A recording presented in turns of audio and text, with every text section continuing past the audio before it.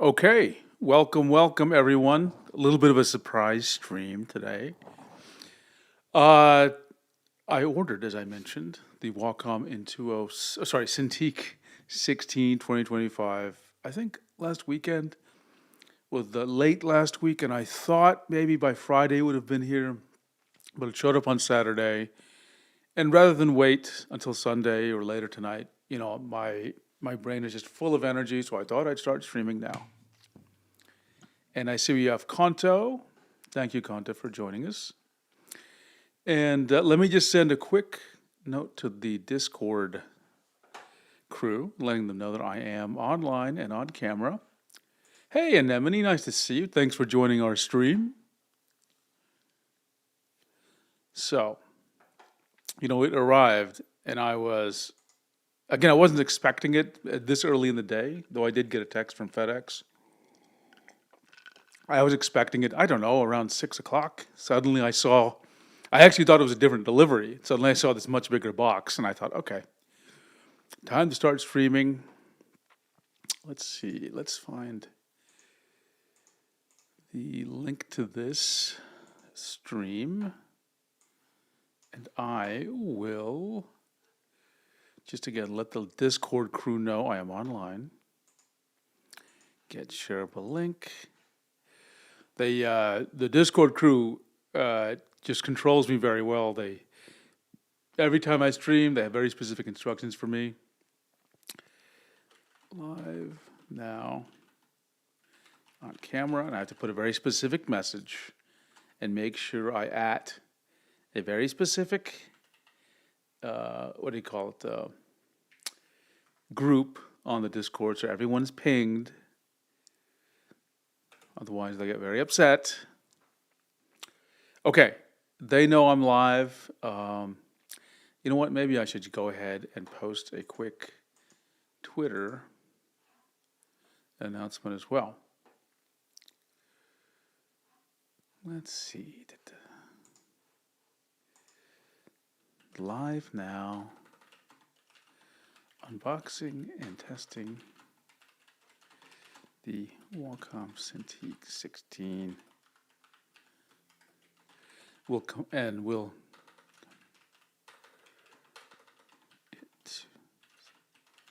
16-inch pen displays. Let's see. Okay. It's shared on X.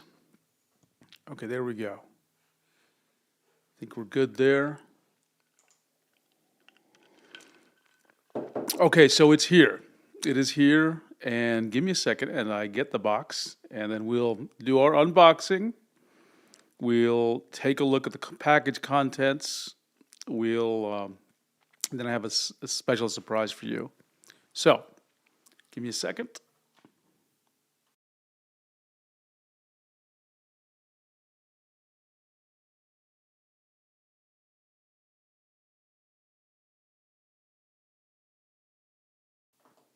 Here it is. I have it in front of me. Okay. It's a smaller box than I expected. I don't know why, but I just thought it would be a bigger box.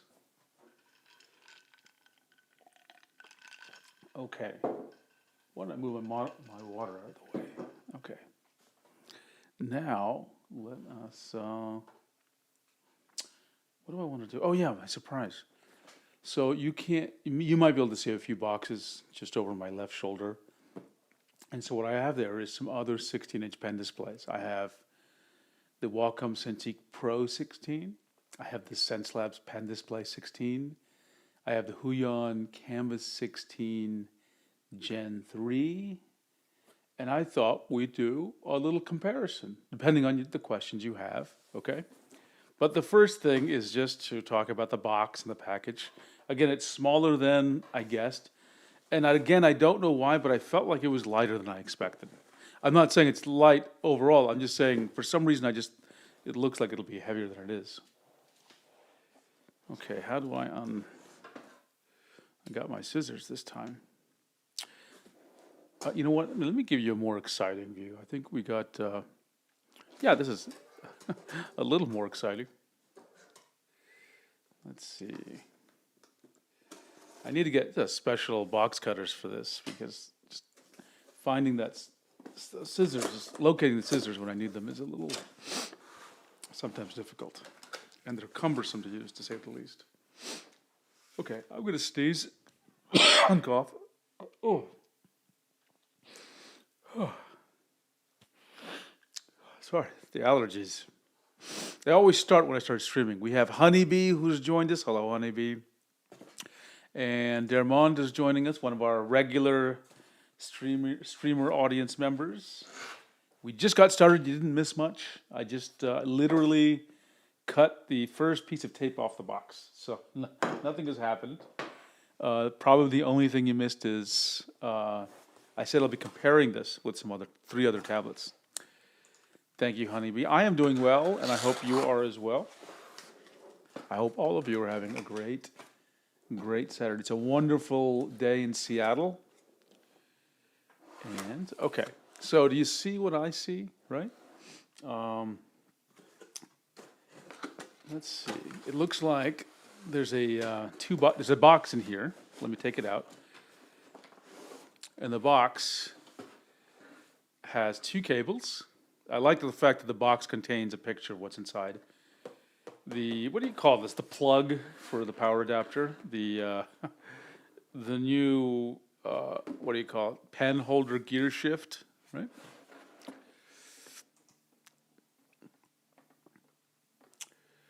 Okay, and feel free to ask questions about the Cintiq 24 Honeybee. I'm glad you made it to this stream also. But yeah, feel free to ask about the Cintiq 24. I do these streams for everyone here who's the audience. So if you have questions, now's the time to ask.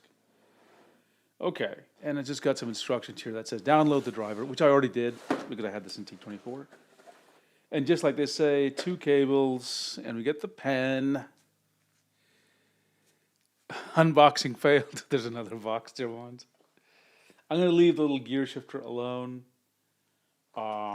I am going to take the power cable out, or the power adapter out.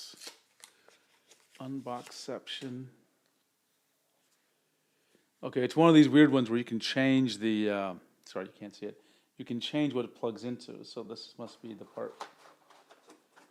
Well, I'm in the United States, so I don't know if this kind of plug has a name. I suppose we would call it the Imperial adapter. How does this how does this plug in here? Okay, I think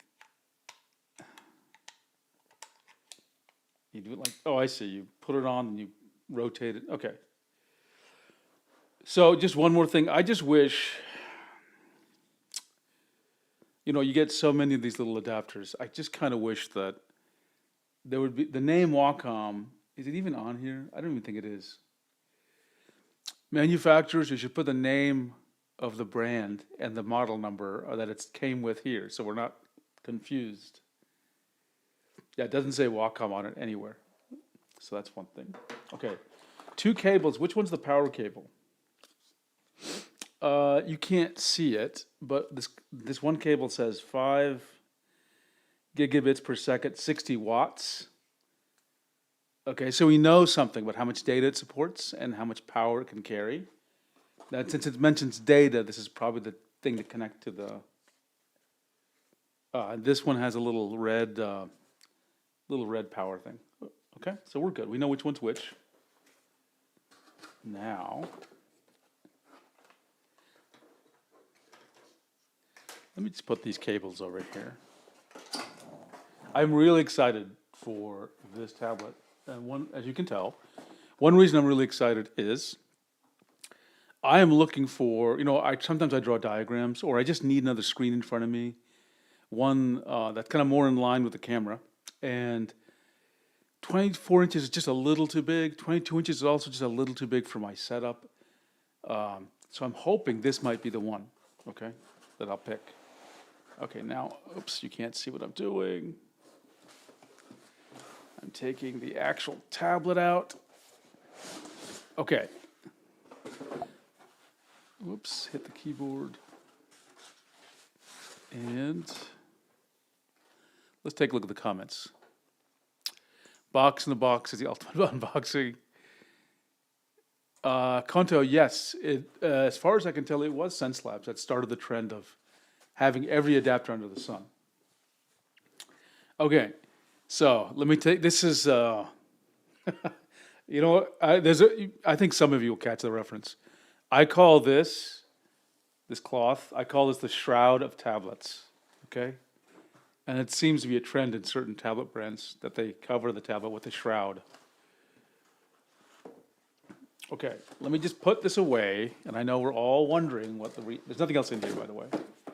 So let's put the little foam inserts back here, put the shroud in there, and let me just dump the box underneath the desk. We'll get to it later.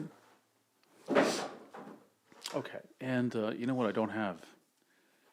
I don't have my music playing. I need music when I'm streaming because it keeps me sane. Okay, let's try it. Tell me if it's too loud.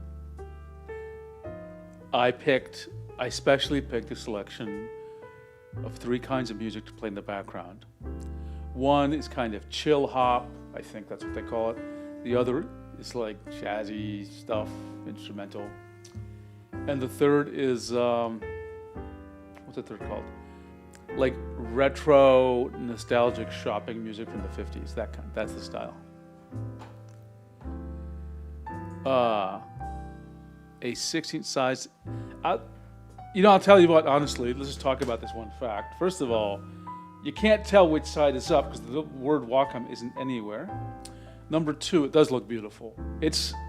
You ever seen the movie 2001: A Space Odyssey and this thing shows up, the monolith, right? It's so featureless, it's beautiful, okay? But you can't tell which side's up. You have to look in the back. Oops, I almost dropped the tablet. And then, sorry, you can't see it exactly. It says Cintiq 16, a little bit backwards. I can show you the normal overhead view. so you get to see what's going on here. Yeah. Okay. Cintiq 16. Let me turn it upside or right side down. VESA mountable, of course.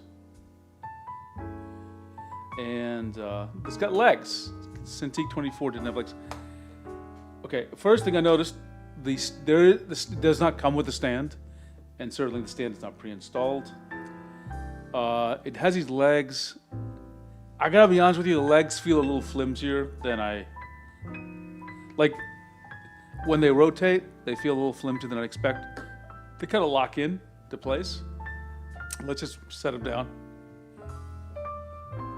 Okay, and they do give a little bit when you put some pressure, very slightly, but I don't think when you're drawing you really notice that. But I would have preferred these to be a little more sturdy. But they feel nice. They feel nice. Okay, so, sorry. Let me make sure you see things.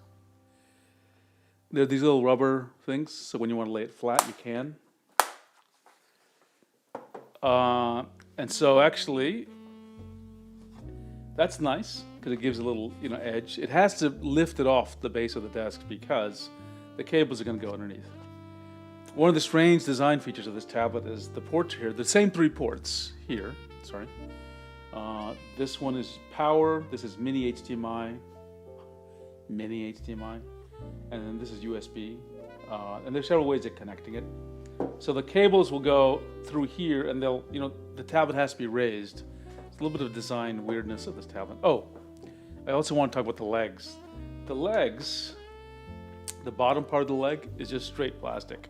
There's no like rubber thing here. I'm not complaining. I don't know if that's normal or not, but I kind of was a little surprised. I expected something more grippy. Let's see.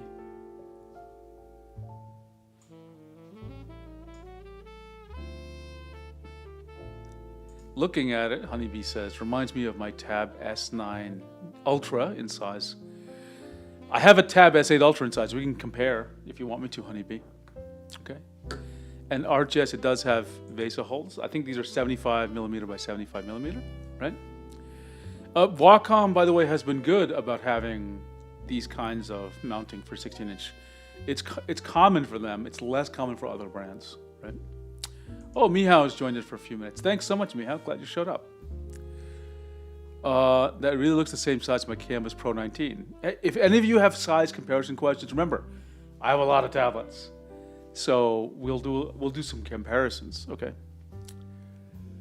Do the legs slide? Oh, good question. Good question, Dermont. They do. They do. I'm going to just show this to you again. No.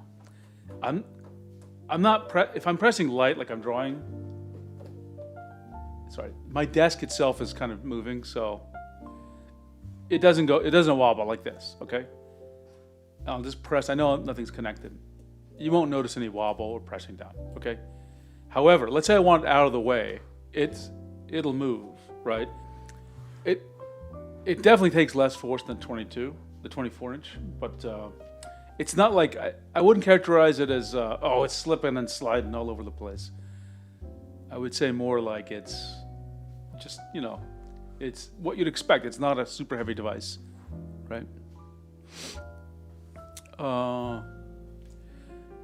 But yeah, this is why I wanted more of a rubber on these ends of the legs, which again, I think should be thicker, quite honest. Because they seem thin, sorry, they don't seem thin, they seem thinner than I expect. And so that makes me feel a little nervous. I'm actually putting some stress on these legs, and yeah, they're sturdier than they look. Let's say that. Okay. Card says my Canvas 16 is attached to the monitor arm bracket with a dual lock, and a dream. Oh, dual lock is that 2-sided tape, right? Okay. Let me touch it. Feels good. It does feel good. There's no complaints to this thing. Okay. Now, let me just bring up. I will say, Dermond, you point this up. Like, if you just put your hand on it, like I just tapped it there, it moved it. Okay? Like that. It moved. Now, if the legs are down, It takes more effort, right? But it will move. Yeah, no, I wouldn't be too worried about it moving, but we'll see as I draw. I'll draw something like I did on the Cintiq 24 stream, and we'll see how it works. At least a wider base would have worked better. I mean, it's decently wide. That would be great.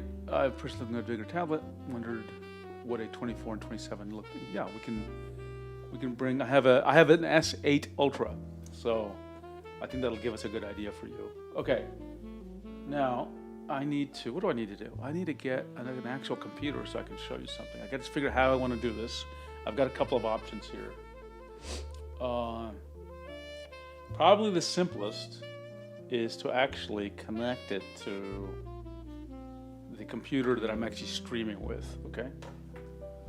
So instead of another computer, which creates yet another thing to deal with, okay?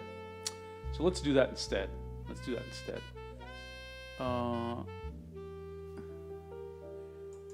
Oh, interesting. Dermont, or putting in like a big mouse pad, perhaps. Yeah. Don't draw on it, Serge. Yeah, it might need a stand. Some of you, I think, might feel that way. By the way, I have tablets with me, so we can compare, right? We can compare the slipping slidiness. That's a technical term of these tablets. Ryu Sky, nice seeing you, Cintiq. Glad Wacom stepped up.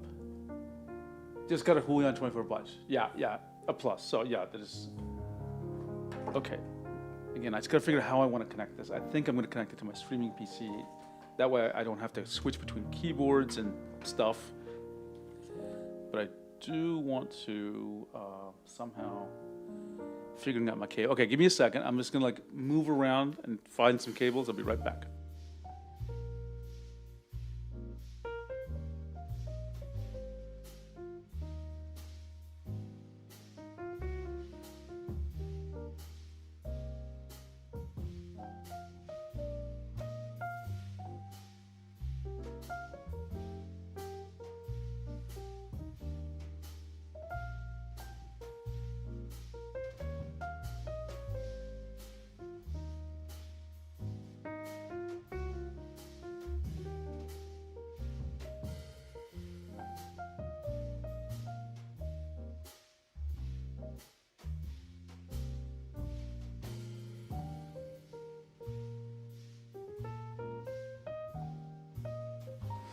Okay, I am back, and I just found a cable I connected to my main computer. I haven't plugged it in yet to the tablet. I'll show you that in a second. Now it's not going to light up because, or it shouldn't, because I don't think this tablet provides enough power. But it is plugged up to a dock, which provides a lot of power. So maybe it will provide enough. I don't think it will, but let's see. I plug it in. So, how can I point this to you? There's a blue light blinking. Did you see it for a second? There's a blue light. Let me do it again so everyone sees it. I'm gonna plug it in.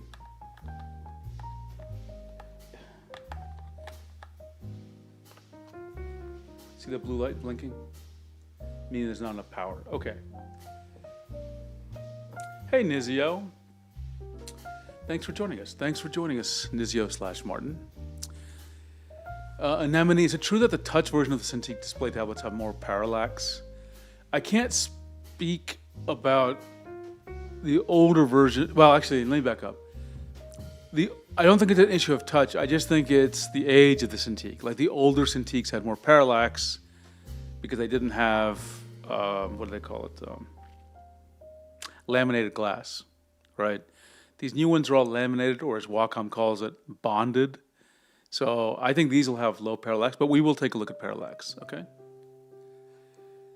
Flame says, let's see if it'll be a greater value than an iPad at this price. Konto, yeah, maybe the kickstand, a vertical opening might have been better for this one. Cable, one thing I wanted to try now that you mentioned the cable cover. What happens when you lay it flat? Because I didn't try it with the Cintiq 24.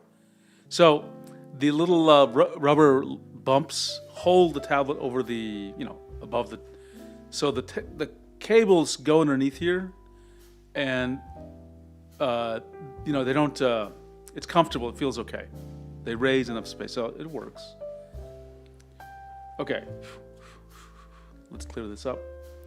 I need power. Okay, so what I'm gonna do is move this out of the way. Find the power cable. I'm gonna use its power cable.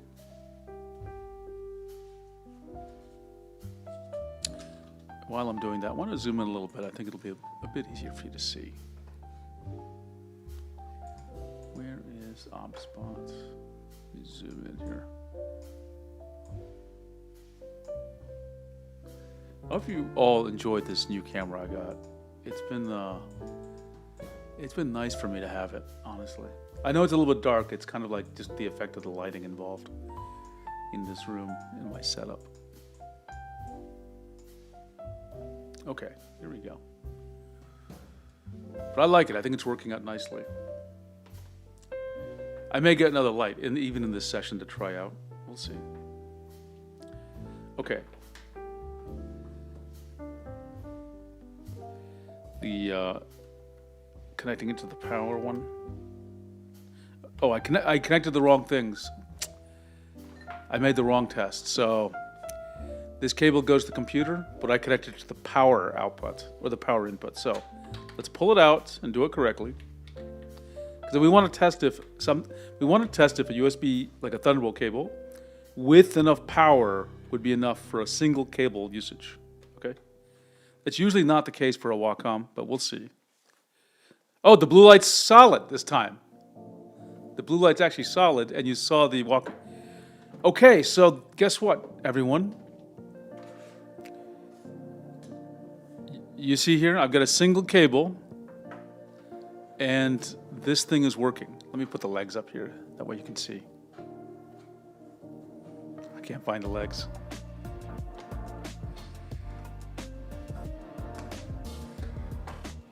Okay. It looks like nothing's here. It's just because this entire thing is a little dim. Now the question is it dim because of a power thing, or is it dim because some other reason? So let's just go to YouTube and drag a window. See, it's working. Single power cable with one cable. Now the question is, because these can draw a lot of power, even at 16 inches, can we get to maximum brightness with this cable? And just so everyone knows, I'm using the, what cable am I using? I'm using a Cable Matters Thunderbolt 3 cable, connecting it to a Thunderbolt 4 dock, okay? So just want to make sure everyone knows. The Wacom power cable is right here. I'm not using it. We can try it later, but it wouldn't help us here. We can try the Wacom USB-C cable. That should actually work, but I want to be sure. First thing we need to test here is, is this the maximum brightness? So there are two buttons here. Power is here, and above the blue light's another button. That's the on-screen menu, on-screen display. Let's hit it. What? Okay, sure. Oh, no touch, sorry. I keep thinking there's touch, okay. What's going on here? I don't understand what it's asking me to do here.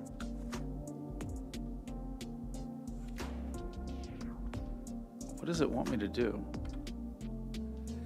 You understand my confusion? It's saying language English. I'm like, okay, sure. But what do you want me to... What does it want me to do? There's no other... I can't select anything here. Am I crazy? Oh, let me use the pen. Okay. Okay, so now that I selected English, with the pen, I forgot it. Let's take a look at the brightness right now is it's in the middle, so let me read the actual value written in here. It looks like 50%, okay, brightness. So I'm gonna move it to 100%. Settings, it says settings may consume more energy. Are you sure you want to change it? Yeah, of course I am. Okay, I think I've got 100% brightness. I'm gonna leave it at 100% for the rest of this session. I will tell you if it gets warm or anything. Cintiq 24 did not get warm. It stayed about room temperature. Okay, thank you, Kay. I did take your suggestion to use the pen. My brain was not functioning. Looks good. It looks good. It's my first reaction. It looks good. Okay. It looks very nice. Okay. And I was just thrown off by it because I'm so used to tablets that when you put the OSD, it's either touch is available or there are buttons, right? So that just threw my mind off. Okay. Now the driver is up. Let me just skip all its driver nonsense warnings. And let me move the SenseLabs driver out of the way and get the Wacom driver. Let me show you what I'm seeing for the driver. Okay. So this is it. It's telling me Wacom Cintiq 16. I'm going to click there. Model number is DTK. K indicates it's not touch. If it was touch, this would be an H. I'm touching with the Pro Pen 2. What display settings we have just shows me the buttons. Display toggle. Oh, it looks like they've changed how this works a little bit. Interesting. It's always interesting changing the display when you have a pen display, so that you can use this like a pen tablet kind of. Okay, I'm gonna get a Pro Pen 3. Let's just see what happens. Okay. Let me show you my hand as well, so you're not. Oops. Let me fix this. I want to show you, which is.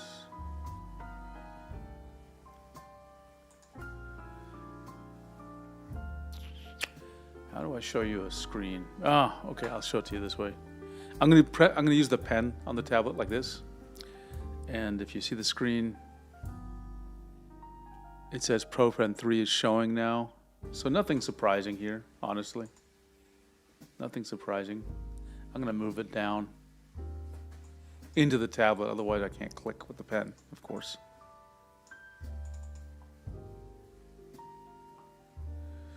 So that's the Pro Pen 3, you see it. I'll bring it back up. Oops. Sorry.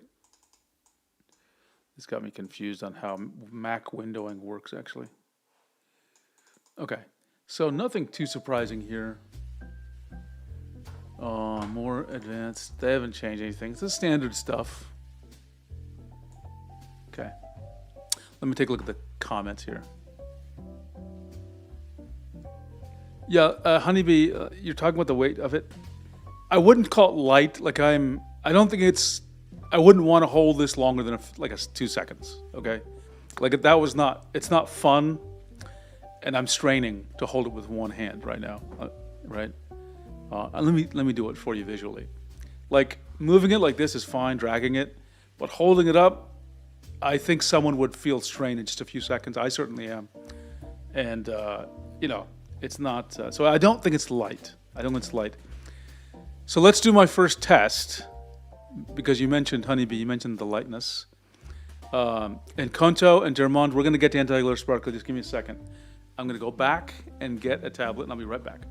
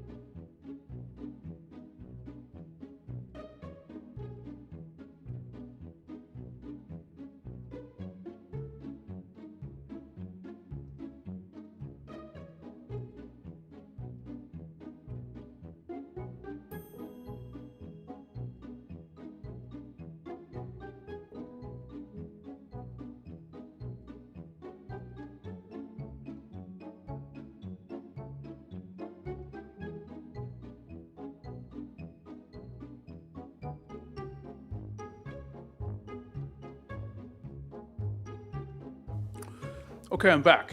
And there's one more thing I need. Hang on a second.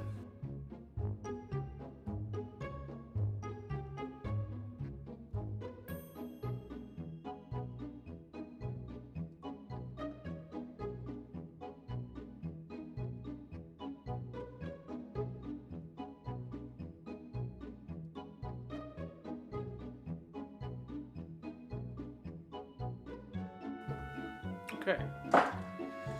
I got, well, this is the power adapter. That's not what's interesting. I got a power adapter which is connected to a digital scale. So that's part one of what we need to show you. Part two is I've got the Sense Labs Pen Display 16, which should be a very light, and I have a couple of others. We're going to weigh them, but since we have them here, let's weigh them,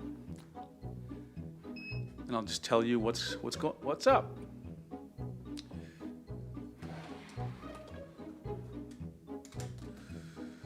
Okay, this one.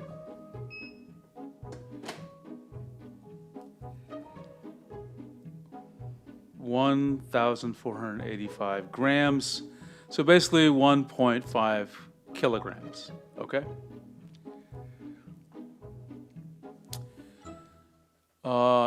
Kanto, it is heavier than it looks.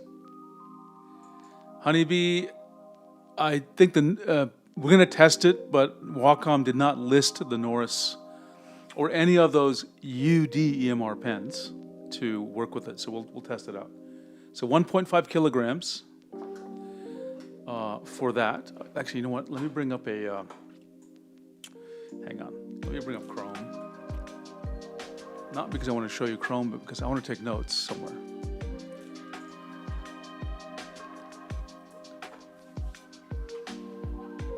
Dermond, you're noticing the music? Yeah.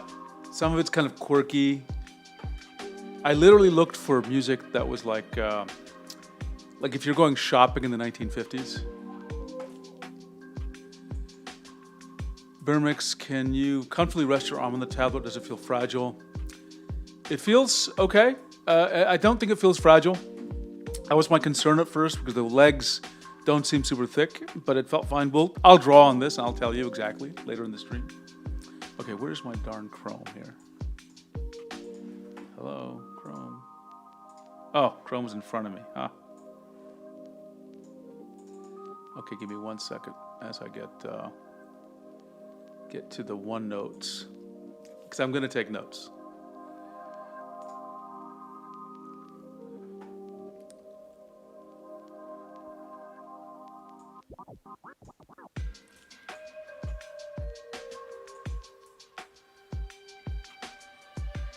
Okay, there we go. So what do we have here? We have the weight. So the Wacom 16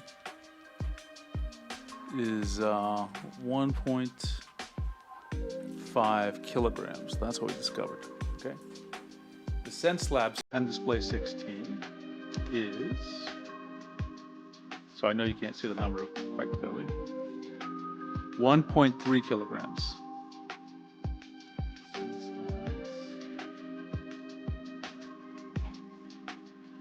1.3.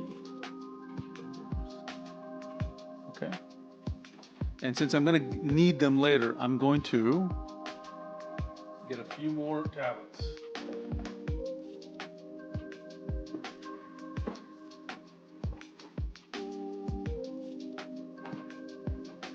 This is the Canvas 16 Gen 3 for Guyon.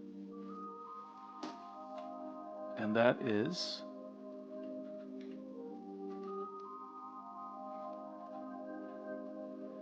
1.2 kilograms, very slightly over.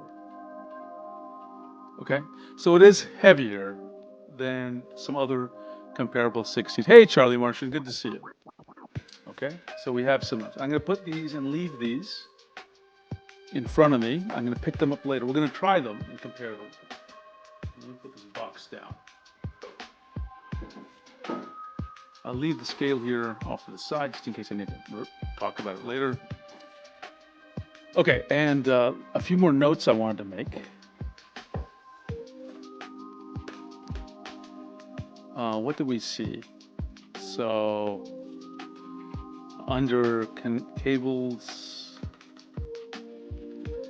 used with one USB-C cable.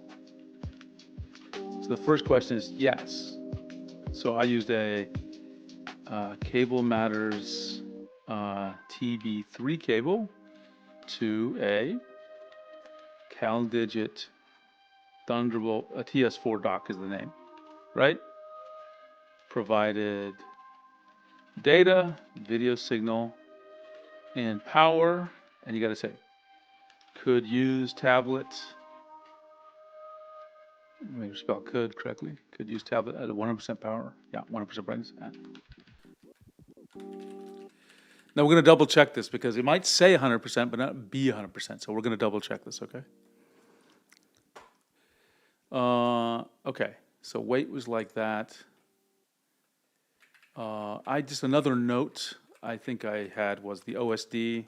Just as a reminder, because there is no touch,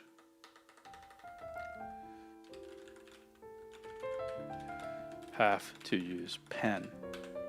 Okay, we'll have to pick language before you can use OSD. Now let's talk about the power thing. The question was, is this thing bright? It is set to 100%. Is it really 100% brightness? Okay. So we've got to verify this, and the way we can verify this is, where's the Wacom power cable here? Is this it? No, that's the data cable. Give me a second. Let's see if I can find it somewhere. That's not it. Is this it? Yeah, okay. So, I'm also, just to verify, I'm going to get the power adapter from Wacom, plug it in. I'm going to put the power adapter into a power strip. So I want everyone to pay attention how bright this is, okay? And I'm going to also, but I want your feedback visually. Do you feel like it got brighter when I plugged in power, okay? So I'll try to make it sure that I'm not moving it around. And I'll tell you just before I plug in power. Okay, I'm going to plug in power in like just a second. Okay, not there yet. Now. Okay, so first of all, plugging in power kind of turned the machine, the thing on and back, off and back on. So that was weird. Didn't expect it to do that. I don't think it's any brighter to my own eyes. Let me pull the power. That's weird that it does that.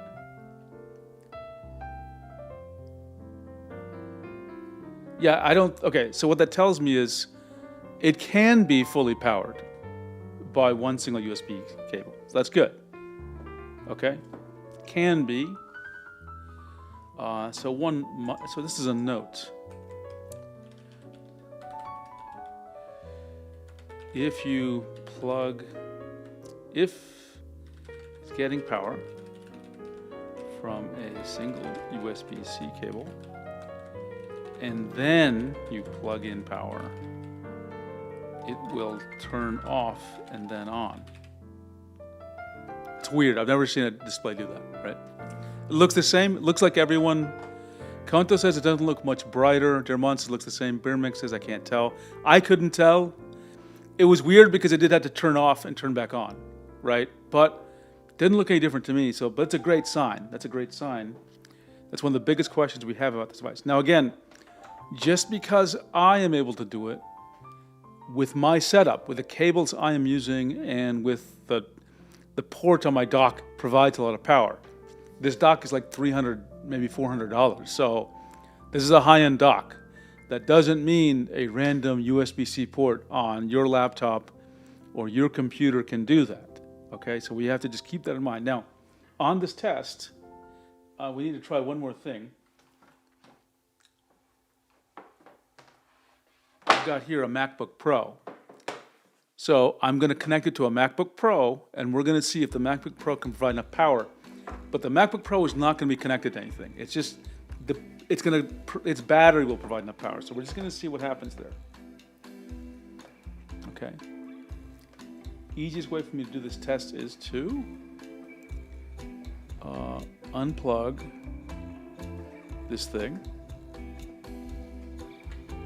Okay. And give me a second as I set all this up.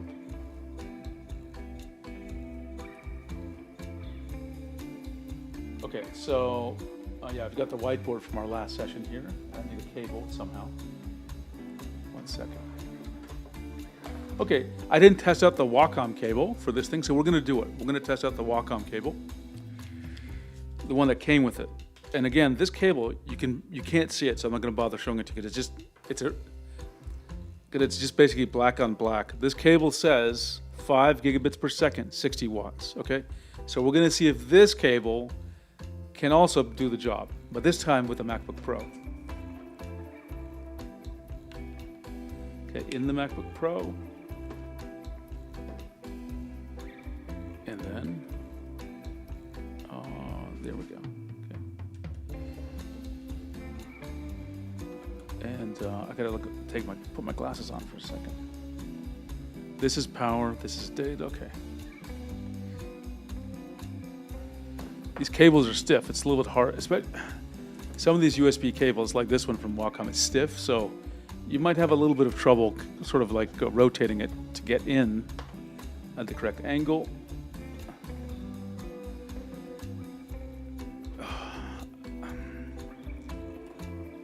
And this thing gets in the way. There's a little like stand thing there. Not the legs, I'm talking about where the cables are. There's this little...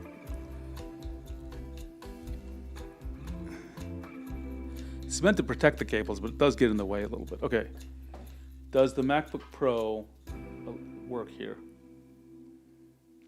It does. That's good. So the MacBook Pro is not connected to power. So the couple of questions. We did have a question. Can I please review the Julian? My numerous. I'm not planning on doing it because it's just too big. I'm sure it's a great tablet. I have the Canvas Pro 19, but I'm not planning on getting that one actually. I might one day, but like I've got 107 tablets, right? I'm kind of spending a lot of money on tablets, and I do think it's good. Okay. Now we got to test, of course, the power. Everyone's asking me to test things. Can't wait. Gotta check brightness again. Brightness 100%. So yeah, and it works. A single MacBook can power this. Is there a way to see the MacBook battery? Do we know like the battery?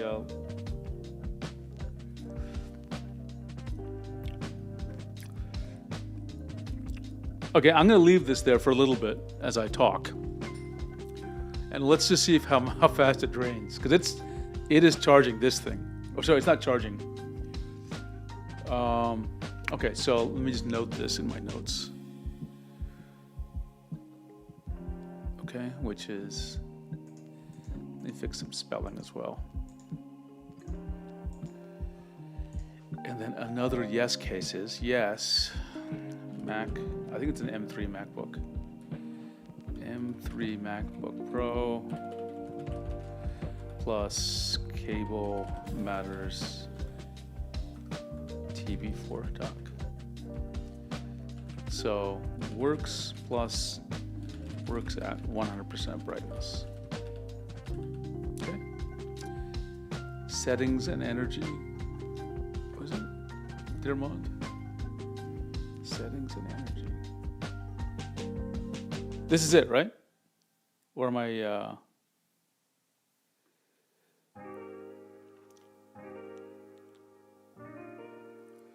Yeah, mine Amorous. It is just the Canvas Pro 19, which I reviewed, and I made a video about it. Let me know if you need help finding it, and I wrote up a long document about it. Let me know if you want me to link to that. But The Canvas 419 is really good, and I think the Canvas 4.27 is equivalently good. I just don't like using 27-inch monitors.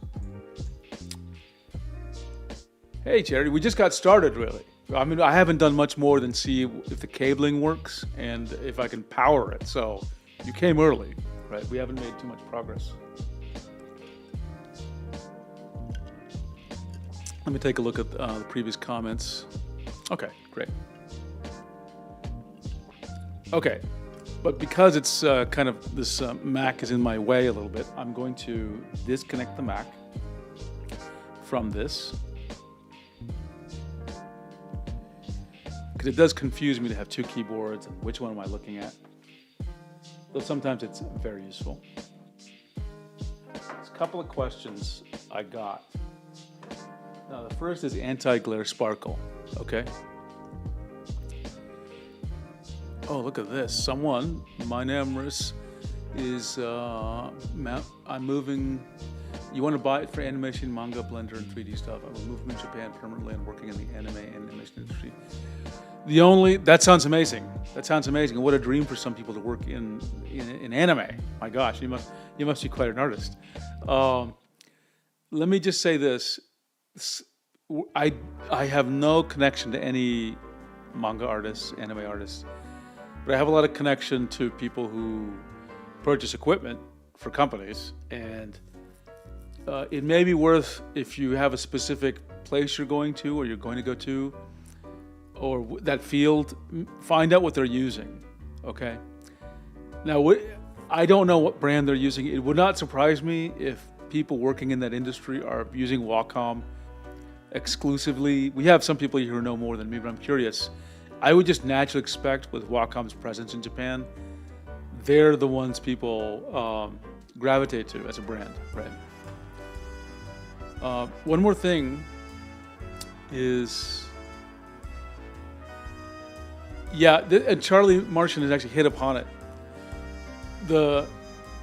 When you get, I do have a monitor that big. I have a Wacom that's 27 inches big, and it just dominates your desk. Like, you can't, even though it doesn't seem like it would, but when you add the bezels, it's like, it takes up your field of view. I have kind of even long arms for my height, and I have trouble reaching around it. Like, you have to reach, I probably could not reach the middle of it, right? Or just barely with my arms. Another thing is, this is one reason I like 22 inches and below, and I notice this even with the 24-inch tablets. I can't have them too high, meaning the angle up high, because my arm gets really tired fast. Like, I have to have them at a lower angle for drawing. Like, maybe, I don't know, I'm guessing here 20 degrees, right?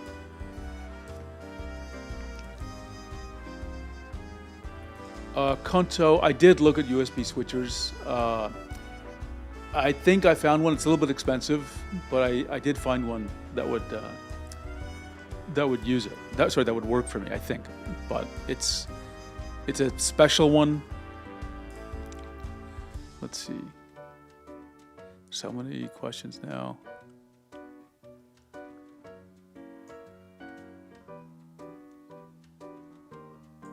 Let's see. I have it. Oops, sorry. I have it on Spanish. I don't know how it's called in English, but it's the settings. Energy saving. Okay, yeah. I think I got there.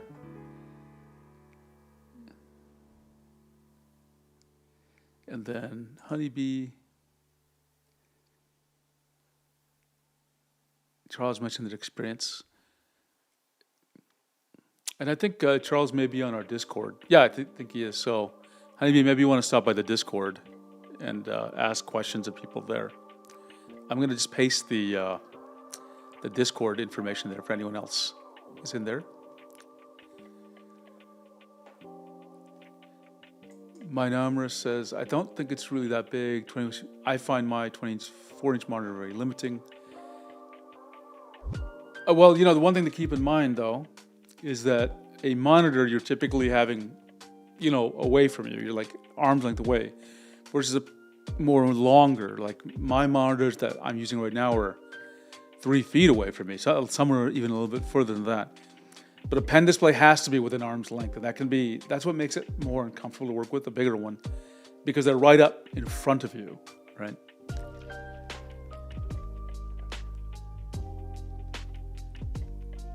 Let's see, we have one more person here.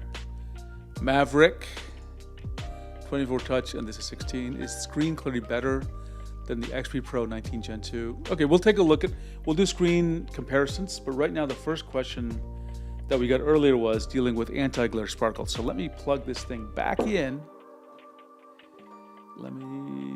This is, get this out here. I will say this is probably one not fundamental, but one kind of nitpicky complaint. This setup Wacom has, let me go the overhead shot, yeah. The ports are here, okay?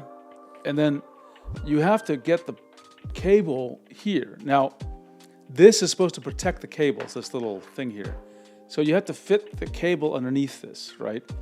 And just this gets in the way. Also, when you're trying, you can't pull it out or anything, it's stuck there. So dealing with getting the cable here is a little difficult because your hand and the cable, maybe people will adjust to it, but I find it a little awkward. Anyway, that's a minor complaint, but it is irritating right now because it makes it awkward for me to put in the cable. You can see how difficult it is because I have to hold the tablet with one hand and rotate it and put it under this thing with another hand. Whew, okay, I don't want to keep on doing that. That wore my arm out doing that.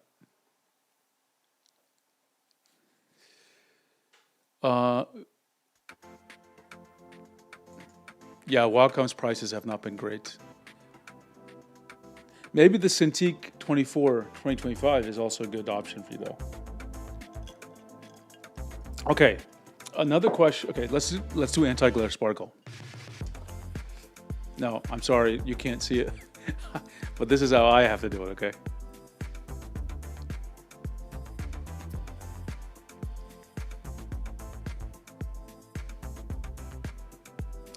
Let me react to a few things here.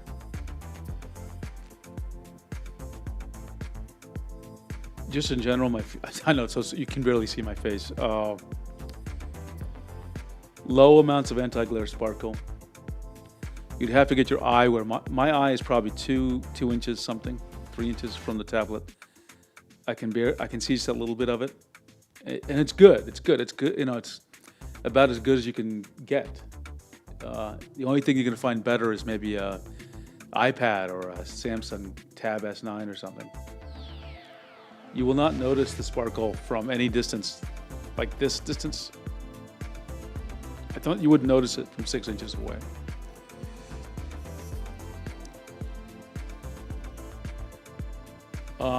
Another thing, now that I've just got my eyes wet on this, I'm not a color expert, folks, but it looks good. I mean, it looks good, right? It's not, I don't know, we'll look at the color modes and all that, but like, the old Cintiq 16 looked washed out.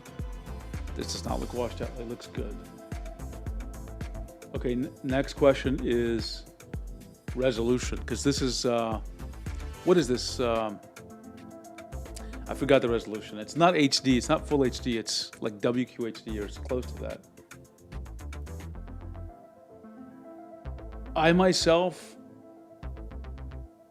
I think I would look at this and I'd probably, if you put this next to something the same size as 4K, I could probably not tell the difference. I know some of you can tell the difference, but this is plenty enough resolution at this size, plenty. The pixels are sharp and well delineated. Excellent display. It's an excellent display. Sure, I'm sure the Cintiq Pros are even better, but this is good. Okay, whoops. Okay, let me take down my notes here. Oops, where did that go? Not that. Oh, I see. I moved my screen out of the way. Okay. So we're gonna take, so this is my display. So I know some of you are color experts, but I can just tell you this, colors look good. Sorry, I don't know how else to say it. AG sparkle, very low. I thought it was comparable to Cintiq Pro, Canvas Pro 19. Pixels, sharp, well delineated.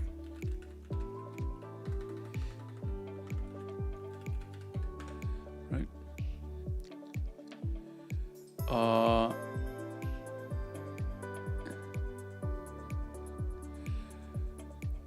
Well, let's talk. We'll talk. My and Amherst, we'll talk about that.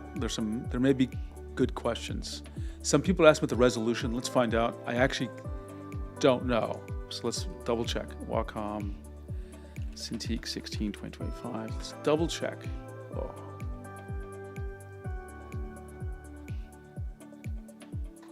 I can't spell Cintiq, can I? Or say 2020.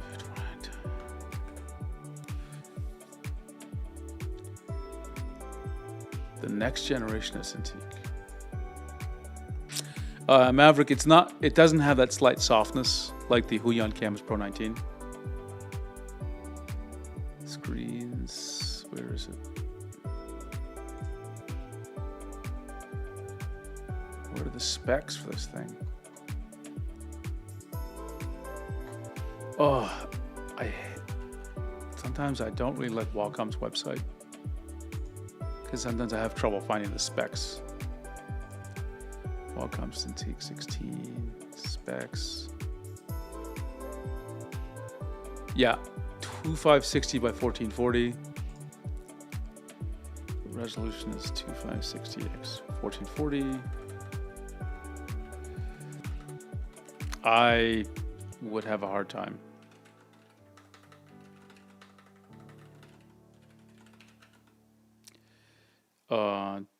Telling 4K. Okay. Sharpness, I will say, yeah, definitely. But this is my initial thing. I'm gonna use a Windows laptop to verify that, Maverick, this claim. So I'll just say sharper than KP19, which has a slight softness that many people notice.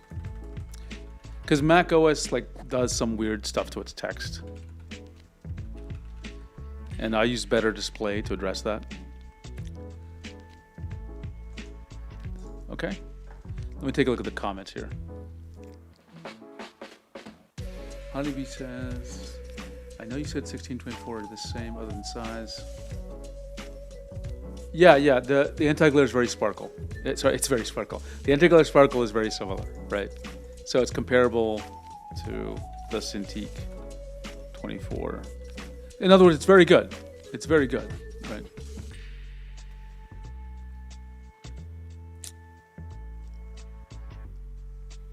Okay, let me just double check here. Someone here has a comment. I use L plug Type-C adapter to fix some cabling position. Oh, I see what you're saying. You know what? Let me take a note on that. Some of you might prefer an L type adapter.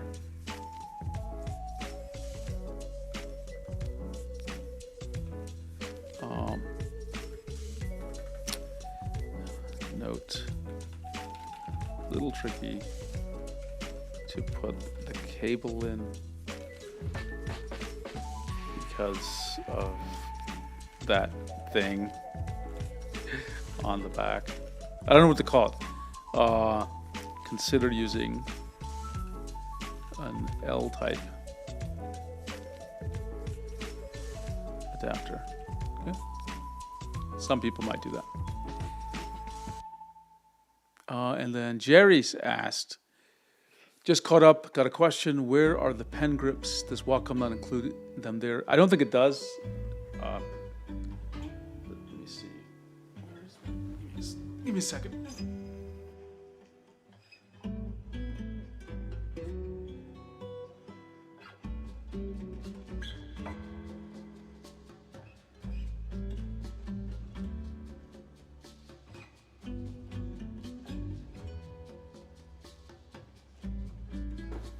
No pen grips that I can see, but let's double check with the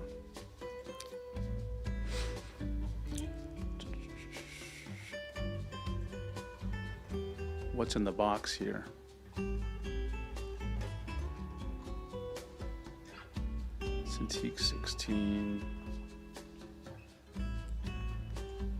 Hopefully this will contain everything I need.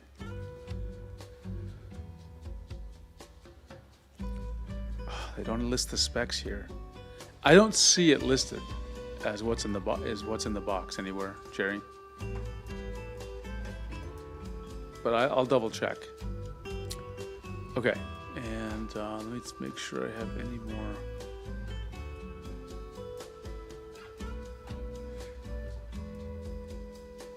Yeah, I think you're right, Charlie Martian. You gotta get the extra grips, right? Let's see. Honeybee asks, "Is the softness of the KP19 noticeable in the way of being troublesome? Can one get by with that issue? I do manga work as well. Wonder if it can affect that with online work." It's highly dependent on your preference, Honeybee. I'm not bothered by it at all. Like, I notice it. Like when I first opened up the Canvas Pro 19, I noticed it. But as I draw on it, I don't notice it at all, honestly. In fact, it can be pleasant in some sense because it makes everything kind of smooth. Some people are really irritated by it. So I think you have to, if you're sensitive to sharp, like you really want knife sharp pixels, then it may not be the right tablet for you. But I don't think it'll interfere with many people, right? Only those who are really, really particular about the sharpness.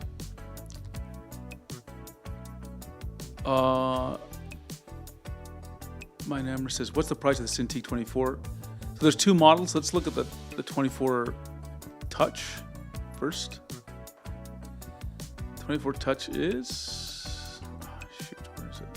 1,500 US. And the 24 without Touch is 1,300 US.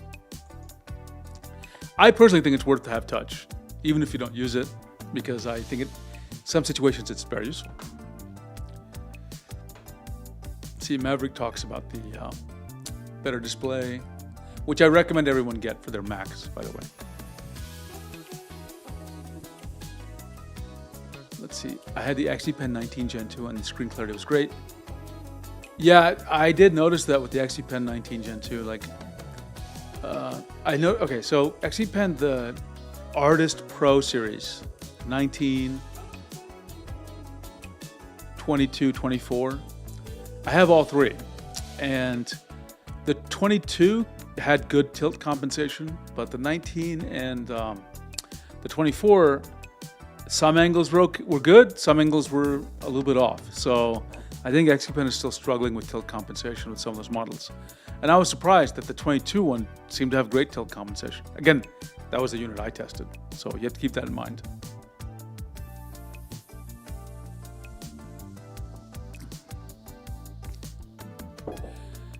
You want to see better display?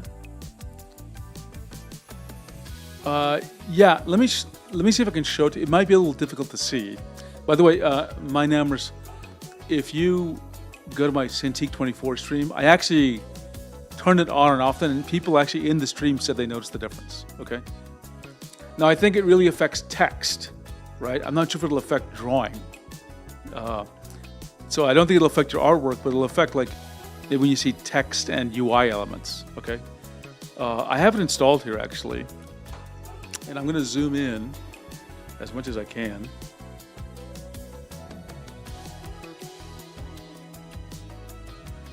Okay, and let's see if we can create the effect for you.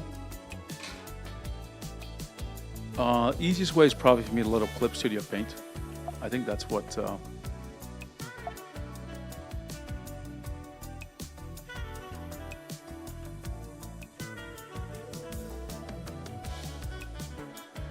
Okay. And you're not seeing what I'm seeing quite yet, so hang on.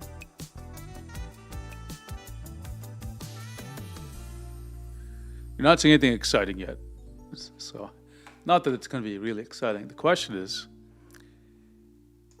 okay, so I forgot what better display is set to, so I have to check. It does have to run in the background, my numbers. And I'm just verifying, I just want to test it myself. If I have it installed here. I thought I did. I might not have it on this machine. I may have it on the other MacBook. Let me check here. Oops.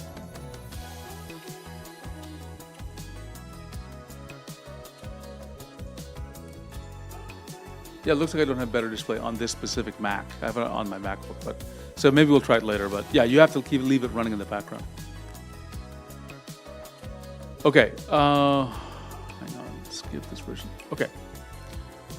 You can see my table bounce a little bit. Okay, let's talk about pens. So the Cintiq 16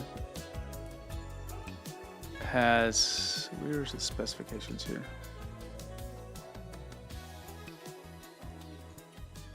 Specs, here we go.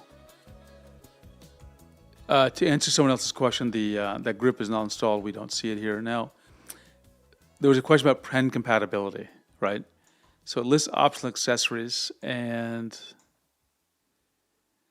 there's a bunch of Pro Pen stuff, but I don't see the other pens. And we can test it out by testing out this Wacom, so you can't see what I'm seeing. We see Pro Pens, and it doesn't do anything. I'm using the S Pen. If this thing was going to work with the S Pen, you'd see something happen, but nothing's happening. So it only works with the standard Wacom Pro Pens, which is a disappointment because the Intuos Pros the new ones do work with these pens. Not that they're great pens, but they're great backup pens. Let's see. Maverick, I wasn't aware that you reviewed the XP Pen Artist Pro Gen 2. Yeah, let me, just for your sake, let me find. I did make a video. I did not make a video, which is probably maybe the issue. Artist Pro 22. I took some notes, and I think most of the notes are complete. But if there's anything you want me to test, let me know, okay? So, my reaction to this tablet's very good. It's my favorite 22-inch pen display, and I have a lot of pictures and things. So I'm going to just copy this and paste this in for you, Maverick. Okay?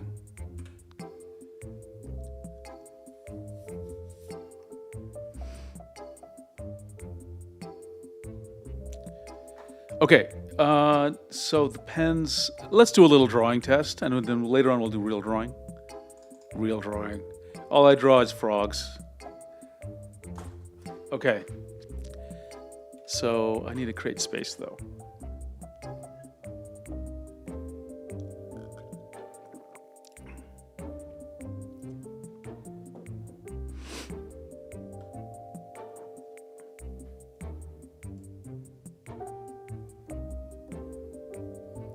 Why is nothing drawing here?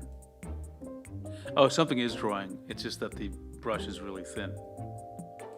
See, I had a 1 pixel brush, so you couldn't see anything. There we go. It is actually drawing. I'm just going to do some basic stuff, and I'm going to just tell you what I see about it. This is a really bad pen for this, though. Where's my famous G pen? Yeah, let's pick a G pen. Let's hit tab, and let's zoom this in a little bit. And give me a second. I'm going to create another view to help demo this for you. Give me 1 second. This is, what do I need to do? I need to,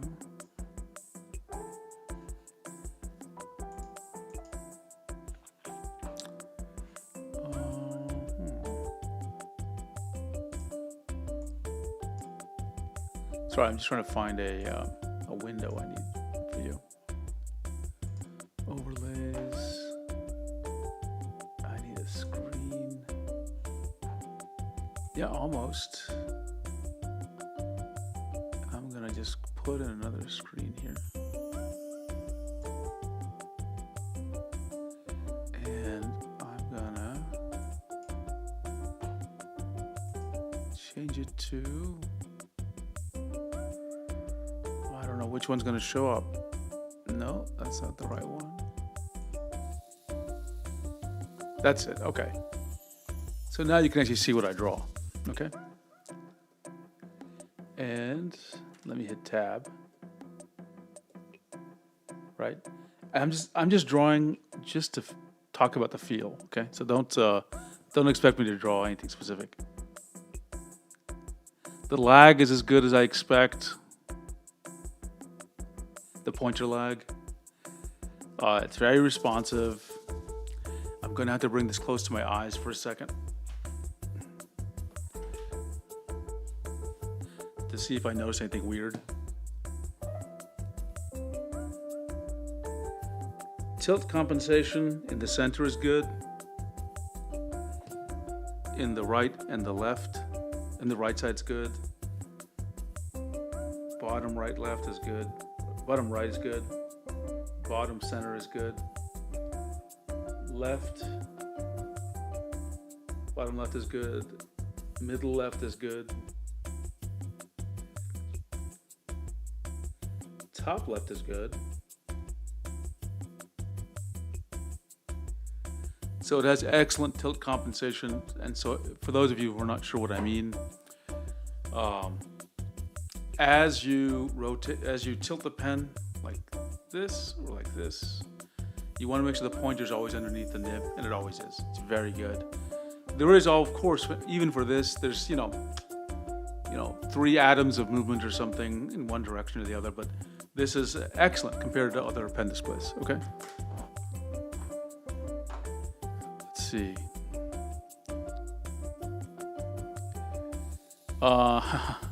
Hey Nick, thanks for joining us. Yeah, it is bigger than the Movink though. In fact, give me a second. I actually have a Movink with me. When you don't have them side by side, it can be misleading. So let's just talk. It's a good question because the Movink is probably slightly larger than some 13 inches pen displays. So let's take a look. Here's the Movink. Okay. So I think the size difference here is, I think in terms of humans, we notice a difference in these two sizes. Okay. I'm pointing here at the where the corner is of the moving screen and where the corner is of this thing. I think you will want to draw on this, right? While we're taking a look at this, let's take a look at another tablet for size. This is the Cintiq, the Canvas Pro 19. Now notice that it's a little bit, it's not as tall, and it's not as wide. It's wider, because of course it's got these keys, but the screen is about the same. So if I'm put my hands here, yeah, I'm just eyeballing, but yeah, the screens are the same size. The SenseLabs pen display is almost the same height, physical height, and a little bit wider, okay? So you might notice, and of course it's got a 16:9 aspect ratio, that sort of makes sense. And yes, it is going to be Peepo time soon. Let's see. Honeybee, when you say screen texture, are you talking about the anti-glare sparkle? Or are you talking about the physical feeling? I will say that I just talked about the anti-glare sparkle, so I'll tell you the physical feeling means there's a decent amount of surface texture, and got 3 tablets in front of me so I can compare.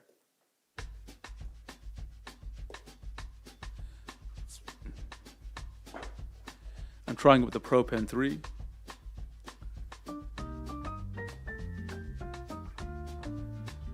I would say a bit more texture than the Canvas 16 Gen 3.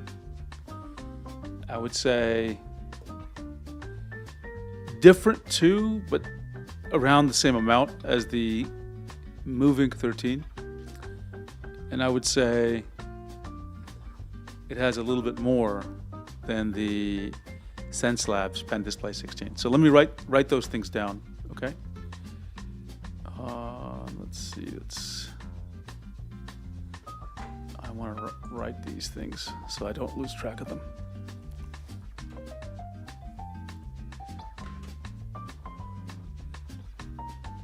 Okay, so I would say drawing, tilt compensation,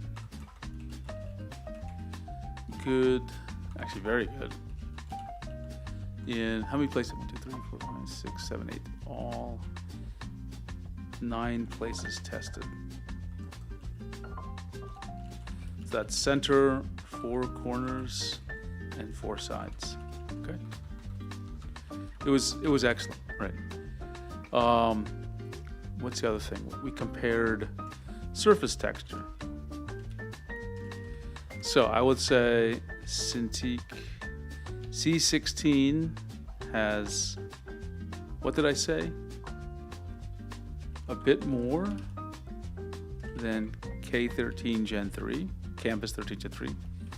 16 has about the same as Moving 13, but it feels different, but the same amount. If that makes any sense. It has a different sensation.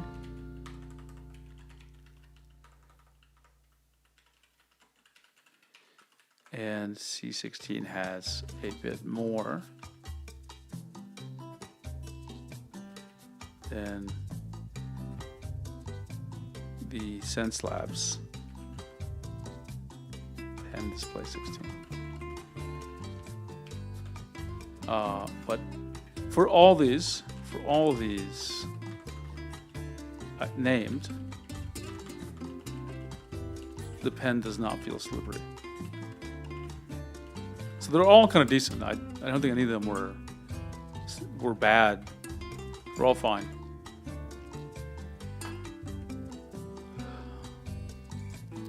Okay, Pro Pen 3 Tilt. Well, okay, we have a question here. It seems Pro Pen 3 Tilt is better than Pro Pen 2. Okay, so someone told me today in Discord they felt that the Pro Pen 3, when you're using it on the same tablet, has better tilt compensation than Pro Pen 2. Well, let's test it out. Might as well try this out. Is this it? I gotta find a pen to test it. Okay, give me a second, we'll test it.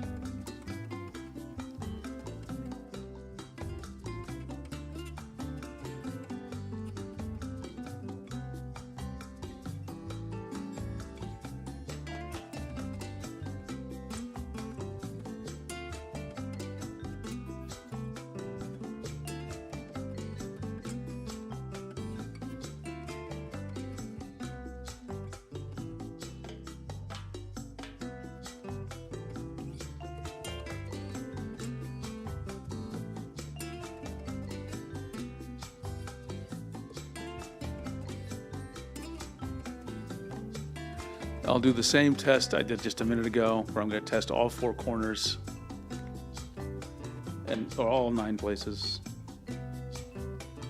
Center, can't see a difference. On the right, I can't see a difference. Bottom right, can't see a difference. Bottom middle, can't see a difference. Bottom left, can't see a difference.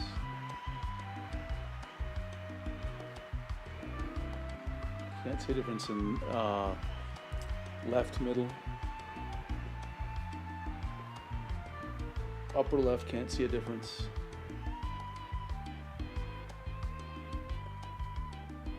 Upper middle, can't see a difference. And top right, can't see a difference. Okay. So I can't see a difference here. I'm sure some people are seeing a difference. Can't explain why, because I'm not sure the mechanism that would cause it to be different in the two pens, right? Kanto, I agree with you. I would love to get a moving 16 because I feel like, again, here's my scenario. I want a whiteboard in front of an audience. Sometimes I want to paint with my finger because I'm whiteboarding. And I don't want to have something heavy. This is not heavy, but it's at a certain weight class, something starts feeling a little more cumbersome. A moving 16 would be perfect for me. Even if I wasn't drawing with it, I would love to have something, at 16 inches, maybe a bit bigger, that is super light and I can just kind of move off to the side as needed, right? That worked with one cable. So I would love it. Yeah, the Canvas 16 Gen 3 is actually pretty good. I like it. The only complaint I've heard about it for some people is, for some people, not me, I've seen some accounts where people are saying that after a few months the dials aren't working, but my dials are still working. I don't think it's a widespread thing, but definitely some people are experiencing it. Kanto, yeah, that's the non-pro. Canvas 16 Gen 3, it's not pro. Joseph K asks, is there a noticeable difference in drawing to the Canvas 16 Gen 3? No. You have to understand that the Canvas 16 Gen 3 is part of a generation of Huion tablets that really have improved. And I can't see, if you take a look at my Canvas 16 Gen 3 difference, there's only one thing I noticed about it that I didn't notice in other tablets is it has just a bit more diagonal wobble than other tablets that are in the same class. Now, don't get me wrong, I don't like diagonal wobble, and I wish it didn't have it, but that's the only thing where I found that was noticeable, that it was not as good as the tablet I'm touching right today, or some other tablets, okay? And even then, if you add a little bit of smoothing, it gets rid of it, okay? Compare the Canvas 16 with the Cintiq 16. Yeah, my name, just tell me what things you want me to compare, and I'll be happy to. Honeybee, you're talking about the surface texture. I think I asked that. Or sorry, I answered that. Are those physical damages to the Canvas 16 display glass? Sorry, are you talking about something here in the glass that you see? If you see any weird, that's human oil. That's oil from human skin. It's nothing. I could clean it off and it'd be gone. There's no damage here. It's completely perfect. That's just oily skin.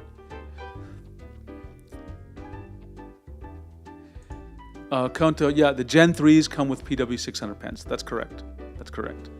And I love the PW600 series, so I think that we want more of that, okay? Let's take a look. What else can I measure here? Oh, we want to do a little bit of diagonal wobble. One of my favorite tests. I need something that is not metallic. Okay, give me a second. Let me see if I can find like a ruler or something.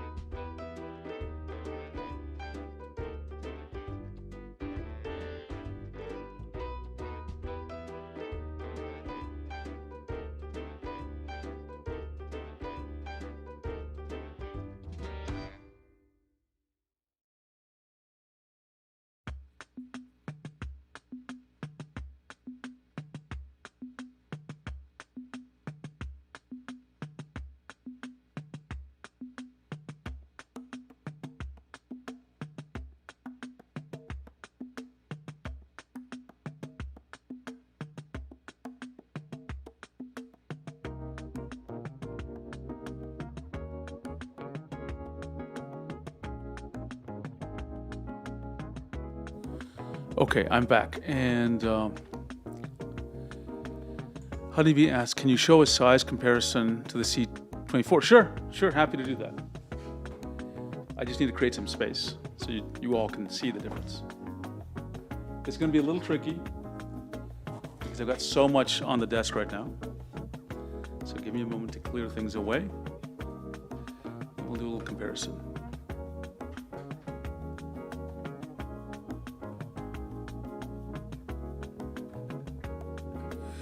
Okay, I'll be right back.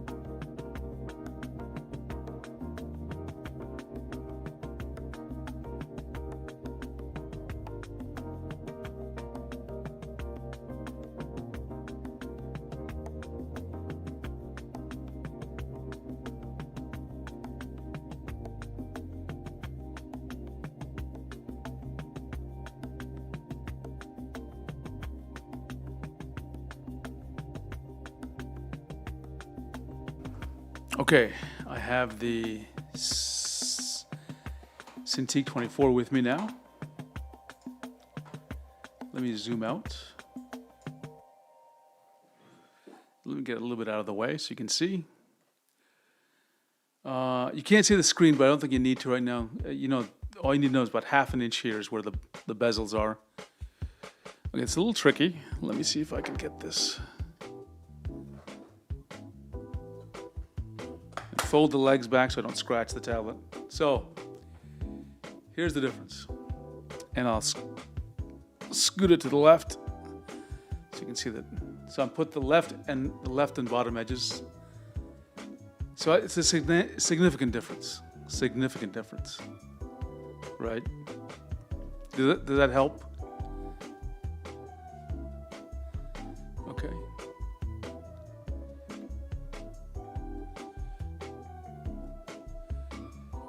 Let's see. There's a question: how's the pen to OS pointer latency? It's typical for a pen display. I would say Wacom in general is pretty good, and this lives up to that. It is obvious that there's a little bit of lag, a pointer lag, but it's typical. You don't get really pen displays that have no lag. And I've tried all the Wacom pen displays. Right? So I'm super happy with it. Though, of course, I wish all pen displays were better. Does the driver for the Cintiq still have radial menus? And does the express key remote work with it? I think someone told me the express key remote did work with it, though I don't have an express key remote, so I can't test that right now. Does the driver for the Cintiq have radial menus, pop-up menus? Okay, let's take a look. Give me a second. Let me get this out of the Cintiq 24 out of the way. Oops. Sorry, I accidentally hit the wrong button. Yeah, it is. The 24 is really big. It is really, really, really big. Okay, hang on. Everything went crazy because I hit the wrong button. Let me get back here and start that music again. Okay. But you saw it earlier that the camera was working, right? Let me get this out of the way. Let me do it. If it was blurred, though, it sounds like it was. Why did it? Let's see if I can change this. What caused the blur to get crazy here?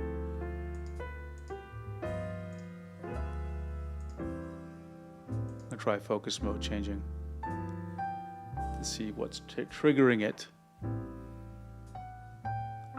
Global front. I'm not sure why it just got out of focus here. Let me try manual focus for a second. Okay.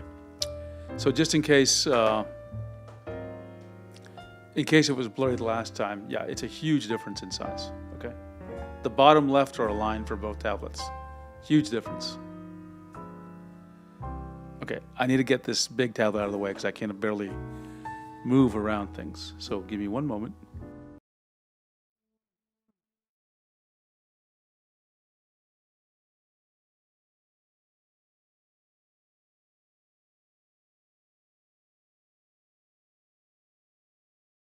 Okay, I'm back.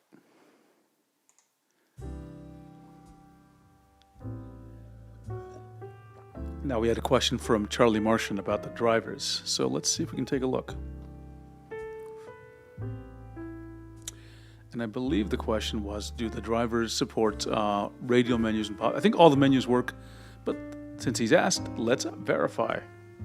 I just need to get my keyboard here so I can bring the driver up. Yeah, it does look like Tablet Derby. That's one of the challenges of doing these reviews, because people want me to compare so many things that sometimes it can get a bit confusing to deal with so many things on the desk. And I have a huge desk. You know what I really need is, have you seen, I guess some cities have parking garages where the cars just go in the slot and they go up or down. I need like that for tablets where, I'm sitting at my desk in a live stream and someone says, can you compare X, Y, and Z? And I type in the tablet name and a tablet, just like an elevator, comes down or up and gives me the tablet and connects it, and then we can start comparing it. That's what I really need. Okay, what was I going to do here? Oh, driver. That's what was going on here. Wacom center. I need a Velcro wall. Yes, sure. I like that idea, actually. I do like that. If I wasn't scared they're going to fall, I would definitely do it. You know how Joe Rogan has this guy named Jamie? He's like, hey, Jamie, can you fill this up? I need like a Jamie to go, like, hey, Jamie, can you bring me the Moving 13, please? Okay, let's see. Nick, I didn't know that. The Express keys work even without a tablet. I've never tried it. I've never been a huge fan of those kinds of devices. I like the Torbox. Okay, let's see. Where's the menu system for this darn thing? Oh, I see. It's called on-screen shortcuts. Yeah, it looks like we can have a radial menu and things, right? And let's prove this by changing the top button to the radial menu. So I'm going to bring the right. Let's see how it works. There we go. Yeah, radial menu's there, right? Does that answer? Does that answer your question, Charlie Martian? So I think it has all the standard menus you'd expect. Really Surprised asks, I wonder if the old Cintiq 16 menu stands is compatible with the new one, considering that they both have the same VESA mount. It should be, because they're about the same size, and they both. The only question is there are two VESA standards. There's 100 millimeter by 100 millimeter, and then 75 millimeter by 75 millimeter. Actually, there are other standards as well for VESA. So that's the thing we have to check, right? Okay. Oh yeah. The thing I really left off is I want to do some diagonal wobble testing. So give me a second. I'm going to start Krita up, and then we're gonna draw. File. Close this picture. Do I want to save it? No. Okay. What do I want to do now? I want to move Krita here. I know you can't see what I'm doing, so let's show you.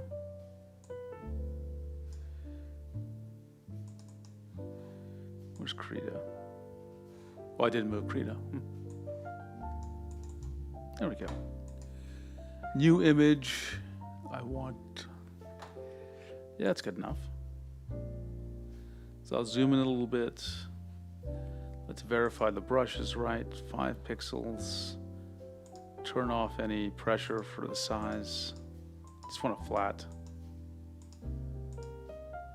Keep clicking these buttons. Turn off the strength thing. Okay, and let's just make sure I can do a straight line. Good. And I don't want to have any smoothing, so I turn off weighted smoothing, make it none. I get my standard diagonal wobble ruler. And let's see. Okay, I'm gonna, sorry, this is not the most exciting thing to see me do, but I've got to do it like this. This is about 45 degrees. I'm gonna draw a 10 centimeter line, okay? First, slow stroke. It's very slow. I'm drawing it actually slower than I normally even draw it. And now I'll draw a normal slow speed. And one more line, slow.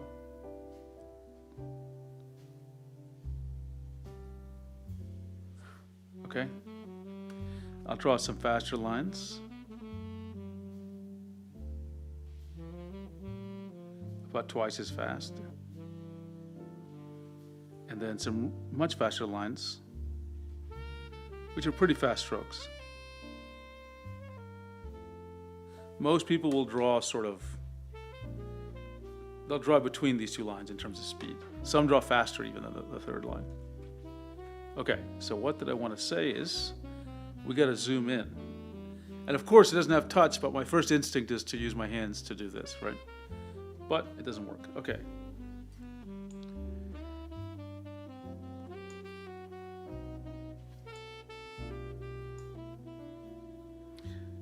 It's very, very good. When you zoom in a little bit, you'll notice a tiny bit of diagonal wobble, which is normal for a pen display, even these really good ones. So the key thing is, would you see it normally, like if you're just at the size I drew it, and you wouldn't see it. So if there is one, you would just use smoothing to get rid of it. And let me try that. I'll do some weighted smoothing. Again, this is an excellent result. I am just, sometimes I like to do this just so people know if you see any of it, you can get rid of it.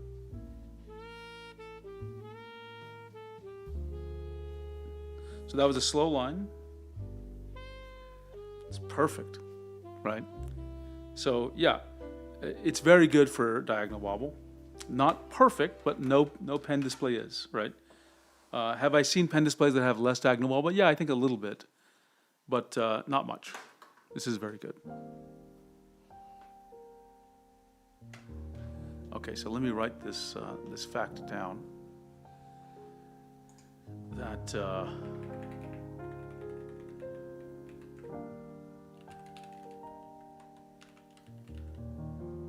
very low and only seen in slow strokes. Like even your normal stroke speed, you would not notice this. Strokes. Some tablets, not this one, some tablets, you'll notice diagonal wobble. Let me do one, this view. This was the fast stroke here. You'll notice it here. I noticed a very small amount here. I didn't notice anything in these, right? And this is the line where I did a little bit of smoothing and it just went away. Completely. Shift space. Shift space. What does that do? Oh, I keep forgetting that. Okay. Sure, whatever Credo wants, I'll give it the permissions.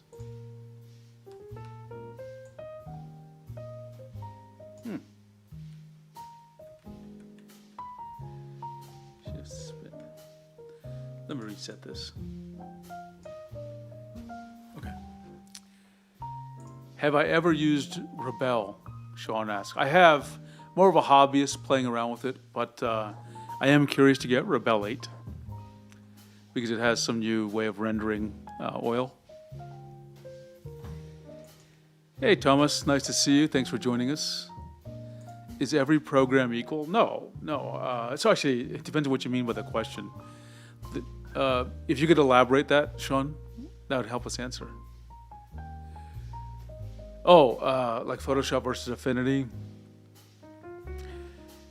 The way I'd put it like this is, these days all apps have excellent quality, okay? So in that sense, they're equal. They're all very well coded. They're all very high performance. Are they all equal in the capabilities they offer? No. Like Affinity probably is, it's lagging Photoshop in some really advanced features, but the features that are sort of like the 99% or 80% of what people do, it does extremely well, right? So maybe, if you're looking for something specific to think about that you want us to think about, just let us know. Diagonal wobble. Okay. Good night. I noticed the wiggly line test is affected quite a bit by the pen tilt. I can try again in a second, and we'll check it out. Would some programs handle diagonal wobble more than others? I think, I think some would, and the reason for that is some brush engines do some more smoothing just in general, and that's one reason. And the other reason that you might see differences is they might talk to the pen with a different API, and that may cause some other effects. And the third reason is you may be using different kinds of brushes, and even though they're not smoothing things, the nature of the brush might reveal or hide diagonal wobble more than others. So, for example, if you're using a very thick brush, very big, with a lot of diffuse edges, doesn't have a sharp edge, you might have a hard time seeing any diagonal wobble, right? Like a pattern brush. But if you're using a thin, hard-edged brush, then you might be able to see more of it.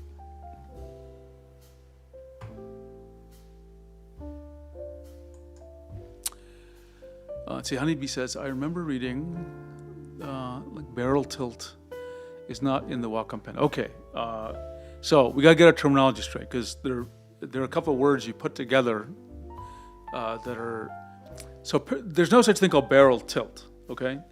There's a feature called barrel rotation and tilt, and we should all, it's good. We'll talk about this, and I'll show exactly what it is, okay? So let me zoom in to this tablet, because you need to zoom, you need to see this. Okay. So,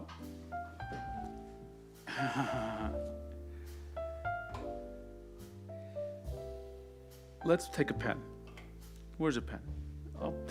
I need a bigger one, because, give me a second. Someone's at my front door. It's a package that I have to take. So just give me 1 second. I'll go get the package. I'll be right back.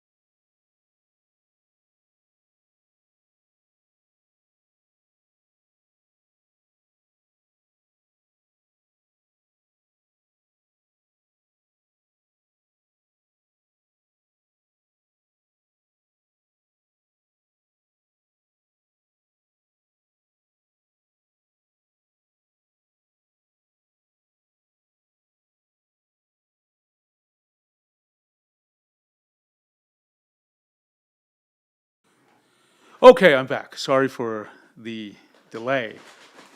That took a little bit of a longer conversation about, there was a package, but also someone was there to talk about switching pest control for my house from Orkin to somebody else. So that's what was going on there. Okay. Oh, let's see, where do I leave things out here? I gotta fix my earbuds. So give me a second as I figure out what happened. Oh. Connected.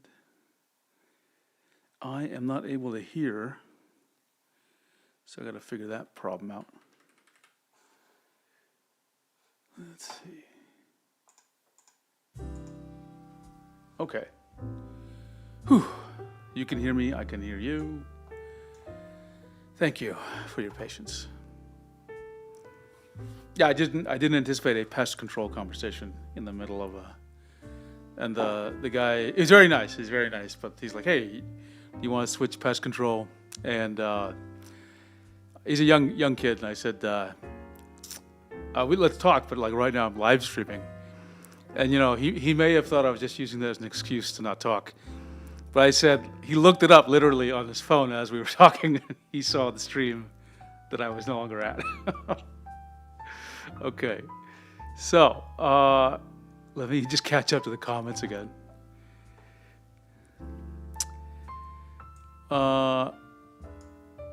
Okay, so Jose says, best way to rotate the canvas without touch. I keep forgetting these things, and there's a shortcut to increase the brush size without, so I gotta learn how to do that.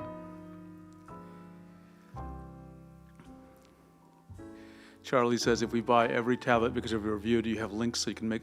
No, I deliberately don't have affiliate links, Charlie.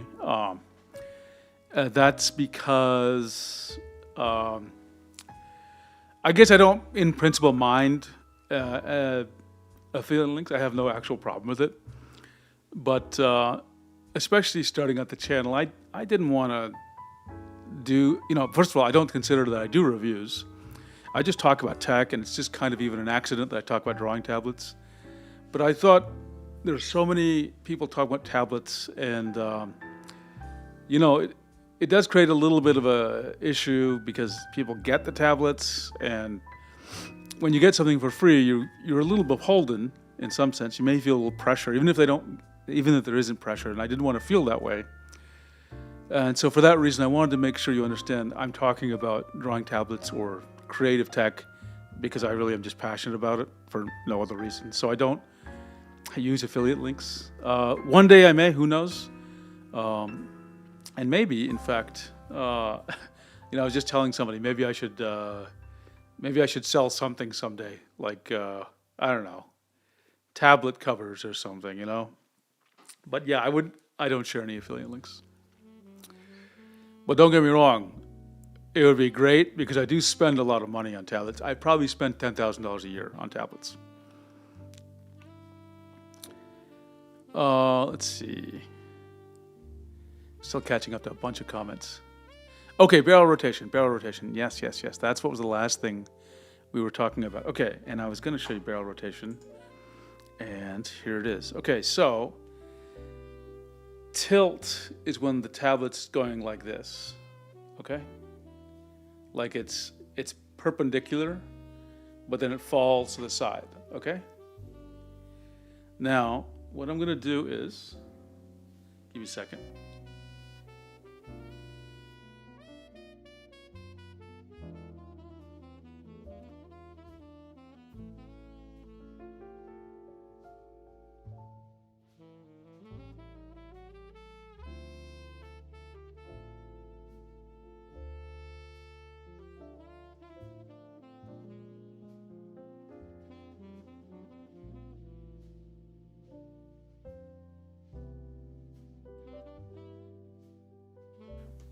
Okay. Now, because the pen is just black plastic, it's hard to see barrel rotation. And the words can get confusing when I talk about it. So I'm actually going to put some tape on the pen. And when you see what's happening to the colors of the tape, you'll totally get barrel rotation. And I want to spend the time on this because so many times people, they mix up barrel rotation and tilt. Okay? So this is barrel rotation. So I put some yellow and red tape on this pen. So again, tilt is when this is happening. Barrel rotation is when this is happening. You see, it's rotating, right? Now, it can be rotating perpendicularly, and it can be rotating while it's tilted. Okay? So those are different effects. Okay? And you can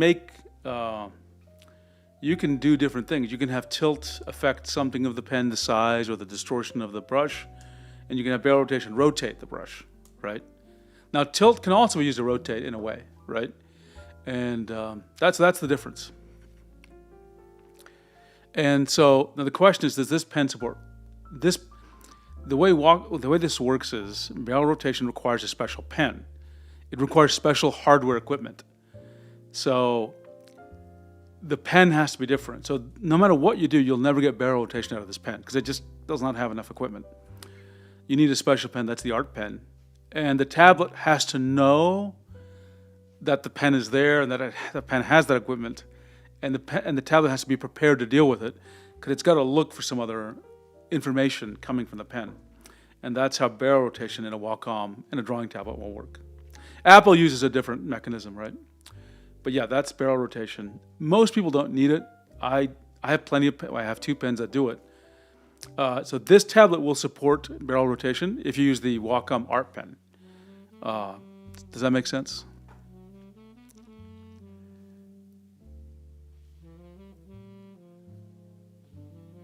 Sean asks, which hardware do I personally use? It varies a lot since I have so many tablets. Believe it or not, when I'm drawing personally, and this sounds so weird, but like, first of all, I often use a pen tablet. I don't use a pen display. And you'd be surprised at the pen tablet I use. It isn't even the best one out there. Though it's decent. And it's not even the best pen out there. It's the Huion Giano G930L. That's what I actually draw with as a pen tablet. Sometimes I'll use it. Lately, I'll be using Intuos Pro because I'm testing a lot of them. But yeah, I use a Giano right now, believe it or not, for about I don't know, 80% of the time I use a pen tablet. And that's just because, I don't know, the Huion driver's installed on that notebook. And rather than changing it, I just stick with the Giano. And that's one of the reasons I'm waiting for Huion to release a new pen tablet that uses new kinds of pens, okay?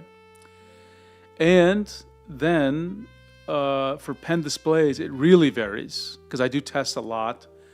But what I tend to use, the one I use the most right now is the XP Pen Artist Pro 22 Gen 2. Right, I do like that a lot. Though when I'm streaming, I like these 16-inch pen displays, like the Move Ink, especially the Move Ink because it's so light. So for whiteboarding, I'll use the Move Ink or a 16-inch pen display. No worries about the word mix-up, Honeybay.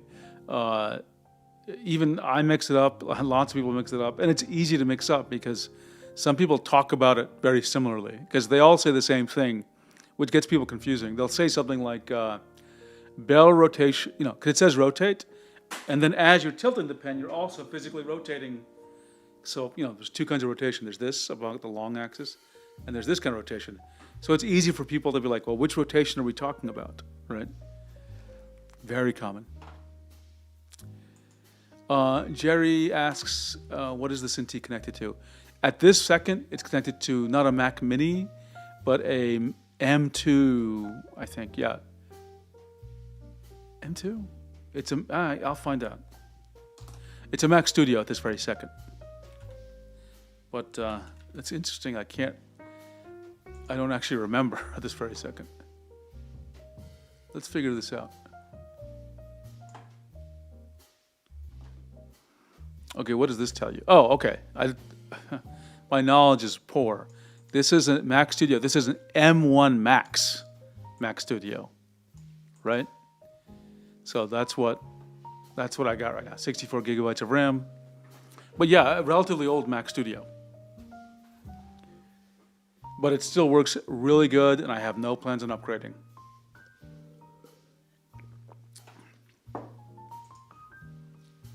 Okay.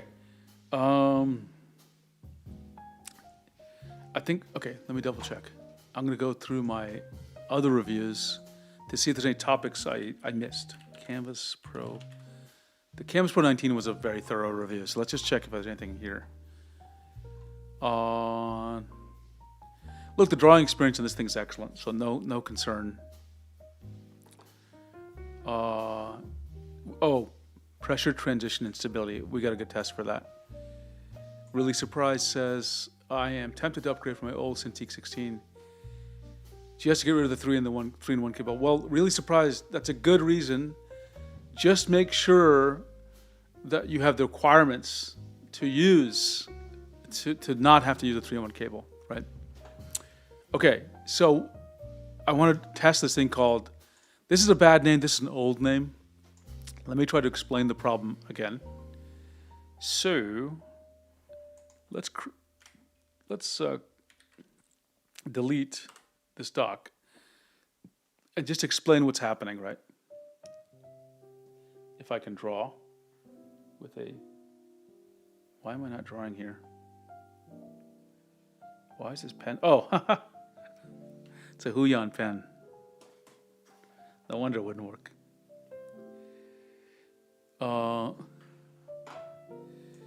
You know, Jerry, I have a Mac Mini M4 somewhere over there in another room. I can test that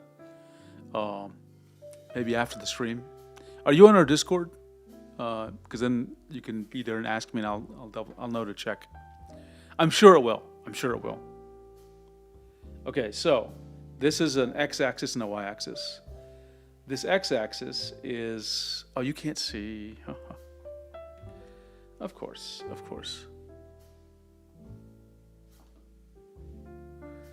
What do I need? Give me a second. I need the tertiary display. Yeah, here we go. Okay, so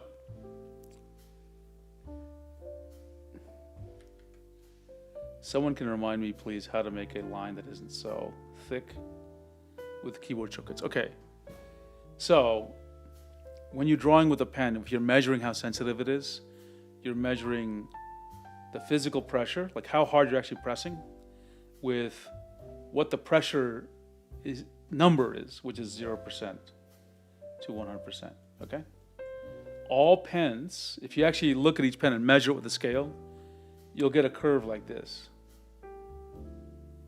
Oops, I hit a button there.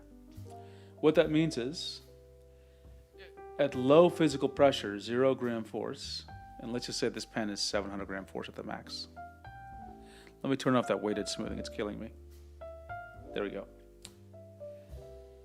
At the low end of pressure, right here, it's very sensitive. So small changes here, horizontally, will cause big changes vertically. Whereas here, on the upper right hand, big changes here in this region cause very small changes here, right? So small changes here cause huge changes here, but big changes here cause small changes here. That means pens are very sensitive at low pressure, less sensitive at high pressure by default. But if you use a pressure curve, you can make them less sensitive. The question is, and this is really an attribute of the pen, not the tablet. So people should know about this because, man, this music's a little bit loud. Okay. I made a special testing app, okay? Okay, yeah. I'm so happy. I just actually improved some features of it today. It's called the 7 Pens Online Tablet Tester. Okay? The source code is available, and here it is. Okay? And just in case you don't have the Discord link, Jerry, here, it's just this. Oops, I pressed the wrong button. Okay, here we go. Okay, so let me show you something. This line is 10 pixels, okay? And I'm gonna draw with really light pressure. Don't worry about how rough the stroke isn't going in the wrong direction. Think about how steady the line is. And it looks steady, doesn't it? With light pressure, super light pressure. It looks steady. Again, you're not considering whether the line's going left or right. You're just like, is the stroke staying even or smoothly increasing? And it seems that way, but actually it's not. And this is obvious when you use a 300 pixel brush. So let's clear this and try, okay? 300 pixel brush. Let's watch what happens. I'm drawing as, oh, it looks disgusting, doesn't it? I'm drawing with very light pressure. And there's a bunch of reasons for this, and that's because of my hand, right? But as I get to lighter pressure, it's hard to keep it, and you get all this bumpy, nasty stuff, okay? All pens are subject to this. But it's okay, because you can do things that make it easier. You can use pressure curves and pressure smoothing, right? So the question is this pen specifically bad at this? No. This is actually pretty normal. Though, if you ever see something like this, use your pressure curves in your apps to smooth it out. Or use pressure smoothing, okay? So this thing is fine. Let's get back to my, where was that? Chrome window where I had, sorry, I gotta find the right thing here. Where was it?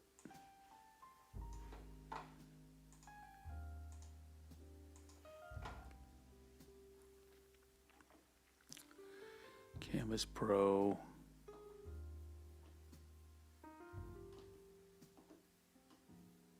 Ah, I see. I switched to the wrong screen. That's why you couldn't see it. This is the secondary. Nope.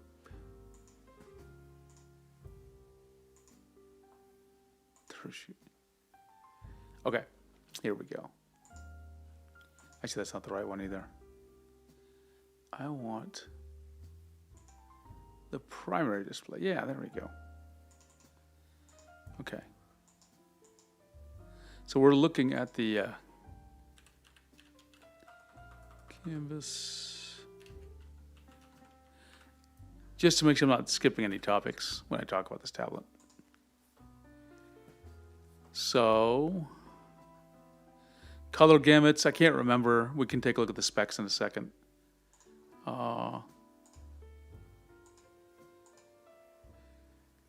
So here are the color gamuts, right?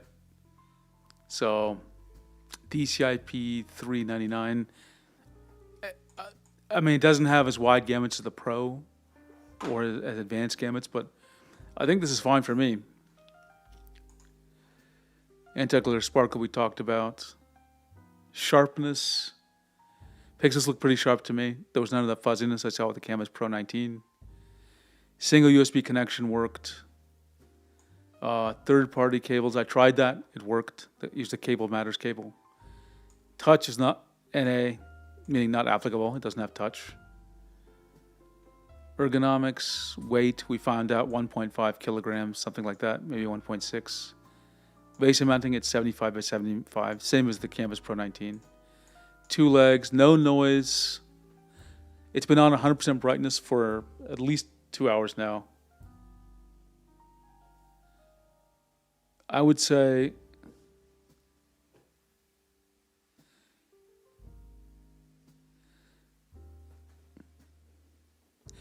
there's just the bare hint of some warmth toward the middle.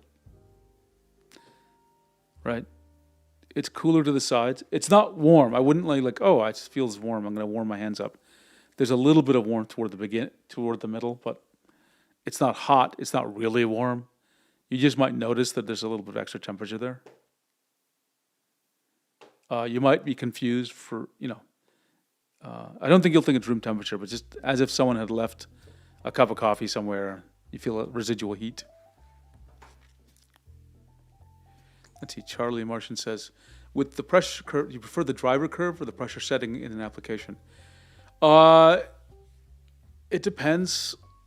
Usually, I usually do use the pressure curve in the driver to solve that oversensitivity problem, because since it affects every usage of the pen, I try to solve it in one place. If I'm trying to do funny effects with pressure, then I do it in the application.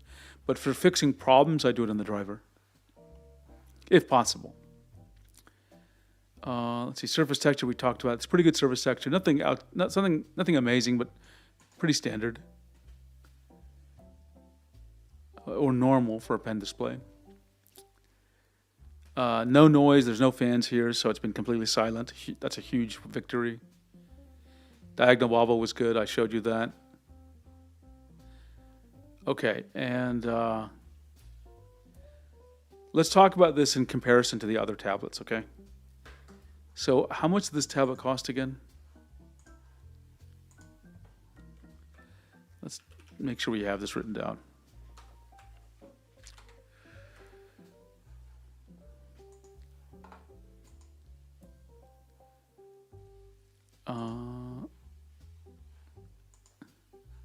Let's see.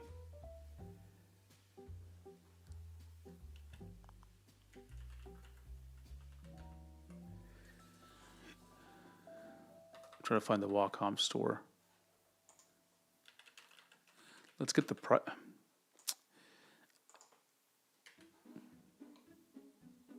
e-store. There we go. Charlie says most of my line work needs to be 20 pixels by at 200 points per inch, and a smooth diminish light pressure is my constant battle. What pressure? I mean, I'm curious what kind of pressure curves you're using. Are your curves? I'm doing it from your angle. Are they going like this? They begin low and then go up. I think also pressure smoothing will help for the applications that support it. Okay, I'm trying to find the cost of this thing.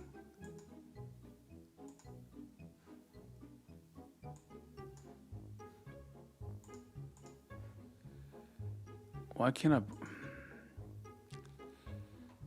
No wonder. This thing is driving me crazy. Wacom Cintiq 16. This is $700. Okay.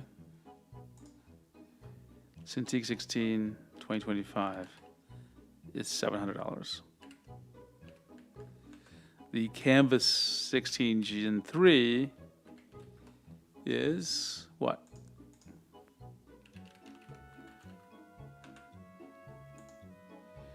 Canvas 16 Gen 3.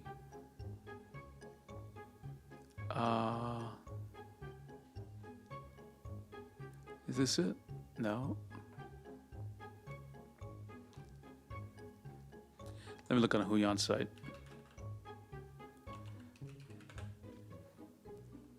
There we go. 16 Gen 3. It's listed as $500.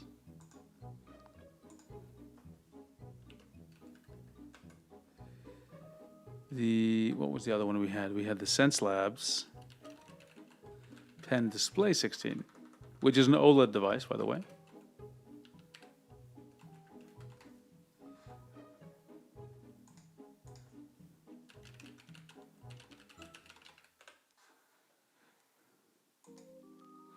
It says $780, okay?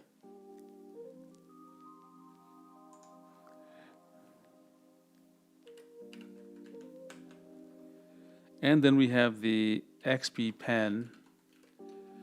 Actually, I'll leave it at these three.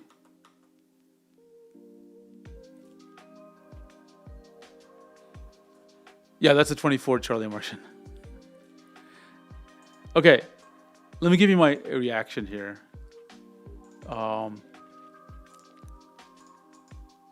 on the cost. Okay. Now, by the way, we're getting 2560 x 1440, right? Is that what it is? Or is it 1600? Sorry, 1600. So it's a 16 by 10. This is 2560 x 1440. And this is a 4K. Okay. Konto, sure. I'd be more than happy to. I'd be more than happy to do that. You want the Sense Labs and moving side by side, of course. Okay. Here's my honest take. So, I feel like, actually, I want to get one more price here because it'll help us triangulate. Huion Canvas 16 2021, because that's the previous generation. Okay. This is, it's listed as 400. Right now it's on sale for 250. Okay. Canvas 16 2021.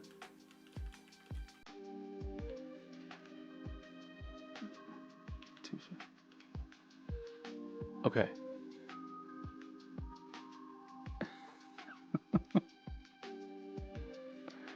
Okay. Here's my take. First of all, oh, sorry, one more thing I wanted to look up here. Where's that Wacom store again? Because we have to triangulate to understand the prices and what it means for us. We want the Cintiq Pro 17, which is what? Can't we just find $2,500? Okay. CP 17 is $2,500. And the CP6, the previous Cintiq 16, CP16 from 2021 is how much?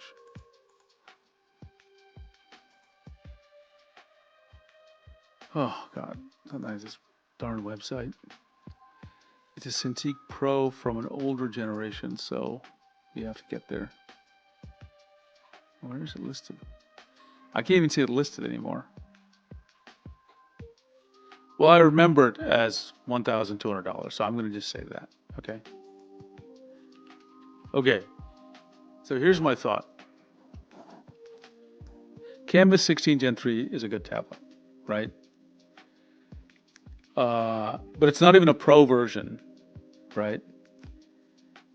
And I thought actually I have a small mistake here. Yeah. Okay. I thought the Canvas 16 Gen 3, sorry, the Canvas 16 2025, I thought we were going to see a really much more expensive pen display because I thought by virtue of the Canvas Pro 17 being $2,500, that the Canvas, I keep saying Canvas, I mean the Cintiq. Let me write down the word Cintiq.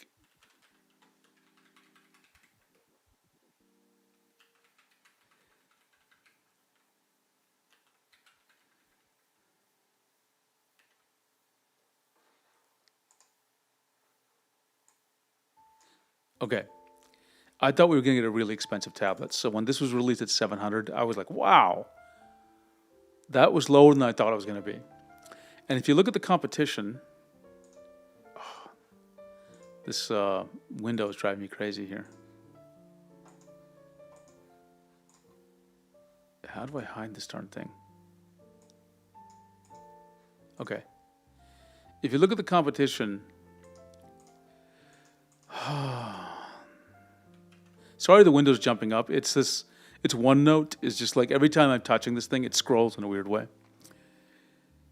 The Huion Canvas 16 Gen 3 is $500. I think, yes, this Cintiq 16 is more expensive.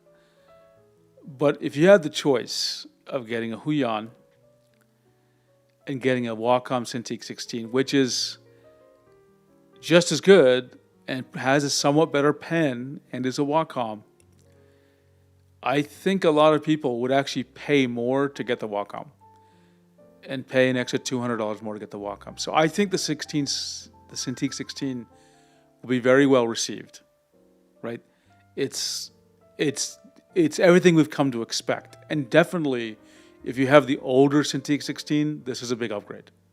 Huge upgrade, okay? The parallax, which I didn't talk about, I can just take a look at it real quick now.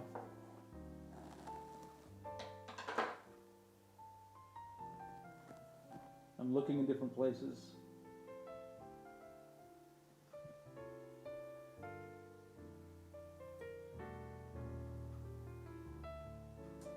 I'd have to compare. I feel like the Cintiq Pros are a little bit better, but I'd have to compare. So this is decent. It's not bad. I'm not sure if it's great though. So I'd have to compare it with some other ones. But I think this is a good tablet, and I think a lot of people will probably get it. Again, I want to compare the parallax, but I think it's going to be a very strong competitor. A very strong competitor. Okay? The music playing is perfect for internet searching. I think everyone will be very happy with this tablet. And I have no hesitation recommending it. I think in the 16-inch categories, I'm going to highlight them in red. Red meaning good, or maybe use green, because like red could be misleading. Cintiq 16, this model, great choice. Canvas 16 Gen 3, great choice, right? I think the problem in this category is going to be the SenseLabs Pen Display 16, right? Because it's more expensive than this tablet. Yes, it has 4K and it's OLED, but I think people are going to look at these two prices and say, well, is it worth to get OLED in the 4K, right, when they've got a Wacom at the same price? So I think that's the challenge, right? And yeah, Jerry, I think 16 by 10 is a great aspect ratio, right? And when you have a 16 by 10, it actually makes it feel like a bigger tablet, okay?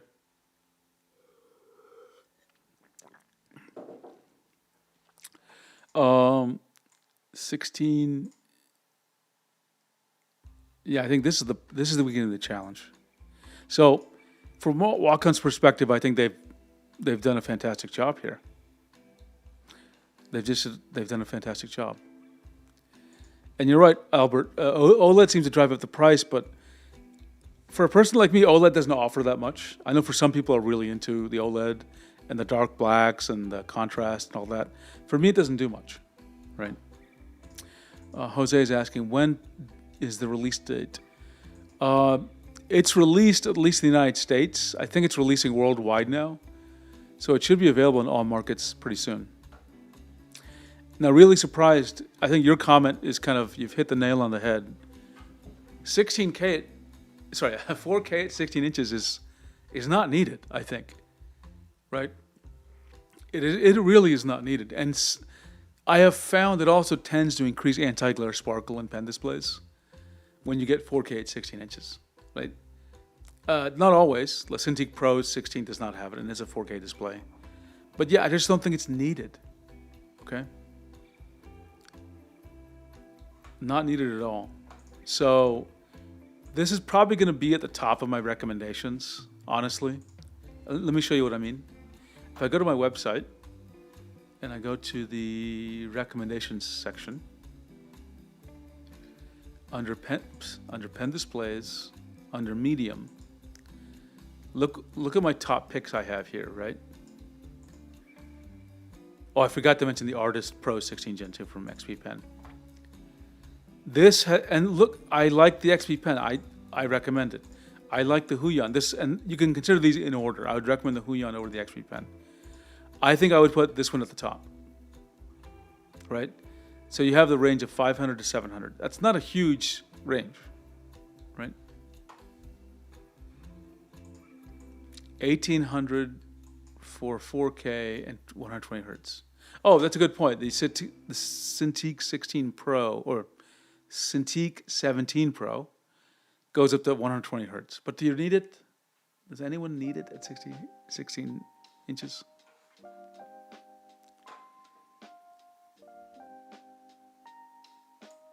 Whoa, the Sense Labs is much more expensive in Europe. Wow.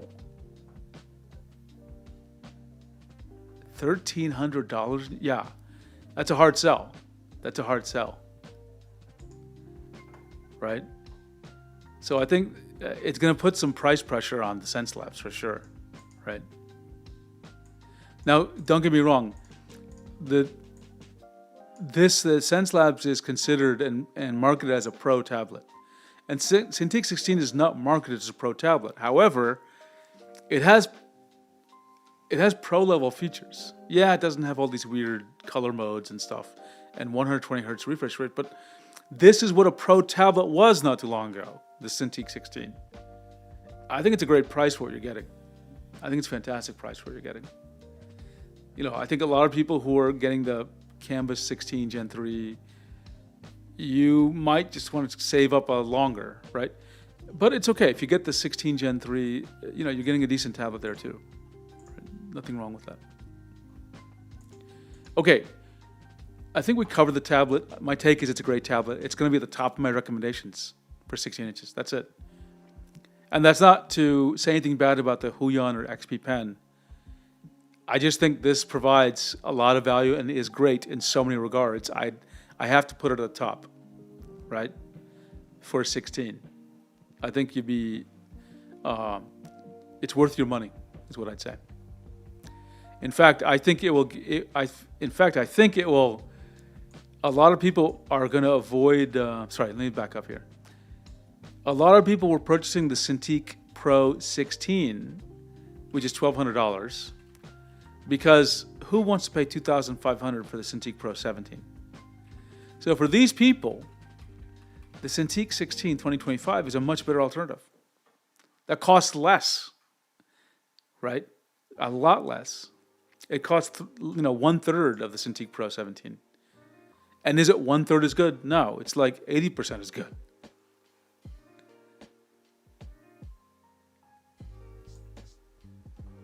If the Cintiq is your only monitor and you want to play games, I guess, yeah. But even then, the Cintiq, these pen displays don't have great response times compared to a gaming monitor, right? Now, I don't game and I don't care about response time, but for some people it's really important. But a great response time is not great compared to a gaming monitor, right? So even if you are getting 120 hertz, you may not get the same result you're expecting from a gaming monitor.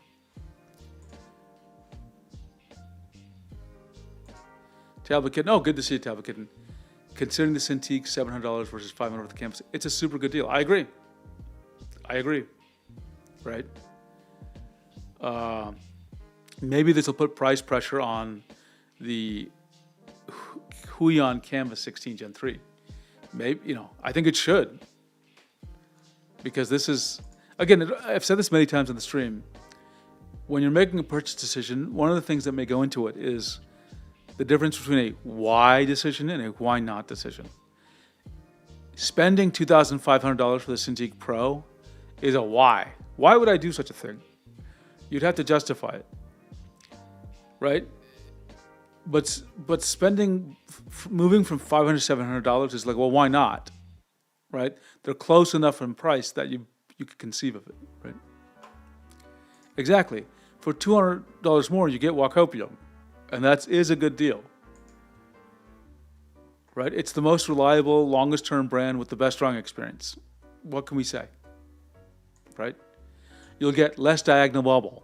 You'll get slightly less heat, right? You'll get, Wacom has, a more developed support system, right? So I think it's a great choice. Okay, what other things do you want me to try or to compare? Let's start with comparing this tablet, and then we'll compare with other random, since I have so many tablets out next to me now.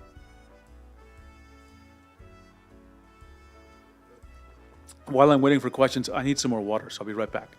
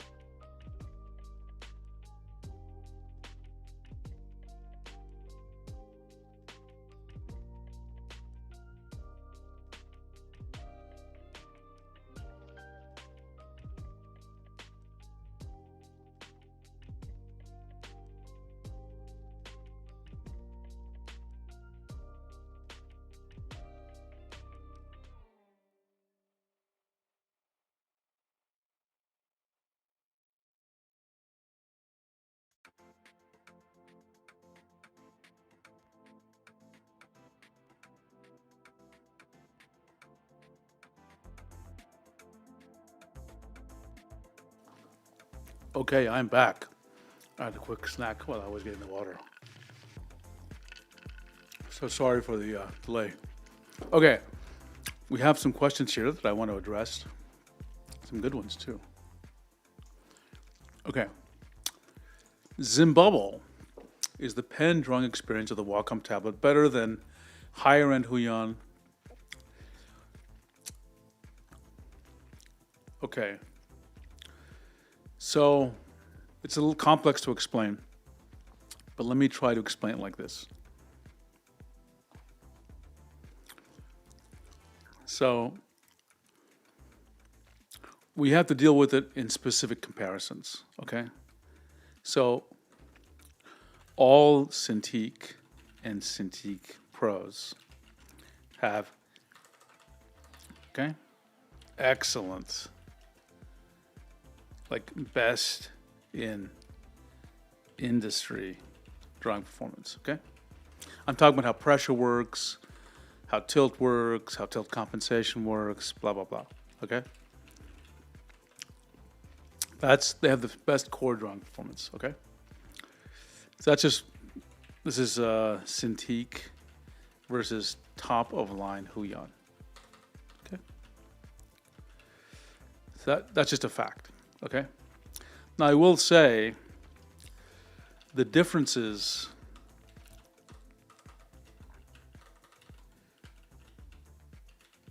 between, Wacom, Cintiq,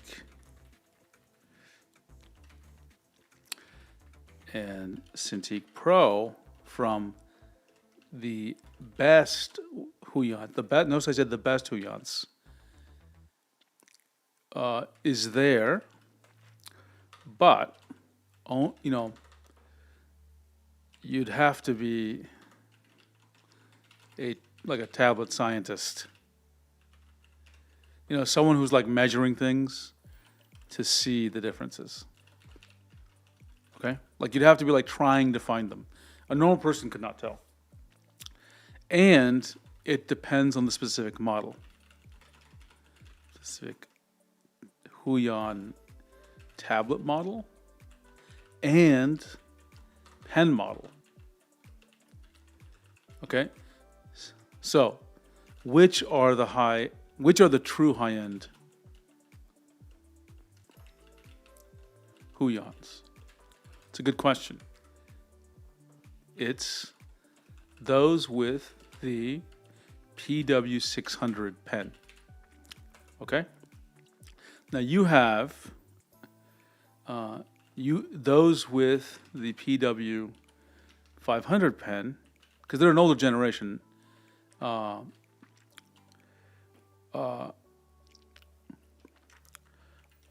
from an older generation, right? So the Cintiqs are definitely better than the Huion tablets that have the PW517 pen, okay? And that's what yours has. You can improve your drawing experience just by purchasing a compatible pen so if you want an improvement with the tablet you have, consider buying the PW550 pen. It's compatible with the tablet you have and provides a better drawing experience and a more consistent drawing experience than the PW517 in my testing. And I have some documentation I can share with you to show that, right? I think other people agree with me as well. It's not guaranteed, but most people say that, and my measurements seem to say that as well. Okay? Here, for the tablets with the PW600 pen, they're basically, the differences are imperceptible for drawing experience for vast majority of people. Konto, you've tried here's another example. Several people like this have mentioned like the PW550 is an improvement. So consider it. Consider getting it. At worst, you'll have a replacement pen if you lose yours, right? If you really want a Huion that's going to rival, you can just buy the pen. Here, let me just show you. It's because I want people to know this, right? So there's several variations. There's the PW550 and the PW550S. Okay. And remember, you have to look at the compatibility list. So let's take a look at the PW550S. Look what it says here. Compatible with Huion pen tablets and displays that use PW517. Okay? So this specific one is backwards compatible with the tablet you have. I'd suggest getting it. It's not super cheap, but it's not expensive either. Like a Wacom Pro Pen 2 is $80 and a Wacom Pro Pen 3 is $130. This is $50. So not a bad deal, okay? You should get an improved experience. At the worst, you get a backup pen, okay? So if you want a Huion that's comparable to a Cintiq,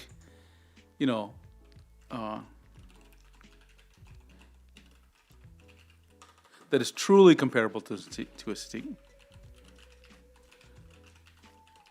you need to get one with PW600 pen. And remember, you're probably going to wonder, can I get the PW600 pen to work with your tablet? You can't. It's not backwards compatible with your tablet. Okay? So another alternative is wait until Huion releases more tablets with PW600 pen. Okay? So I hope that has the comparison in a very, I probably left a lot of detail here about all the differences and things like that, but the core thing is like, does the drawing experience feel as good? And it does feel as good for the very top of the line Huions. The question is you have to know which ones those are, right?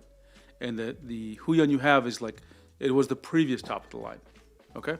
I hope that explained it. Okay. What are some other things people wanted me to compare or examine? I'll just wait.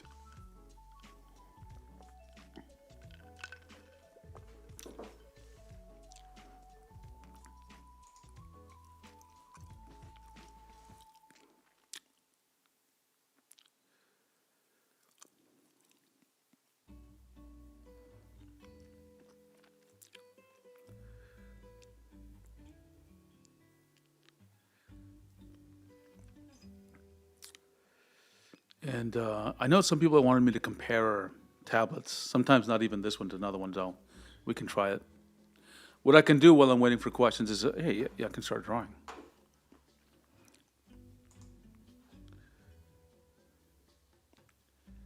Do I have Rebel installed on this thing? Because I have been meaning to play with it for a while.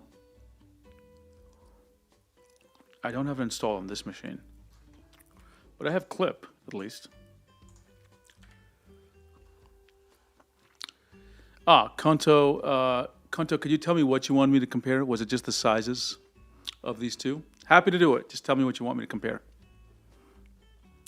And Zimbabwe, if you want to go deeper in this topic, join our Discord. I'm going to paste the Discord invite link in the chat.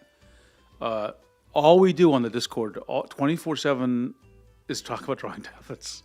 So if you want to get a deep conversation about something, that's a great place to go to. Okay, MoveInk and SenseLab 16. Okay.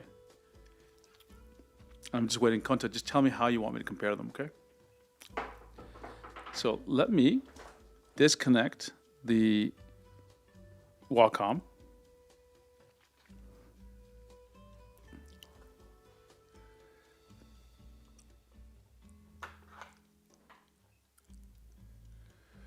Yeah, Archie, I think you got an exceptional pen, meaning one very out of the ordinary.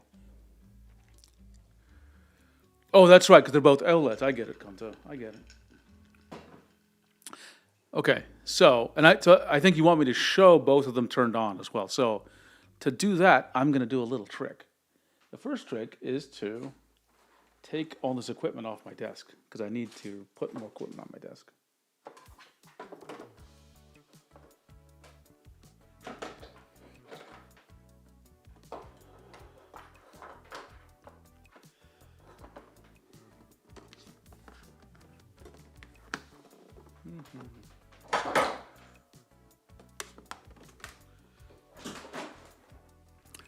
Okay, So to do your test, I think again you want to see the brightnesses of both. You want to see the comparison. I'm going to get my MacBook, and I'm going to put power into the MacBook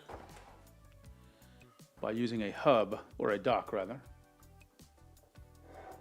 and that'll allow me to connect both tablets together. How's that?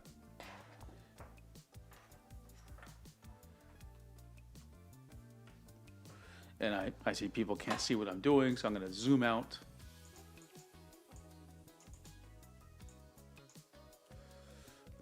Don't worry, it's going to get a little out of focus, so I'm going to turn it back to continuous.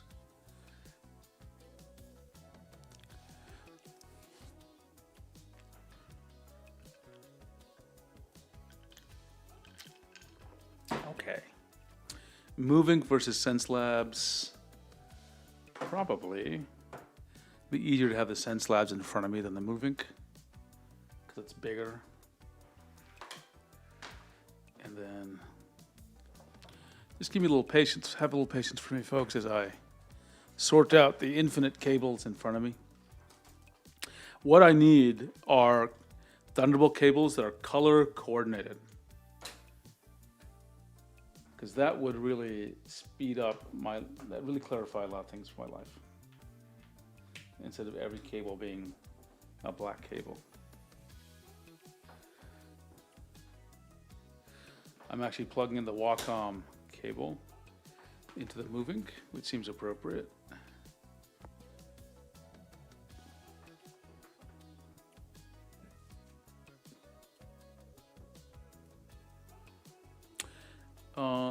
Yeah, you can see that, and let me click allow. And take a drink of water.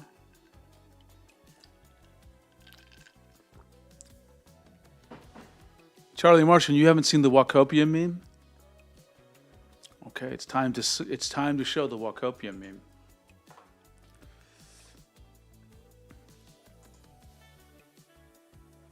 Hang on, we're gonna get there. This was a suggestion by Fade.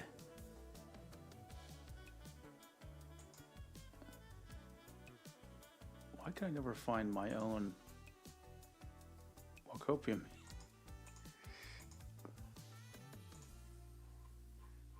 There we go. Hang on 1 second. Here we go.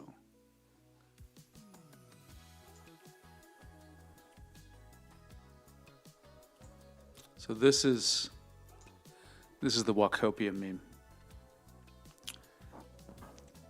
Notice the font is actually the Wacom font. Do they sell the Wacopia refill in the store? I think we all need a Wacopium refill every now and then. I would say this new Cintiq 16, for me, was a refill of Wacopium. Okay. And then Charlie Martin asks, 7 pence, what's your guess on if Wacom will do a 22-inch version of this with Touch It? Right now, I don't think so. Listen, I think the 22 inch is a great size, but since they've just released a 24 inch, I think if I was them, I would struggle to say, why do I need a monitor that's 2 inches smaller than the one I just released? And they already have the Cintiq Pro 22, so I feel like they won't do it. I'd love if they did it. I just don't think they will. Okay.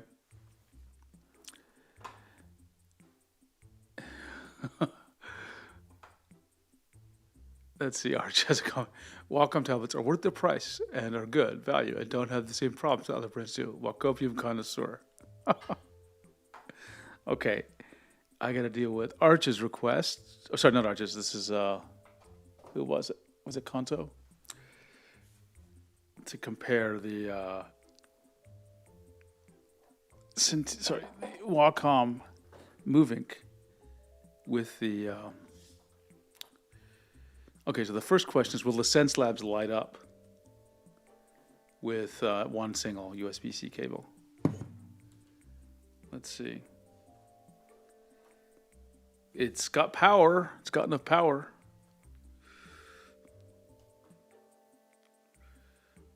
Is it? Okay. Here we go. Let me put something bright there.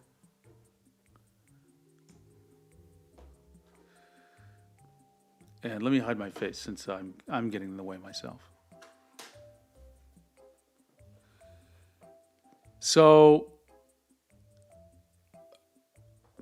size-wise, let's compare.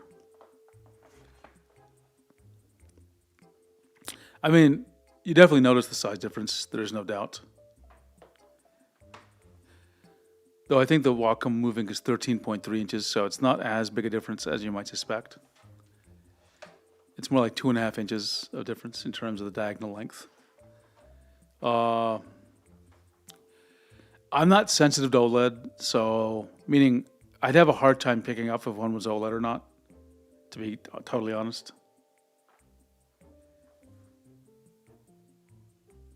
That was your suggestion? Okay. Do you want me to show something specific, Kanto, or just want me to see something or test something? Just let me know. I've got both of them plugged in. And to be honest, you know, as I'm using the Cintiq here, 16, that's right here, I could see myself also using the Sense Labs for my streams because it's a little lighter. The cable's a bit easier to plug in and unplug because it's up here. It's a bit uglier, but you know, it is there. Does this thing support VESA mounting? It does not support VESA mounting, but that's okay. I don't need VESA mounting for this. Doesn't have legs. Hey, Archa, come on. Come on. That's taking it in a different direction than I intended. Okay, what 4K versus 2K? Okay, let me get my eyes close.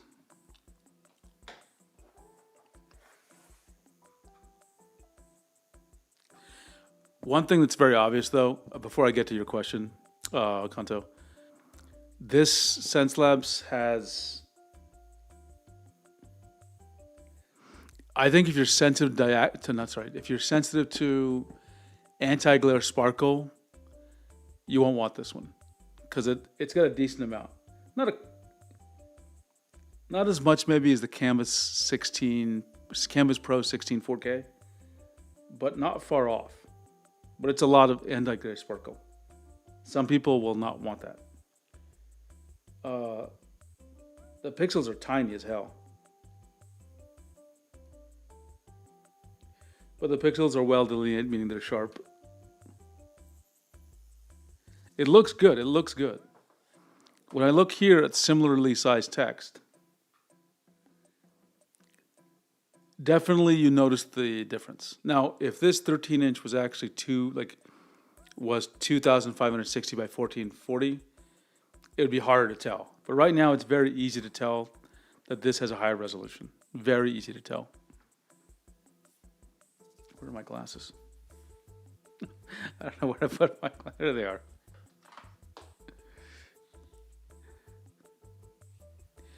Yeah, this is why I wanted the moving. I mean, the moving 13 is $750. So I was really surprised when Wacom released it. Sorry, my face is not online.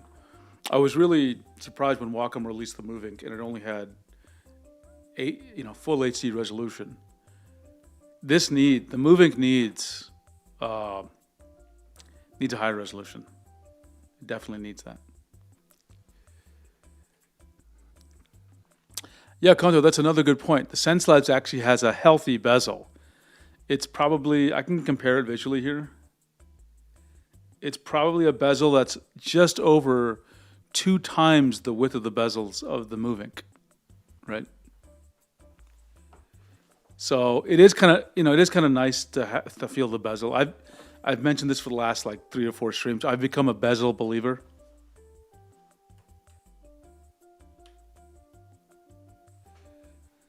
what is the song I'm thinking of?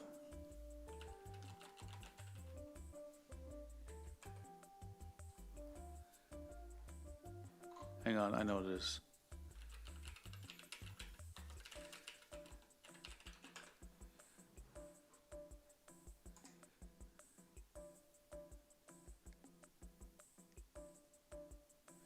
Yeah, I'm thinking of I'm thinking of a song from the Monkees called Daydream Believer. But I've become a bezel believer.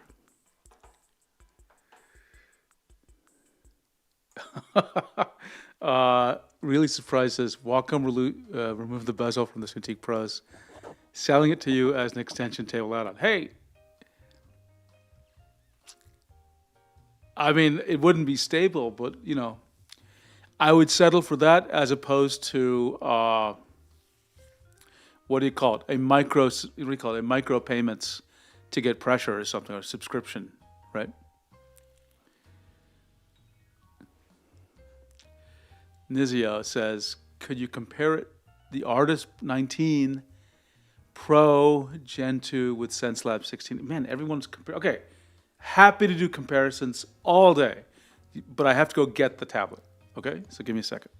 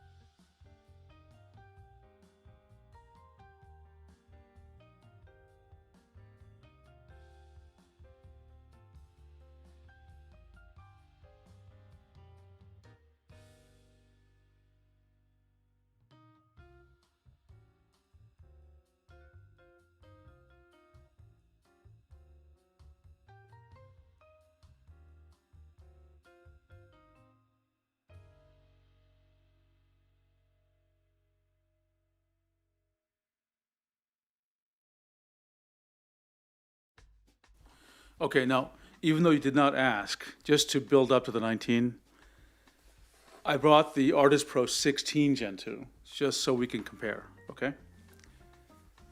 I think it's worth seeing, because the 16 is very big. So, it'll help us understand what's going on. And I like the Artist Pro 16 Gen 2, I do. It's got the stupid, oh, I hate this. It's got the recessed USB ports. Maybe it'll work. It will work, okay.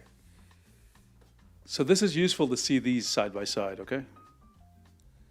Can you see this? Okay. So let me just compare to the SenseLab since they're both in front of us, okay?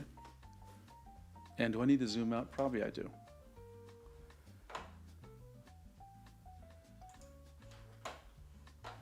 One moment. Okay. So XP Pen Artist Pro 16 on the left, SenseLab 16 on the right. You can see about the same width. XP Pen has a bigger height, right? So you're getting more area here with the XP Pen than the SenseLabs, okay?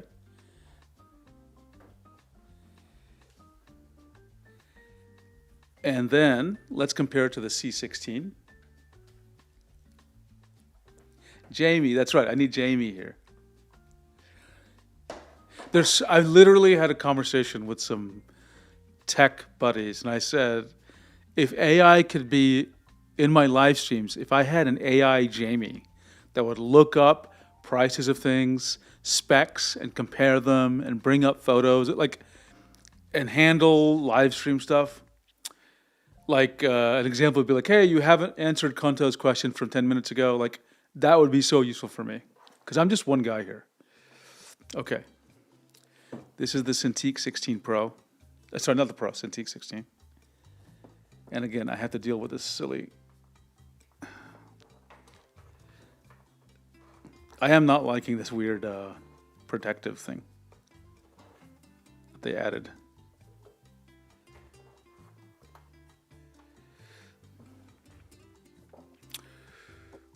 Okay, it's going to turn on.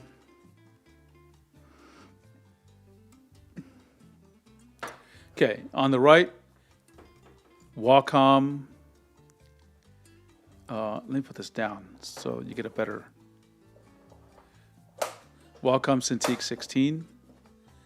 On the left, XP Pen Artist Pro 16. Again, this is taller, and is it wider or not? I don't know. Let's take a look. They seem to be almost the same size. So this actually gives you slightly more surface area. Okay? Slightly more surface area with the XP Pen. I'm not sure if this is getting full brightness from that one cable, but we can think about that later. Okay, 19. You wanted the 19 now. Okay. And which is it you wanted me to compare the 19 to?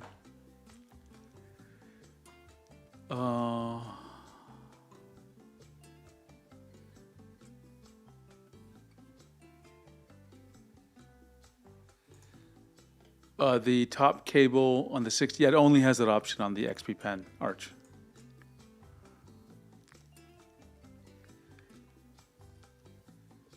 Okay, who wanted the 19? Kanto, I see your question about the AG sparkle on the OLEDs. I think I answered it for the Sense Labs. It's very noticeable in the Sense Labs. It's not much. It's barely visible on the Move Ink, right? It's very low on the Move Ink.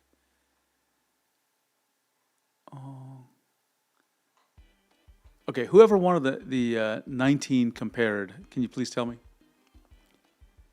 I'm going to bring it up. Just tell me what you wanted me to compare it to. So I have to move the 16-inch out of the way.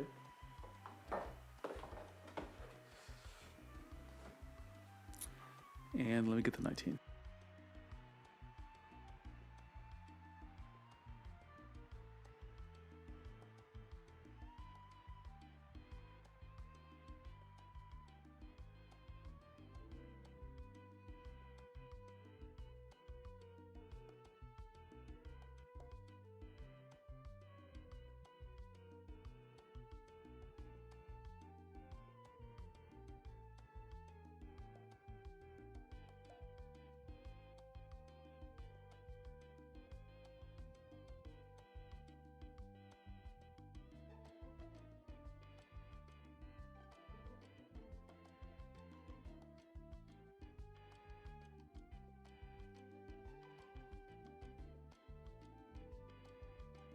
Okay, and someone wanted the to this. Okay, Nizio Martin says 19 to the Sense Labs and U16. Okay, got it. So the new 16 is plugged in. The C16. Let me plug. This is the 19-inch. The XP Pen Artist Pro 19. This is going to require more power. The ports aren't recessed, but it will need. Actually, it lit up. Believe it or not. Okay, well, what do you know? It actually worked with one cable. Didn't expect that. With my MacBook, anyway. Okay, you see it. So noticeable size difference. Noticeable bezel size difference, especially the bottom bezel.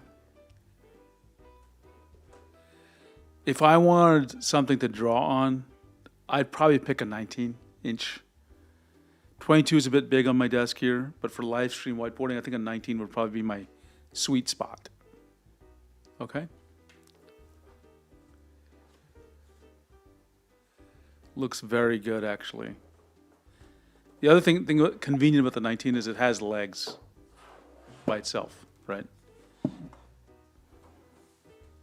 So that's actually kind of nice. Yeah, I think I might start using this for whiteboarding. This or maybe the Canvas Pro 19. Turned out pretty nice. Okay, and then you wanted the Sense Labs. Okay.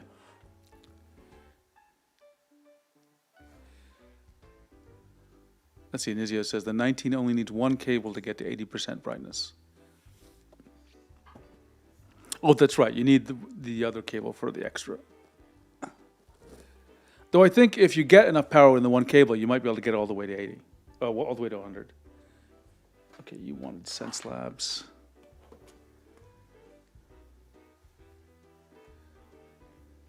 I'm starting to like 19 inches as a size because it feels like a 16 without feeling like a 22.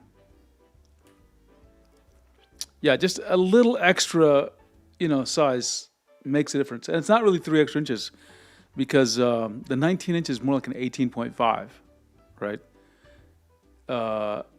Well, I guess the 16 inches is really like a 15.5. So I guess Pro 19 is, I like it. I definitely like it.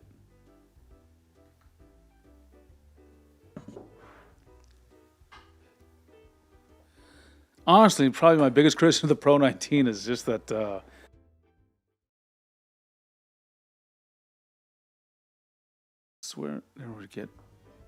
we go. Yeah.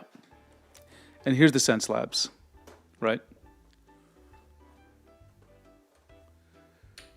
Yeah, I think in all these cases, I'm really preferring the 19 size, to be honest.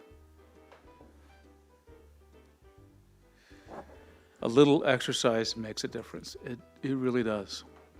It really does.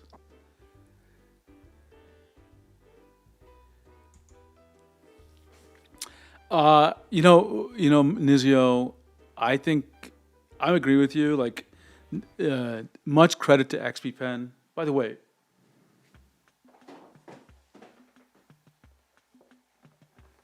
take a look at this beautiful cover they have.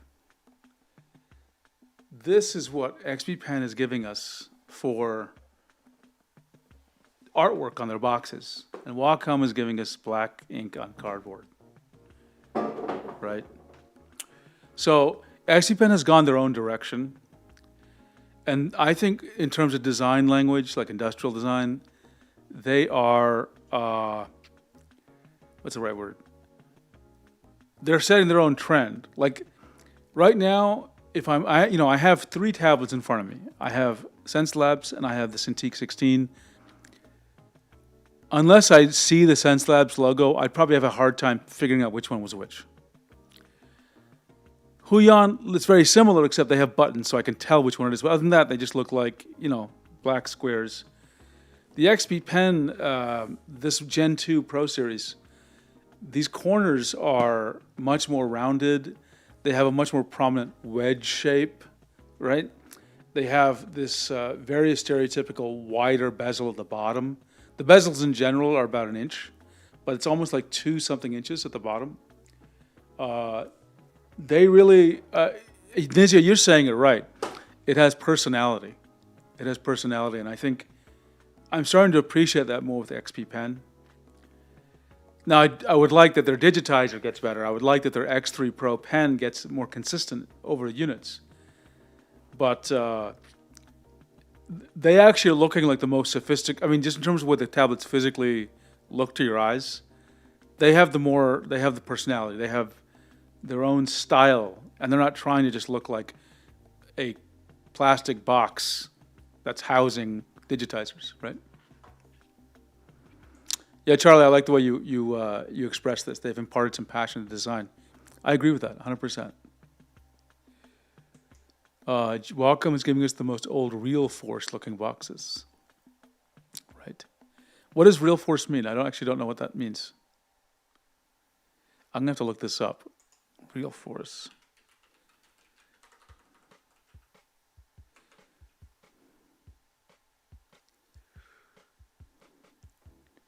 Real Force box.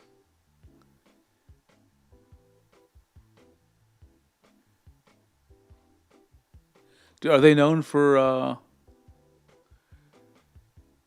kind of, here, I found a box. I never heard the brand. Here, I'll show you what I'm seeing. Yeah, this is what a Wacom box looks like now. I mean, I guess there's kind of a retro charm to it, but like, let's get real here. You want to have some, you want to have a little, you want to go a little extra, right?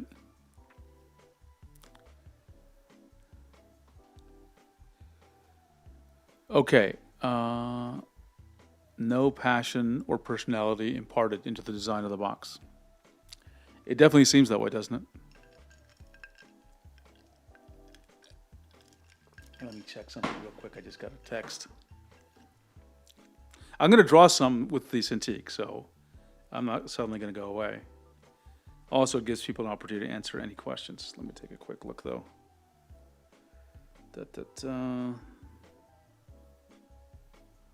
Hang on.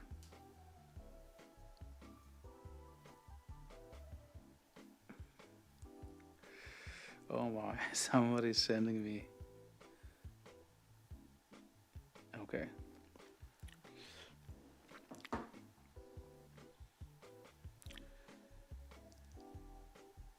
Okay, so I'm going to disconnect this thing. Just to create space. And put it somewhere safe so I don't have to step on it. I've got so many tablets around me right now.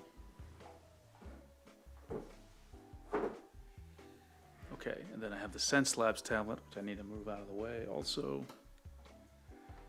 And I'll just do a little bit of drawing for a while. So, I mean, you don't have to stay for the drawing, because I'm not really very good at that. But it's an opportunity to answer questions, if people have them, about the Cintiq 16. Draw Skippy or Pirate from the old TV guide. I don't even remember that, Charlie Martian. That's Skippy. Skippy. I cannot place that in my head.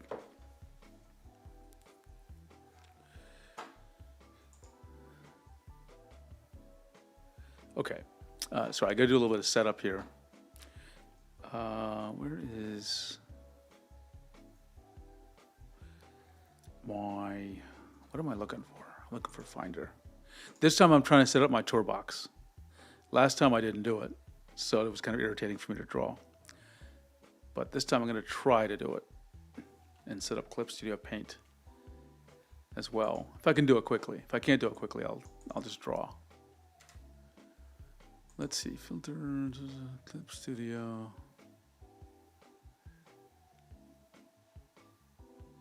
Oh, I know. I need to do this.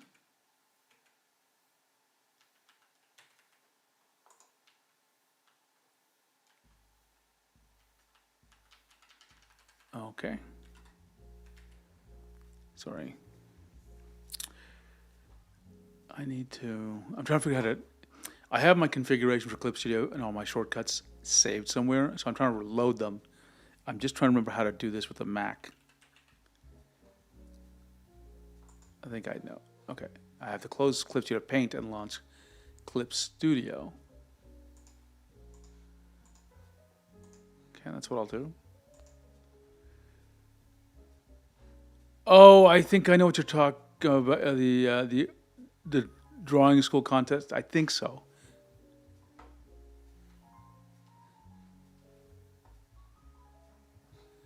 Let's see. I want to log in.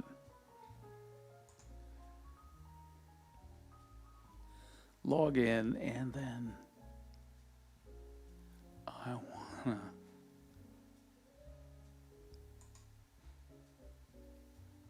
Sorry for the delay. I just gotta.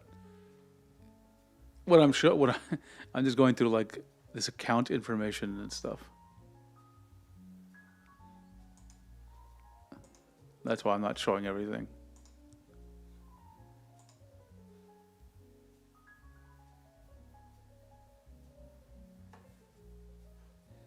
Okay, I'm logged in.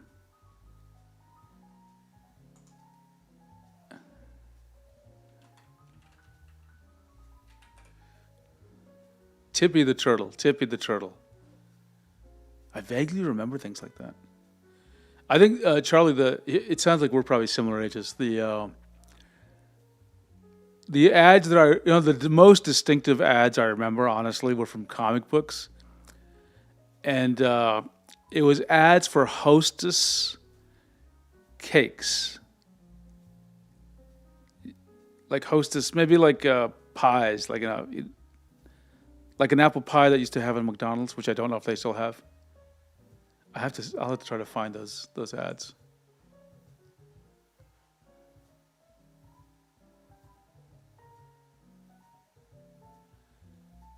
I rarely use Clip Studio Paint on Mac, so I am just trying to figure out how to. Okay, I'm like just like 2 something years less than that, or not quite 2 years.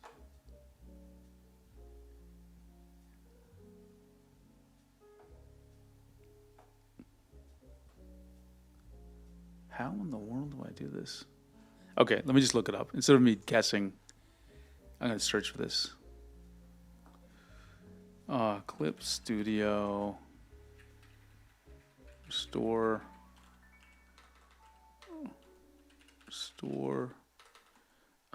preferences. Launch Clip Studio.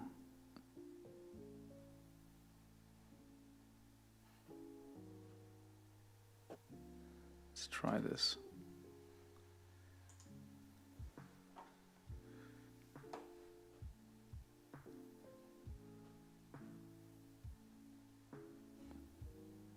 Was it? Oh, here it is. Cloud Sync. Okay, restore app settings. Yeah, here we go. Restore.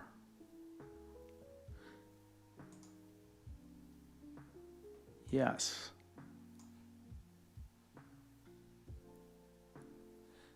There's another.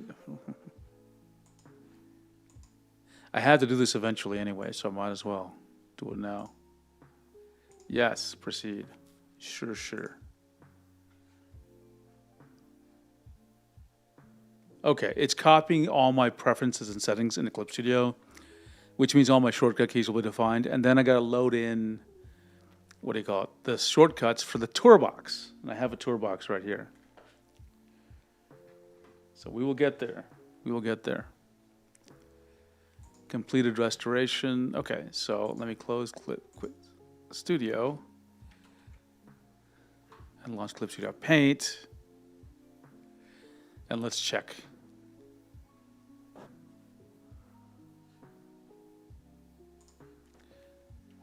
Okay, my shortcuts are working. I'm hitting the keyboard. Okay, now I need a cable for this thing. So give me a second.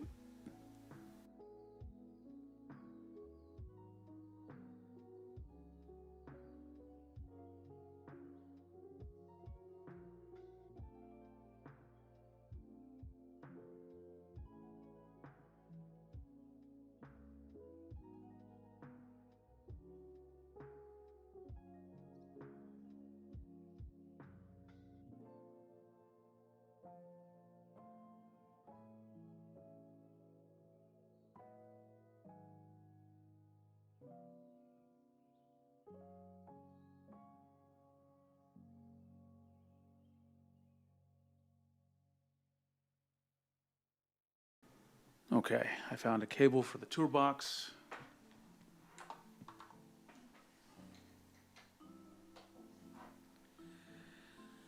Ooh.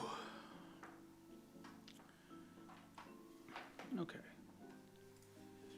And I need to, now I gotta update the toolbox controller software.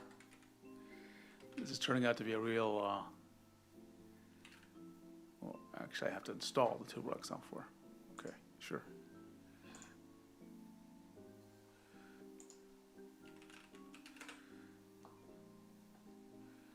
Toolbox. If I haven't said it already, the toolbox software is, or the toolbox, the entire thing is amazing. It's one of my favorite. I couldn't draw without it, honestly. I hate drawing without it. Okay, it's downloaded. Let's open up Finder and get to downloads. And then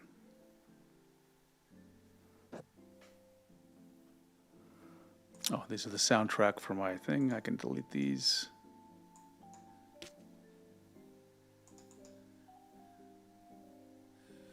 Toolbox. I think I have the Elite. Oh, what? I want the manual. I want PKG file.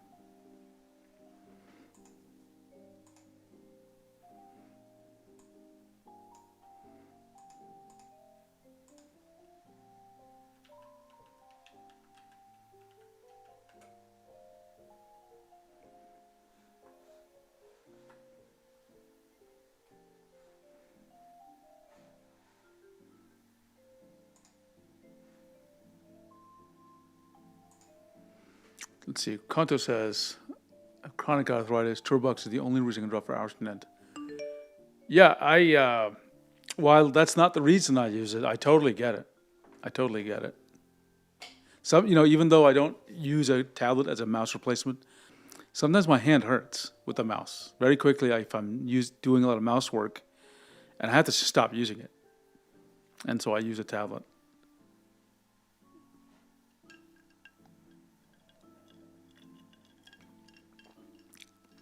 I have not tried the TabMate, Charlie Martian. But yeah, because it's specific to CSP, I'm hesitant to get one.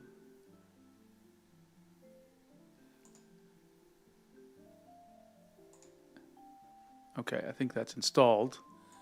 Now what I need to do is I just need to get move another file from somewhere else in my network. Where is it? That's not it.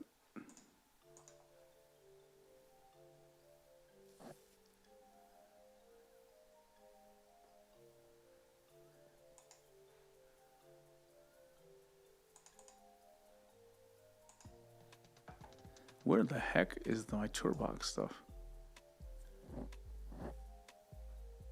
Oh, I see it. I haven't.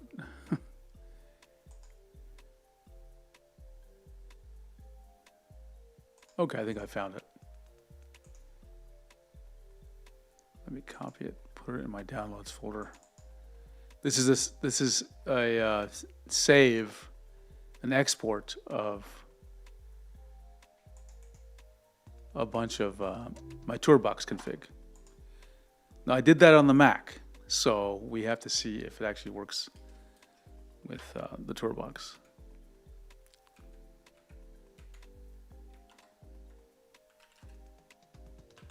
Let's open it up.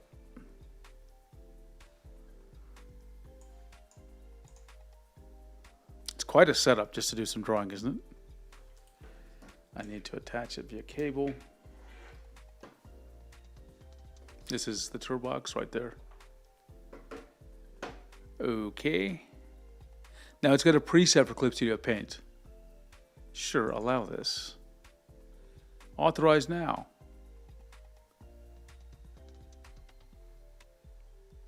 Where is the Toolbox? What does it want me to do here? Here we go. Oh.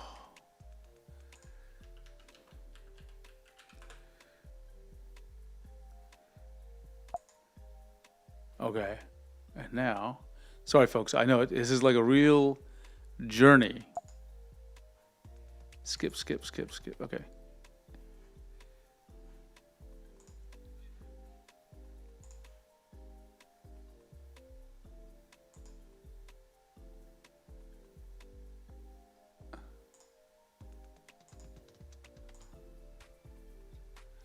Okay.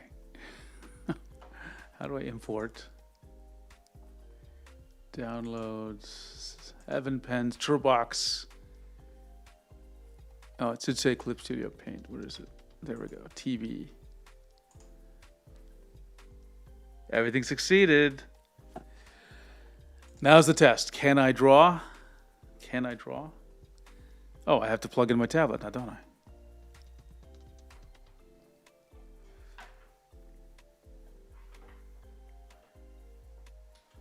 Don't worry, we'll find out in a second whether I can draw. I have it upside down, which is a classic problem with these tablets, since they're not really labeled very clearly. So that which side's top and bottom can get confusing when you're moving it around on your desk. Okay, and let me put the legs out.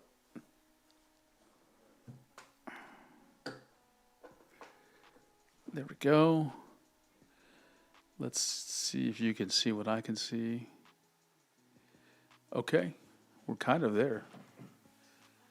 So this is Krita, which I'm going to, I don't want to save this, nope. And I want Krita to close.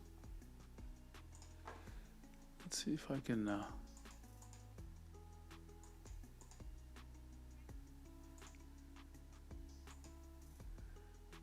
gonna move Clip Studio over.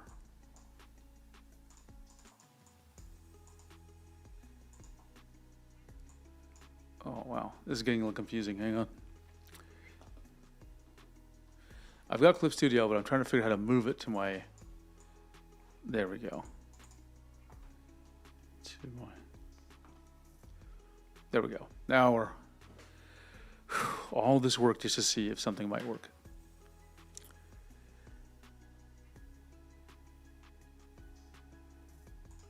Let's see. Let's take a look at the comments.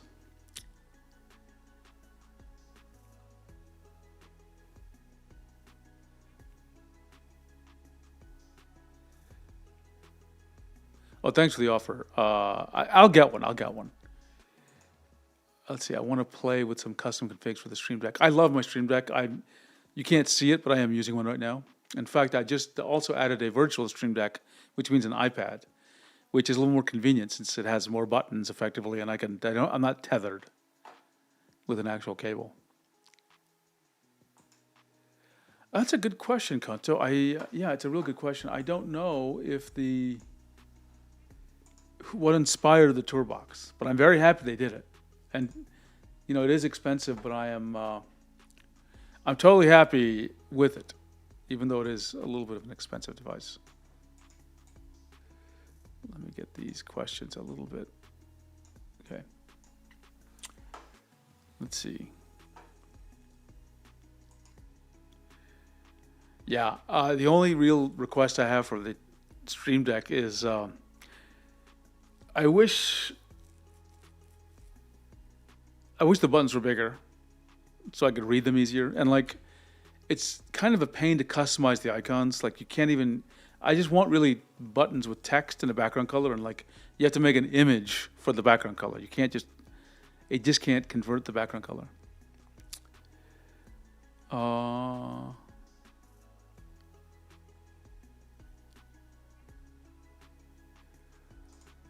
Oh, really surprised the Wacom the remote does not use USB-C. I didn't know that.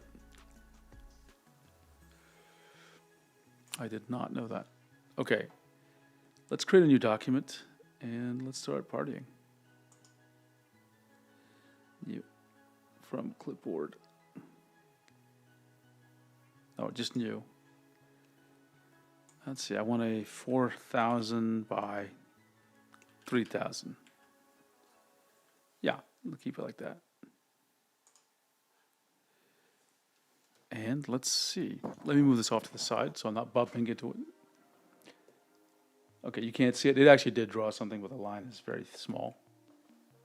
Okay, and what do I want to do? I want to find something fun to draw, as always. So I'm going to find a peepo and start there with the peepo face.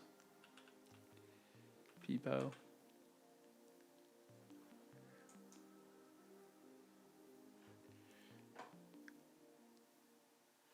Okay, I found a good peepo. A happy, fun peepo.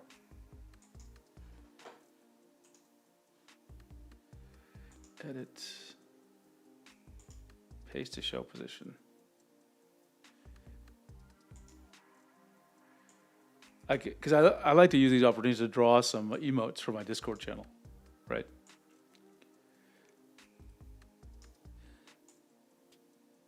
I'll start with this peepo. I don't really draw my peepos quite the same way, so I'm going to tweak it a little bit. I want this face, but I also want maybe, I'm looking at other peepos. Okay, let's see. Let's say okay. Oh, so nothing makes me sadder than seeing micro USB, Konto. I just want to get rid of it. I just want to get it and mini USB just need to be removed from existence.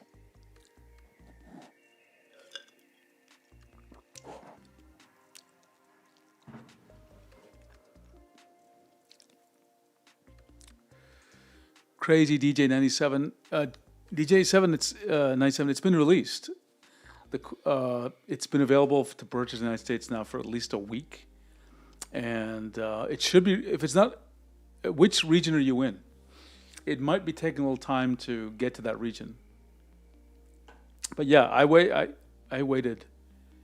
Just it seemed like a couple of weeks after the Cintiq 24, and it finally appeared. The pupil highlight is critical, Charlie Martian. It is critical. Okay, what I want to do is I want to draw a peepo that's like maybe celebrating a new tablet, or I have an angry. Actually, let me just show you some peepo art so people know what I'm doing. Okay. Well, I'm surprised, Crazy DJ 97, because it's. I would have expected the Canada availability to be the same as the U.S. Okay, so let me show you guys what because people. So this is my, peepo, the ruler of all tablets, right? This is Hank Hill, who works with, wait for it, Pro Pen and Pro Pen accessories. Let me say that again. Hank Hill works with Pro Pen and Pro Pen accessories. I'm waiting in the chat for a good reaction to that one. And he's, you can see he's starting to learn how to play Osu, okay, with his tablet. And then I found a photo of a statue many years ago, and I just loved the photo so much. I sort of just was looking at it and decided to, so I can do more than frogs, okay? This is my tablet researcher peepo. I like a rough style. This is my open tablet driver peepo. So you see his arms are like holding tablets up there. And this is my Wacom peepo, which some of you saw earlier. That was the original one. Notice the font is just Arial font. But then Ranger Fade said, use the Wacom font. So I took the Wacom font and I chopped pieces of it up. Pen holder on the belt, Charlie Martian, I like it. So I chopped pieces of the Wacom font up to make the remaining letters. So that's how I got Wacom. This is when we first heard the prices of the new Cintiq Pros. We made this meme. Someone suggested, I think someone suggested it, and I just took the suggestion, right? That for those who don't know, this is the old Wacom logo, which I don't think they use anymore. Let's see. This is the tablet peepo riding a duck.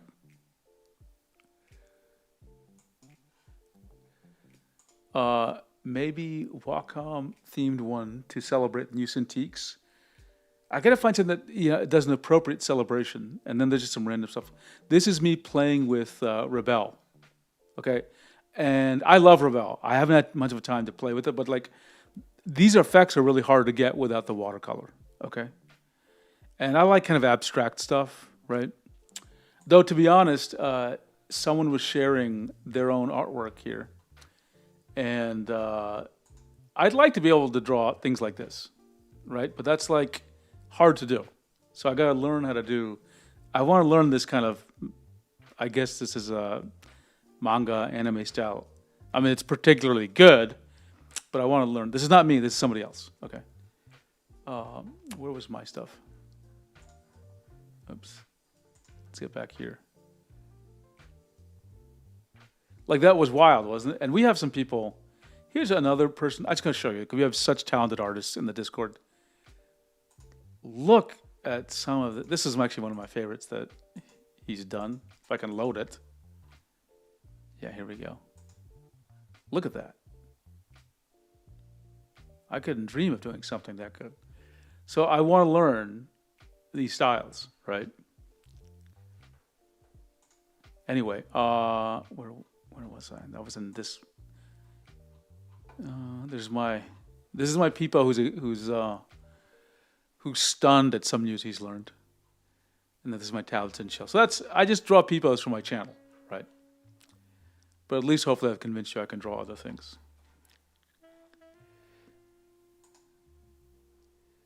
Okay, I tell you, someone suggested drawing, and so for people who don't know, who's in my Discord, there's one called Art Showcase. Just go there. And what we usually do is we create a new thread, not for each picture, but one for us. So we keep putting our own pictures in that one thread, so it's easier to find things, right? There's also a channel called Art Inspiration, where people share things they found, okay? So this is stuff I found. Again, this is not stuff that people have drawn themselves. This is things that people have found that we just think are really amazing, right? This is one I saw posted on Reddit. I thought this was amazing. Love the style. Can't get enough of this, right? They're not all anime related. I really love the look of these clouds, right? Because they look like candy in some weird way. Love the look of just the sky and the color and the skin.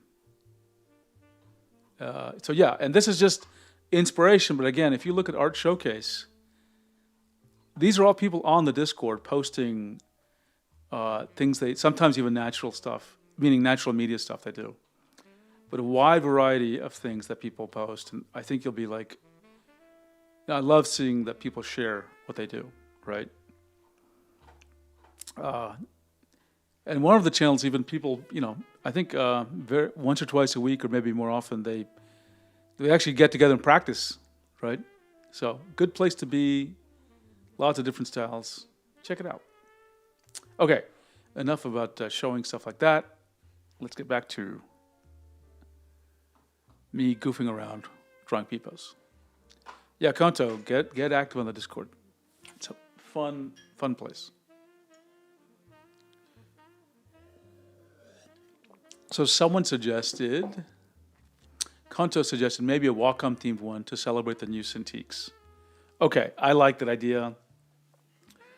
And what I'm going to do is I'm going to base my Peepo. Maybe this will be the thumbnail for the stream. Maybe that's what I should do, is when I do a live stream, I should end it by drawing the thumbnail for the stream, okay? And okay, so I'm going to use my tour box. So I use, you know what? Eraser, it's kind of the things aren't mapped exactly right, but that's okay. That's okay. I want, ooh. Yeah, it's not mapped correctly. That's fine. Let me just figure out how to go. Marker, okay.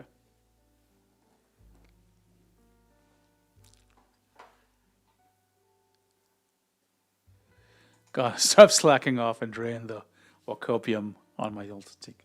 It looks like the shortcuts weren't loaded back into Clipsito Paint correctly, but that's okay. That's okay.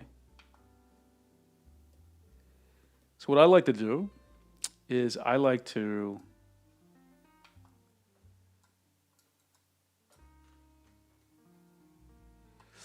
see my reference, right? And I like to do a quick sketch with the Milli pen, right? And I want to get a little bigger pen than this, maybe Just something I can see a bit better.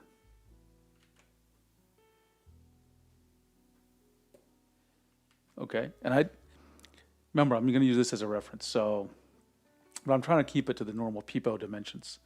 I think this peepo is kind of odd. I don't like this shape so much. I like a slightly different shape.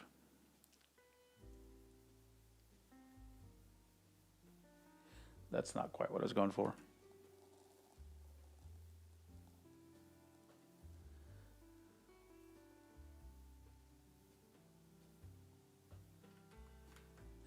This is just a sketch. And I like to keep it rough.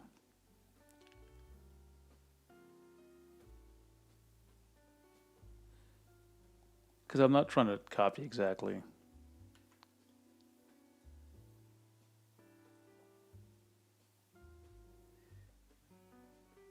Just to give a good sense of.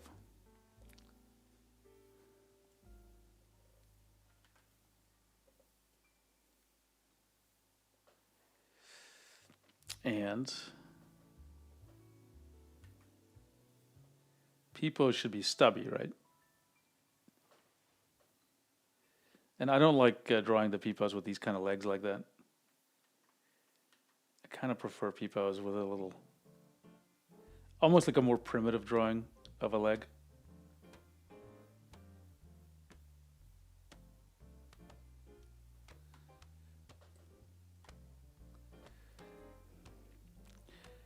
In the last stream, I started with lines like this, and then I drew it like a little more in a painted way. So I might try that again.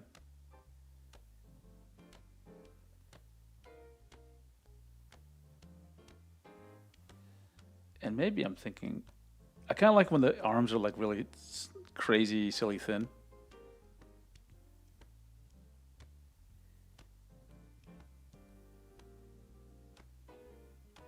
Okay. But those arms are a little too long for a peepo. Let me see if I can erase some things here.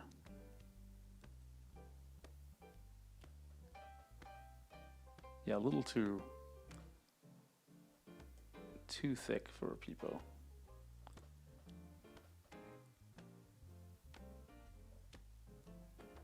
Or too long.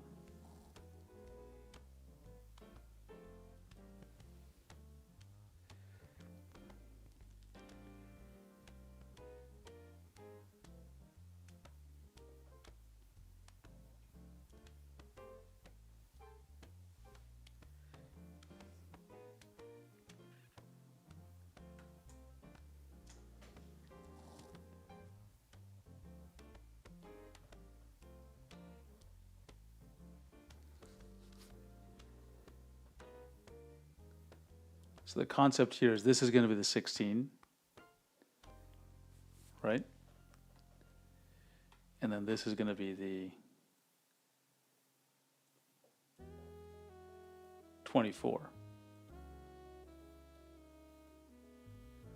which would be in reality a little heavy to hold on this way.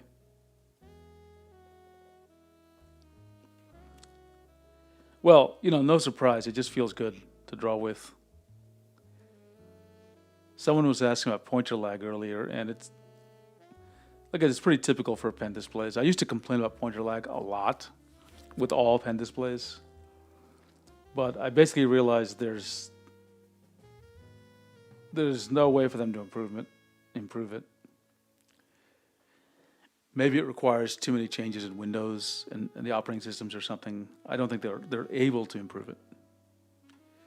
Now, should I give the people an open mouth? Let's see if I should do that.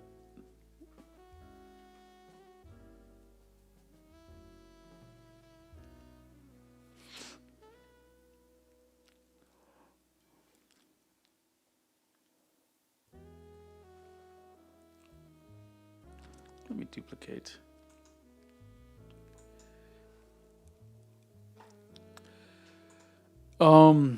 Conto, that's such a good question. I think iPads and iPad Pros do have less lag. I used to swear up and down they had a lot less lag. I think I may have revised my opinion a little bit here. So when I was doing that, I was really testing iPads, Pro or otherwise, with Procreate. And Procreate, so what contributes to lag? There's just the stack. That's everything from the operating system stack. So how it processes input, what it does with input, how that input flows through the system, the processor speed. And with Windows, things are going through a certain stack, which is a stack that's existed since, the 80s, right? And I get the feeling that the iPad, the layers of software are built to handle input a bit faster. So there's some reduced pointer lag there. That's factor number one. Factor number two is, now this just may just me, I think that small devices, for some reason, I've noticed a trend that smaller screens have less pointer lag than larger screens. Don't know why, have some theories, but that's another thing that's going on. And the third thing is Procreate, the app. And I think that Procreate and the software stack is also doing some predictive position prediction. And Tablet Kitten did some testing, and it's kind of hard for me to explain it right now, but I think it is estimating where your pen's going to be and drawing earlier than you're actually drawing. So for example, there's at least 1 or 2 videos on YouTube where you can see an iPad will draw, maybe not with all apps, but definitely with Procreate. It will draw your stroke not a second, an instant just before you actually touch the tablet. And there's videos of this. So that's a kind of prediction. And so I think all those factors are adding up to what you'll perceive as very, very low latency. Now, if you stop using an app that does prediction, I think you'll see less, because there's a way in iPads, I think, somehow to show the pen position that's not geared, it's not relative, it's not doing some of these prediction things, or it's not in Procreate. And I noticed it had more pointer lag, right? So I do think the iPads have less pointer lag, but I think it's not as insane as I thought. I think there's prediction, the black magic, as Jerry points out, is the reason we're seeing so much of it, okay? But that's my theory. It's hard to really test with iPads because, we don't have access to the stack, we can't replace the drivers, it's hard to write an application, and they don't document anything about what's going on. I mean, when I say document, they don't tell you how their pen works. No, there's no one to contact about these topics. At least in the EMR world with drawing tablets, there are people, we know their names, we can contact them in Wacom, or we can at least try. And there's people like Yuki Dama, who does Project Patchouli, where he's building his own open source tablet. And we have experts in the open tablet driver community. So there's a lot of expertise, but these are not Apple situations. Okay, what I was going to do here is hide the layer below and try to give a kind of open mouth look.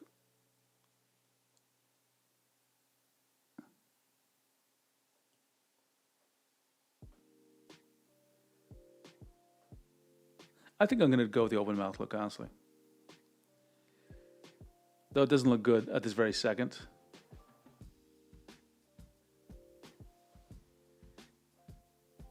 Yeah, really surprised, you're right. They don't even tell you the pressure levels. Right? They just don't. And it's hard to suss out how many pressure, experimentally it's hard to figure out what those levels are, right?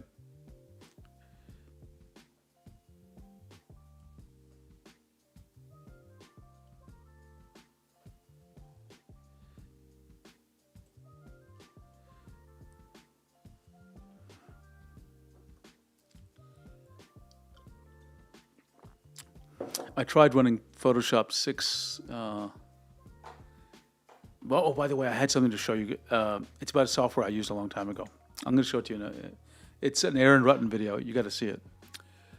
I tried using Photoshop 6 in a Windows VM, but the lag was really bad.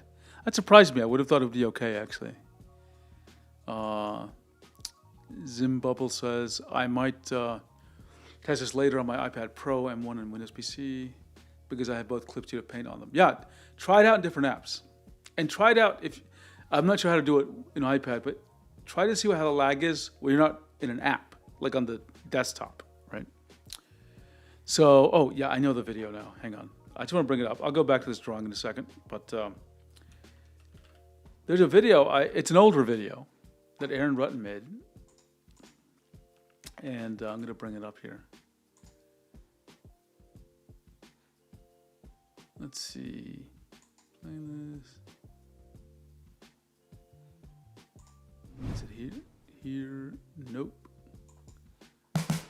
Oh. Oh. Sorry.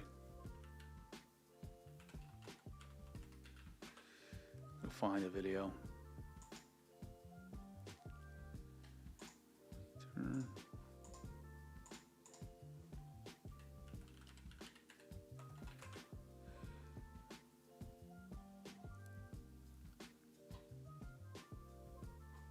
Where is it? Paint.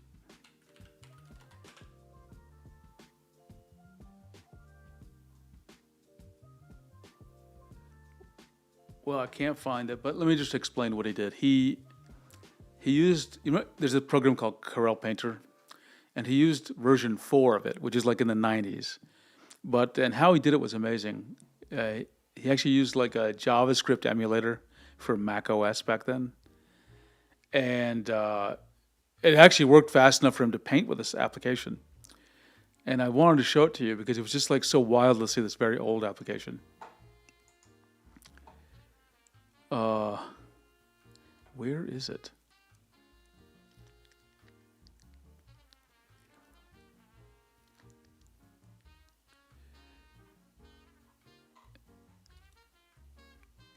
I just had it too. Maybe it's on my. And let me check my phone because I do want to show it to you.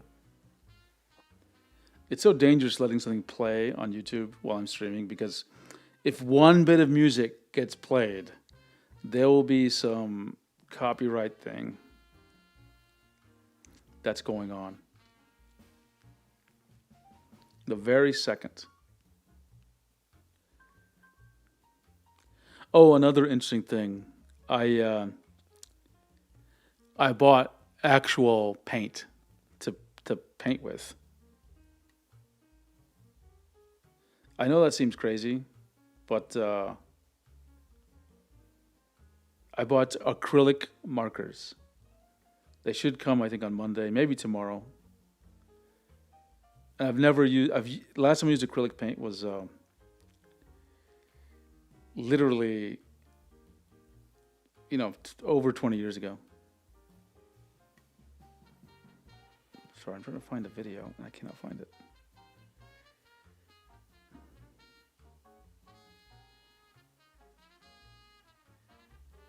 Ah, here it is. I had the title very off.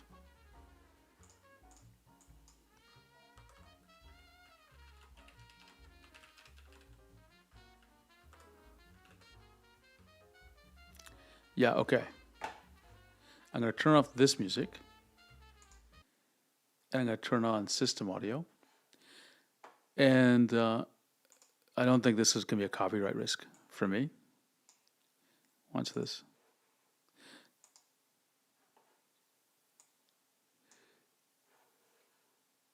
Doing Painter 4. Painter 4, what are we going back in time here? This is made possible through Macintosh emulation. This is a Macintosh emulator that runs in Java. So right here, this already kind of freaked me out because I thought, I couldn't believe this might be fast enough to work, right? But apparently it did. The script. For those of you out there who don't know anything about emulation, basically you just download this application and it runs a virtual Macintosh on your computer. It's very easy to set up. It's a little bit harder to install Painter. You'll have to download Painter from the Internet Archive, but overall it's not too difficult to get this set up. So just right there, he mentioned how to get Painter. Now, I had Painter, I think 4 or 3, and but it's apparently you can get it on the archive. So I'm going to go find it. I want to do this. So I already have Corel Painter 4 installed here. and we'll go ahead and check it out. Now this is the oldest version of Corel Painter that I have used. When I first started with Painter, I was using Painter 11, so this is going back quite a ways, but it'll be interesting to see how much Painter has changed between those two versions. So we'll start by taking a look at the interface. We have our... Let me just move over to where he's drawing. But yeah, you Let's can, try watercolor. in I this think that's what I was video, looking for. Those of you out there who don't know anything about... sorry, what I was saying is in this video, I'm not suggesting you go try this, but you should maybe watch for a few seconds of it because you can see what a very popular app looked like in the mid-90s for doing painting. Some of you are of the age where you would have actually seen this, but a lot of you are not. But I used to love this app. And again, back then it was called Fractal Design Painter. Now it's Corel Painter. But I'll put the link in the chat. So yeah, I just wanted to share that with you because I thought it was really interesting. Don't get me wrong, I much prefer using Clip Studio Paint.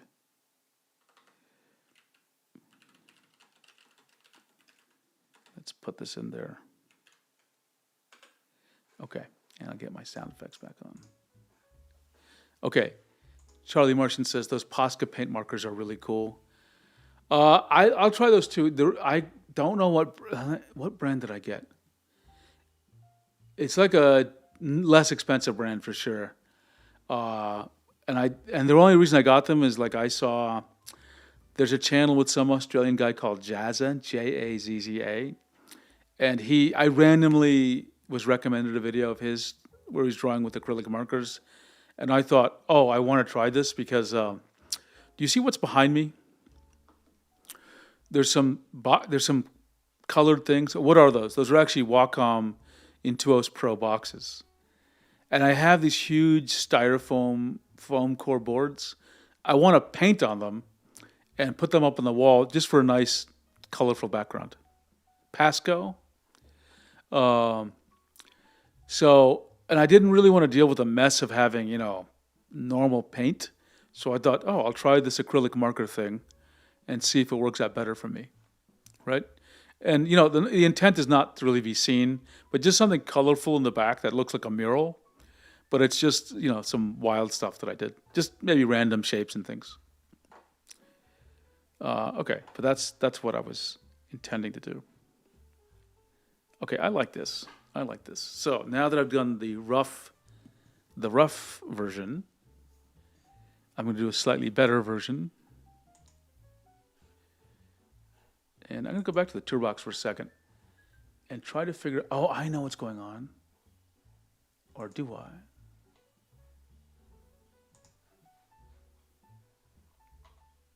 Hang on. Now I think I know. Save. Delete this darn thing. I bet you it'll work now. Let's see. Yes, I got my shortcuts working with.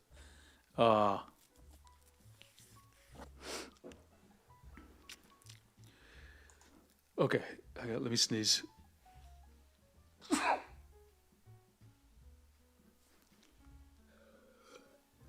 Look up maintenance video on paint pen care. Okay, I didn't know they had to be maintained, so I will definitely do that. Thank you, Charlie Martian.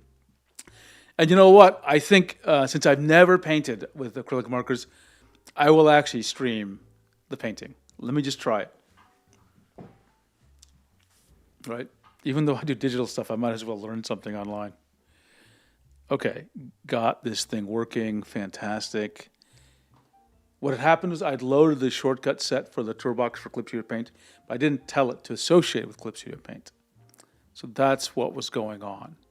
Okay, I don't want this. I want this. Yeah. Great. Oh, look at that. And I'm changing the size of things and the transparency. Yeah, this is good.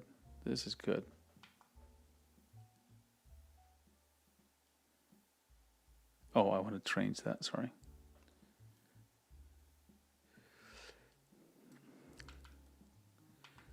Now I'm going to draw in a more normal way, right?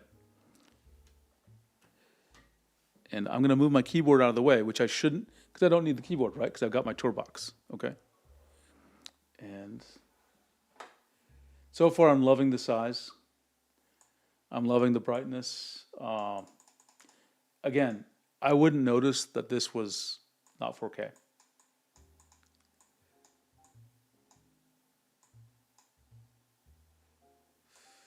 Let's zoom in.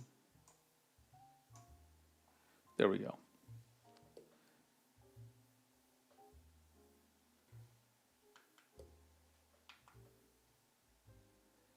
This is how big is this damn brush?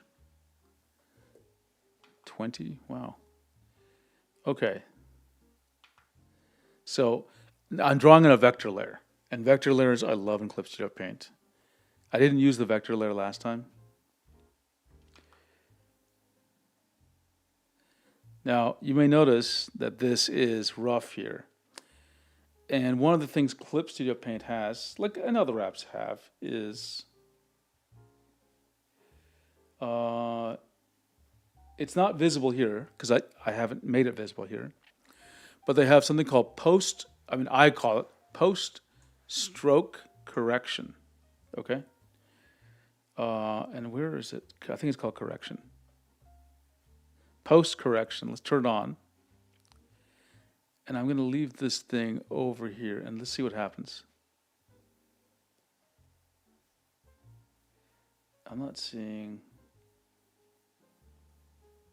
Let me turn it on here. Oops. Why am I not? Oh, I haven't turned it on. Okay.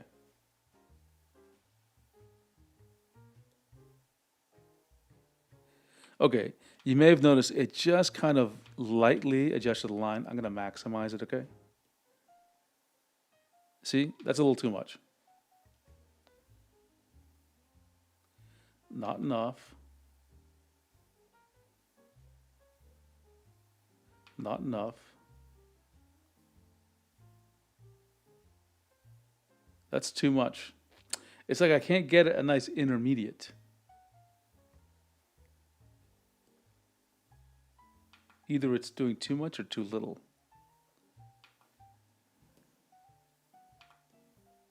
I don't like that. What if I draw slow and make it messy? Will it fix it? Okay, I'll do that. I'll draw it really slow and make it messy. Yeah, Konto, vector layers are the bomb. They are amazing. And more people need to learn about vector layers.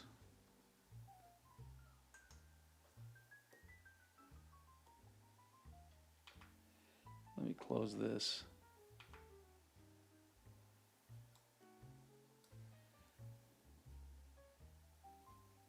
Now, I'm not trying to draw too smoothly, okay? Because I want the post correction to. I'll take it. I'll take it. This is okay. I wanted more correction without being too corrected.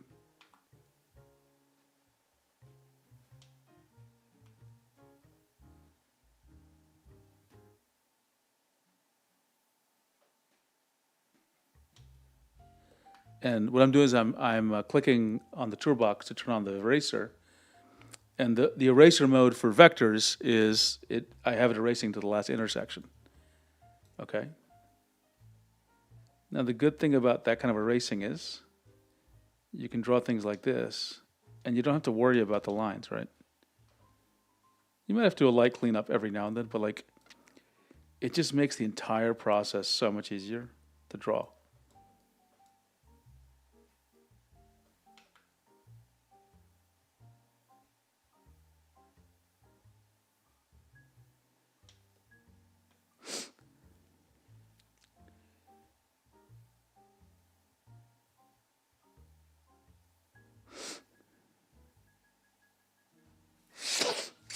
All right.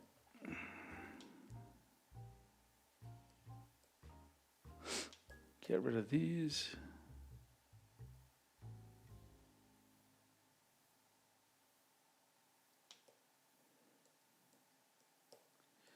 If you're using Clip Studio Paint and you're not using erasers, you're not using, why isn't this catching these two things here? Hello. Connect, vector lines. I can manually fix it later.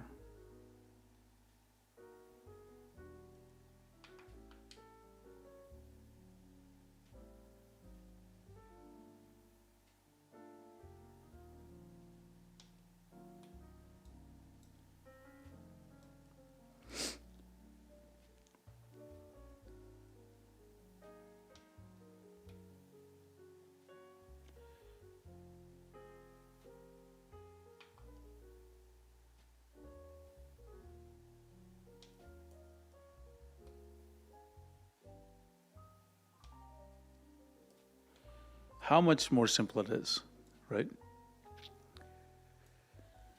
Charlie Martian says, vector eraser and vector layers are what separates CSP from everything else.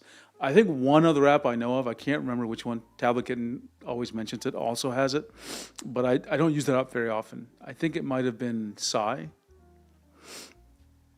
If you use a pen, you can draw with higher stabilization. Next time I'll try that.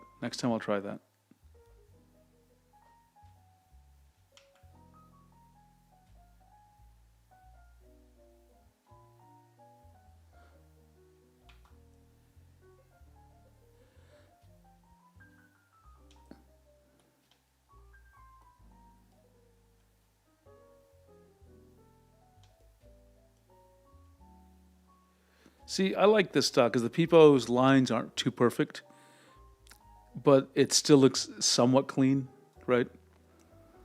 Because when you use like the like a Bezier tool kind of thing in Clip Studio Paint, and you draw your characters, some of the charm of these frogs is they look a bit rough, right? They're not.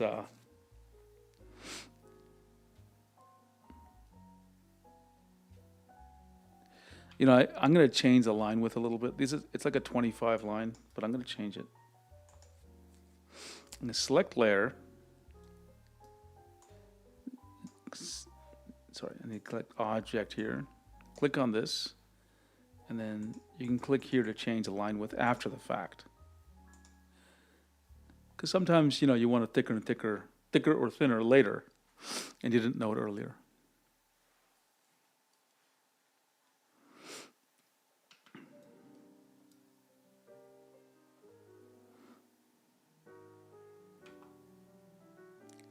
See how easy it is for me to, you can't see my hand, maybe a little bit.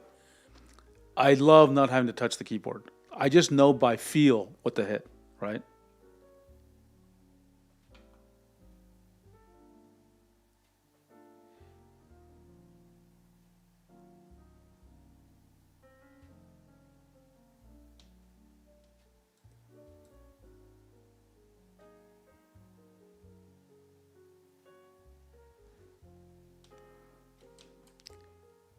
That connected. Why didn't this connect?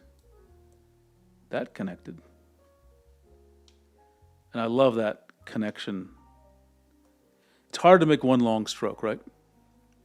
Yesterday, Peepo is strong. Let's fix this Peepo if we can figure out what the heck is happening with the control points here.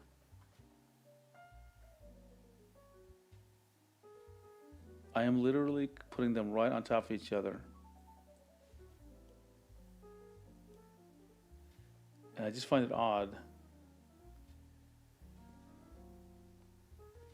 Let me turn on the vector paths.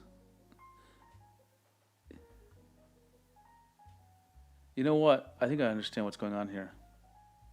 I think that those really aren't the ends, maybe.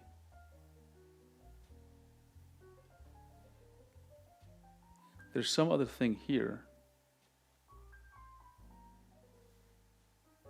Oh, that's a layer below. Oh, it did connect. Okay, got it. I just had to tweak the lines a little bit. I'm going to go ahead and try to connect this, even though it's... Okay, you got it.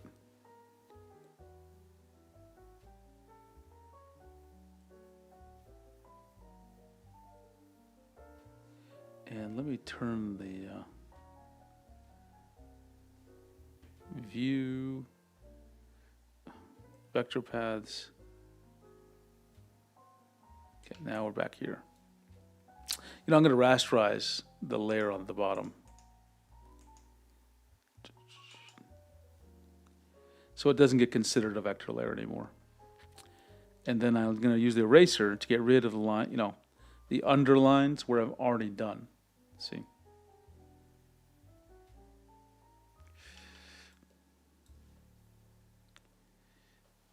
Now go back up here and let's take care of some of these. One of the things I struggle with is I don't want to make the art look too complex. Like it should look kind of primitive. If you make these too sophisticated, it can look almost, it's not the right vibe for people,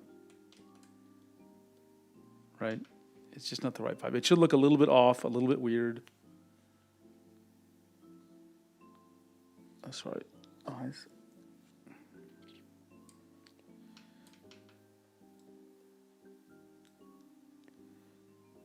And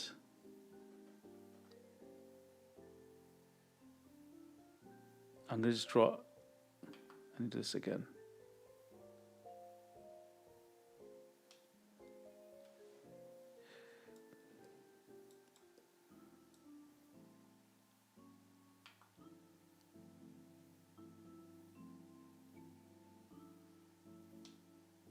Primitive. I like seeing primitive peoples. Okay, and now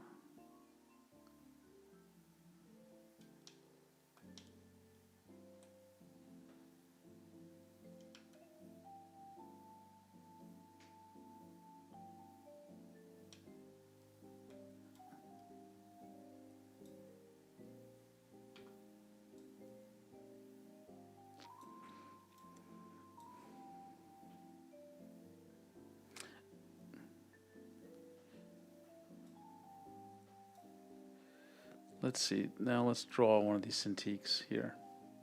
I'm going to draw this on another layer. Now this has to be a little more correct. Actually, I'll pick a different color, like a light blue maybe. I'm going to try to draw it quick. Oh, that's awful. I could use a real vector tool to do it, but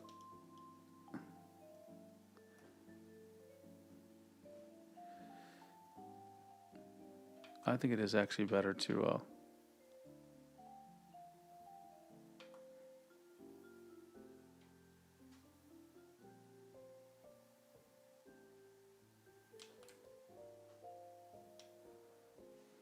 right?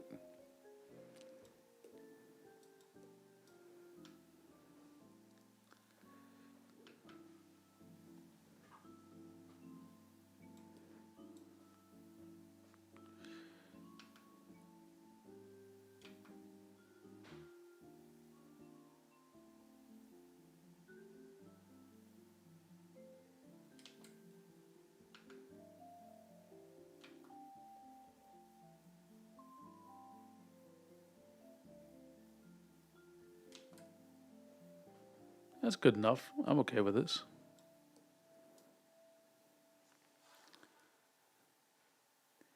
And then I merge these down. Actually, before I do the merge, I like to get rid of the overlap, right? That way the merge is cleaner. Oops.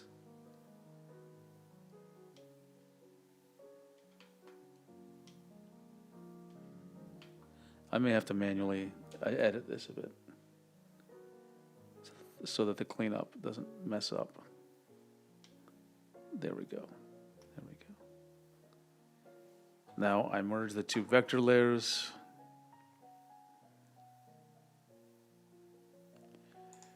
And then I pick black and I go to edit, convert to drawing color. Now everything's black, right? I go to the reference layer below, or it's not properly a reference layer, it's just what I'm using to refer to what I should draw. By your illustration, I see you use Arch Linux. I'm curious the context behind that. For the record, I've never touched Arch Linux. I have only installed Ubuntu in my life. I've only installed Ubuntu and Mint. Okay, now I'll pick a different color. I need to add the hands, and the hands are interesting because I gotta. What I want to do is give a sense that there's a hand without making it too big.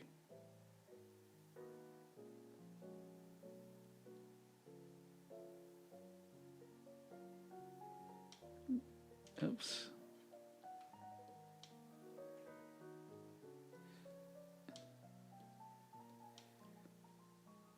See, you got a little thumb there. It's like he's holding the thing, stabilizing it with one thumb.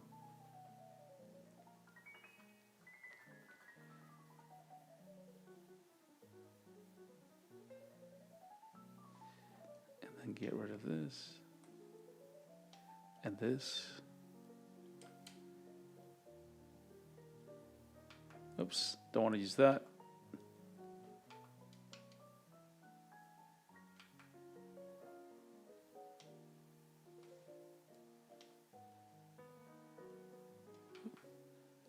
And this.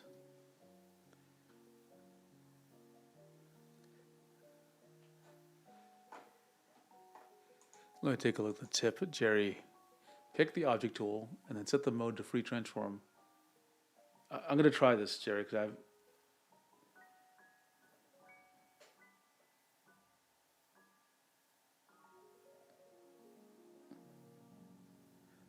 Sorry, I'm trying to see. Pick the object tool, set the mode.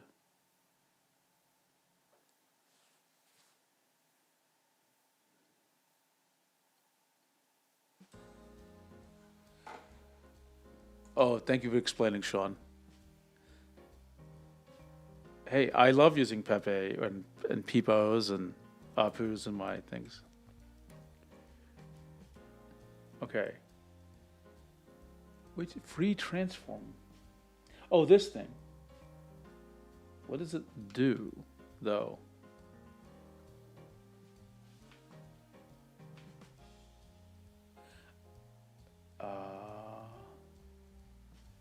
What happened?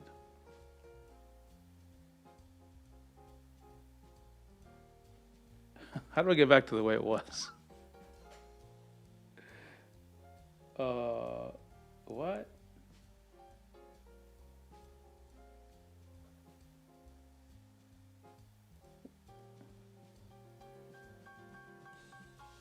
Because I use it to select.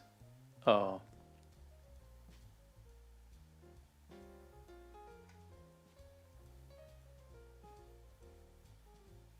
I use it to select nodes, right? Vector nodes. So what is the? I'm waiting for Jerry to help me out here. Let me reset all settings to default. How about that, huh? Am I just crazy? Did it not show me something else here, like a whole bunch of options? With the AI, he would have two thumbs. That's right. That's right, Albert. Okay, I'm gonna merge these two layers. Change the color.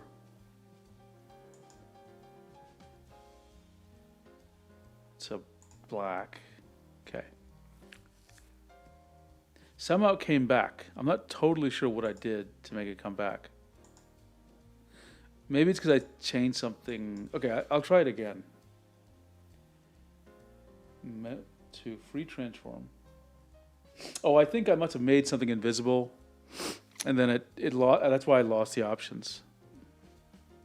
Okay, I'm not going to draw the 24 and the 16 yet. Now I'm going to do some shading. Now, I think I'm going to shade it, the way, in a more painterly way. Okay, now I don't normally do this, so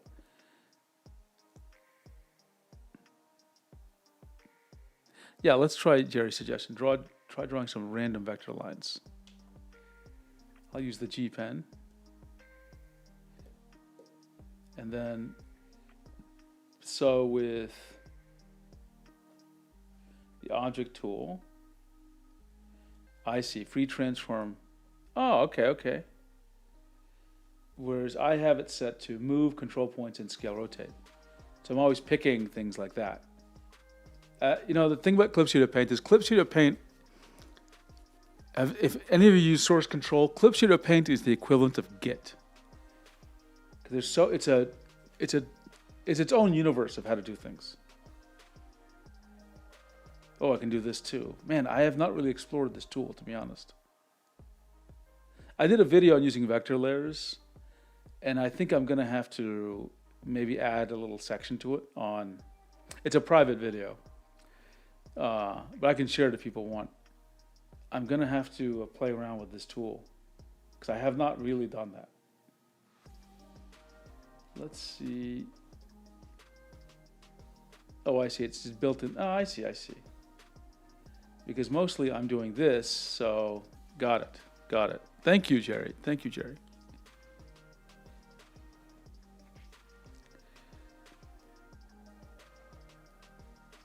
Okay, what I want to do now is do some painting. But I want to do it in a painterly way, so I'm going to experiment first. Okay, I just don't normally do it this way, so this is a little bit new to me. Please forgive me if I do things in a very primitive way that you wouldn't do it. I'm just going to find a brush which is interesting. That's not what I want, is it?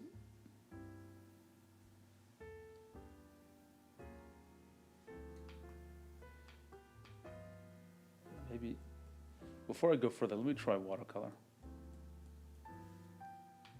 Whoops. I did it on the vector layer, did not mean to do that. Let me lock it.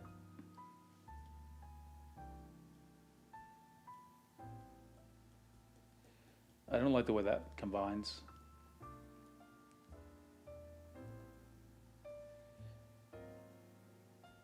So let me hit backspace and delete. The first time I've hit the keyboard. Yeah, that was a really good tip, Jerry. That will accelerate my work because I do use the vector layers. I do use vector layers so much. I want something with a little more of a normal brush stroke. Okay, I will try oil paint. I don't know what a peepo color is, but I think this is probably a good one.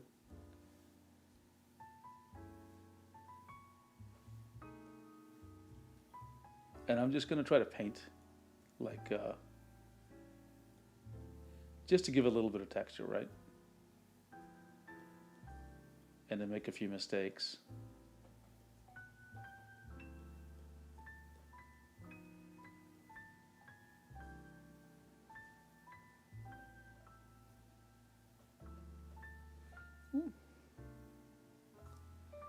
Hey, Nick, but Illustrator vector tools are very different in their how you intend to use them. I mean, I'm sure there's a lot of overlap, but you're not supposed to like paint, right, with Illustrator? Whereas here, we're painting.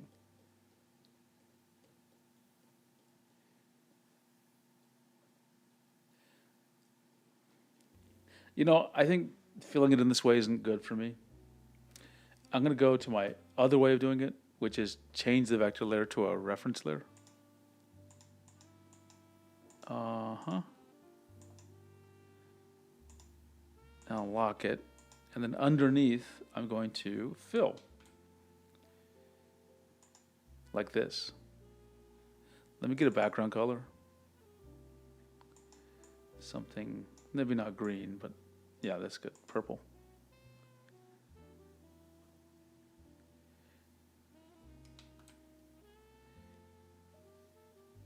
Oops, there's a break in there.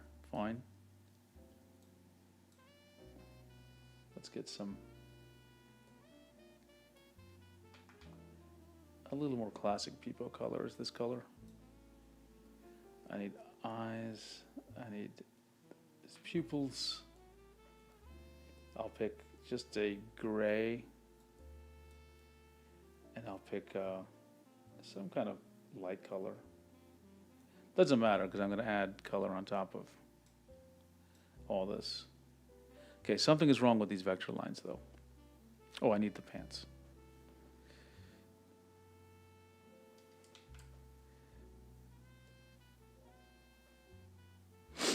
And I think the lips of a peepo are kind of... That doesn't look right, actually. That's maybe better.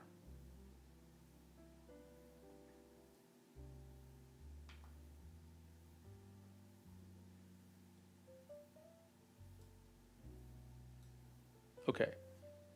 Now, why is this arm not doing what it should?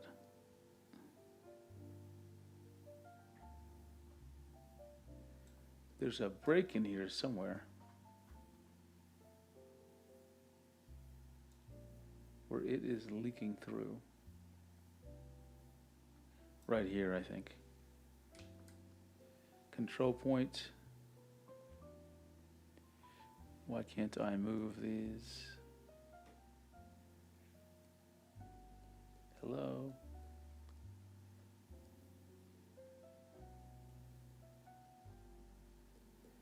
Why can't I move these again?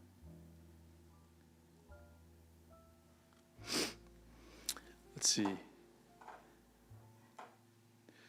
Charlie Warden says CSP like Photoshop Affinity Photo, whereas Illustrator's like CorelDRAW or Infinity Designer.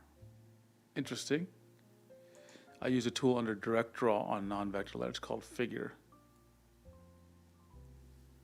Let me solve this thing. I'll get there. Charlie Martian. In fact, oh, it's locked. Maybe that's why. Oh.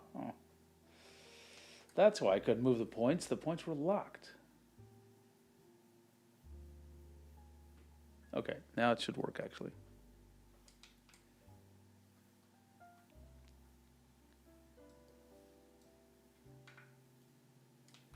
So far in the drawing, I have touched the keyboard one time.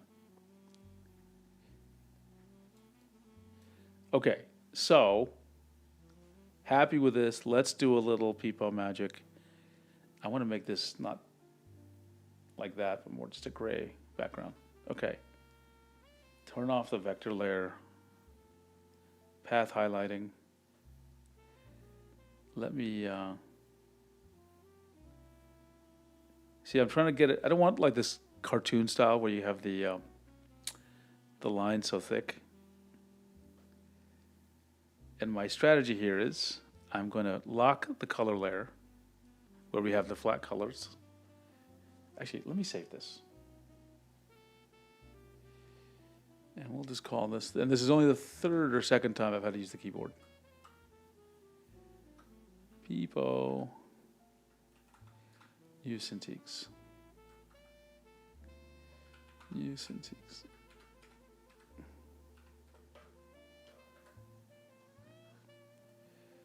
Under documents, okay, sure. Well, yes, allow. You create the raster layer under the vector layer. That's interesting. I think it's because I tend to use the raster layer to create the black outlines. I hide the weird edges of the colors, and that's why it's on top for me. But now I'm going to just barely make it visible. And what I'm going to do is I'm going to, what is that I'm trying to do?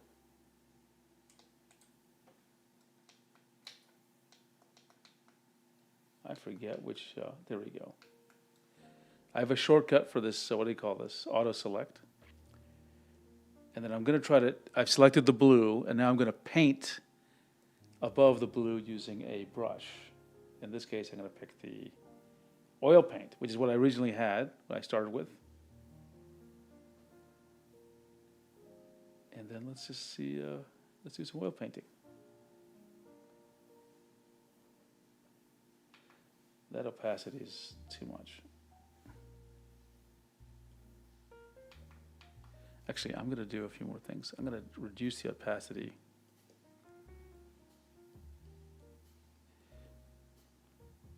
Or increase it temporarily.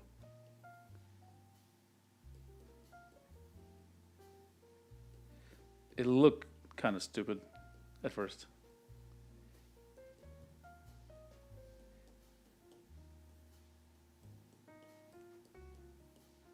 Okay. I'm going to add another layer with reduced opacity and add a little more. Well, maybe a little darker. So far, I have to say, and I expected this, because the purpose of all this is just to get some time with the tool. I am completely satisfied with this tablet. There's nothing about it which, even though it's not a Pro Cintiq tablet, it might as well be a Pro Cintiq tablet. And I think that not only right now would I recommend it to someone who was choosing it against another brand, I would tell people this probably will meet your needs even for instead of a Cintiq Pro. And if you need a Cintiq Pro, probably you need some advanced color stuff, I would say.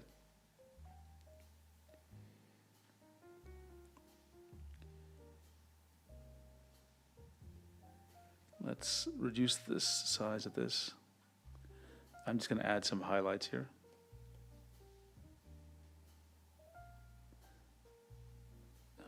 Maybe a little more. Let's try this again.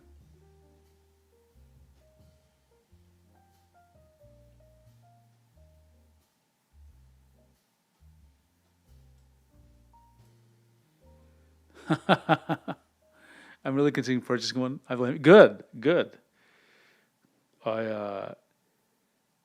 One time in Reddit, I felt bad about it actually. Someone said, "Are why are you shilling Wacom? Because you always this is what the person said. It's like, oh, you're always saying they're the best." I'm like, well, first of all, I've criticized them many times, right? I've pointed to videos I'd done about, and I'm not trying to make this folds of the clothing perfect. This is just a peepo. I just want something that doesn't look too awful. This looks awful though. And I said I've criticized them so many times, certain tablets and certain pens. I hardly think I'm a shill for Wacom. But I'm more than happy to recommend any tablet which I think has a good drawing experience. The challenge I have is with tablets. Let me merge these down.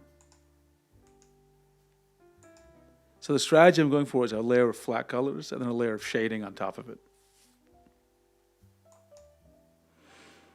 And I use a selection. Where's that darn thing? Auto select. To guide my hand on slowly building up the shading. Again, I'm not going for a perfect look. I'm just going for something rough, kind of childlike, just to add a little bit of dimensionality.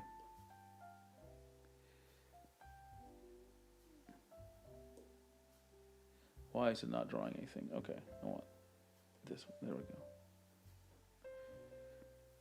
Oh, I was drawing on the wrong. Hit the delete key. I thought I was drawing on the pants. Yeah, I'm a Wacom and Peepo shill. That is correct. I'm happy to shill Peepo. That's for sure. I've got no problems with that whatsoever.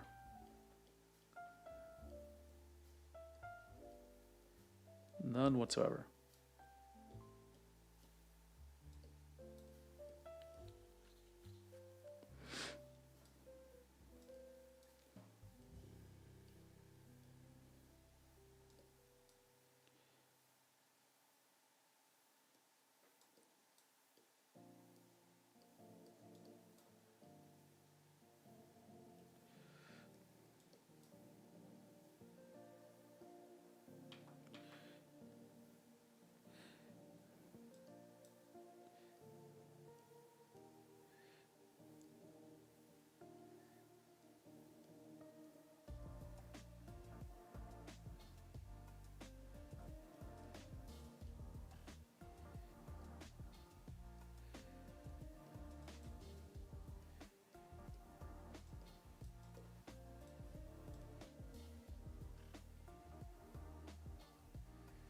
I'm actually kind of happy with this Prepo, how it's turning out, to be quite honest.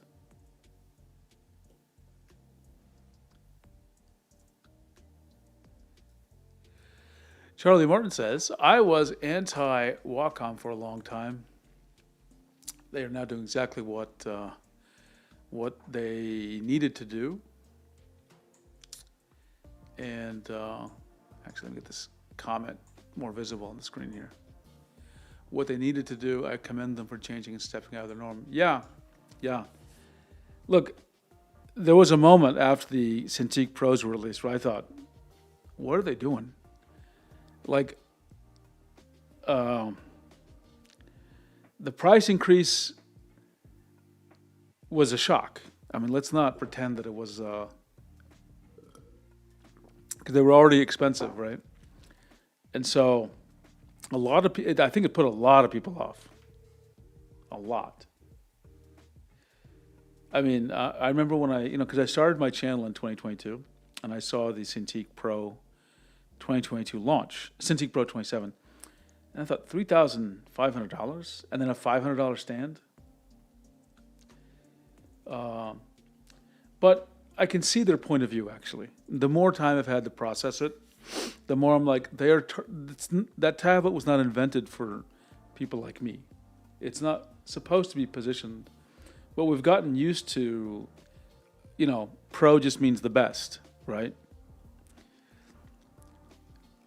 And now I'm realizing that pro, from Wacom's perception, pro has a different meaning. Now, whether you agree with it or not, I think what pro for them means literally you're in a certain profession in a field that needs certain things, right? 120 hertz, all that color accuracy stuff. And I guess I was thinking about it actually yesterday. I was like, why would you need color accuracy? Because I'm just one guy who draws on YouTube. And I thought, yeah, I can understand it if you're working in an industry where you have to share content with other people in an office. You want to be sure that what you see is what the person next to you is going to see when they're working on it. So that makes sense, but most people don't need that, right? So I've had to rethink about what pro means and what I think it means. And so now I understand I'm not a pro user, right? I'm an enthusiast. And so for pro, now this is the part that may not be clear to some of you. I've told you guys many times I worked for Microsoft for almost 30 years, and I've had budgets. I have to approve hardware purchases, And for a place like that, every 5 years every so years, every human being, every employee has a budget, hardware budget. Like your managers are told you can spend this much. It could be $3,000, it could be $5,000, right? And sometimes you can exceed it quite a bit. And if someone told me, hey, you've got 10 designers and we want to buy a $3,500, let's just say $4,000, they all want this. I would say, well, how many people? And I would say, how long is it going to last? And they'd say, 10 years. And I'd go, and do they feel like they really need it? Yes. And is it from, what's the support work? Is it going to be a reliable device? Someone would say yes. I go, I'd approve the order, right? In the scope of an enterprise, 10 people times $5,000 each is nothing. That is like nothing. I'm sure it's not that way in every company, but I'm just trying to say that like for places where this kind of stuff is very important, it probably was not that big a struggle for them as it was for someone like me. As just a hobbyist. So I would highly recommend people should just focus on the Cintiqs right now. 4K, yeah, I get it. We all like more resolution, but I think lots of people will be totally happy with the Cintiqs, and they're all now above HD. They're now all above full HD, right? Sorry, I'm just ranting, but I love to rant with you all.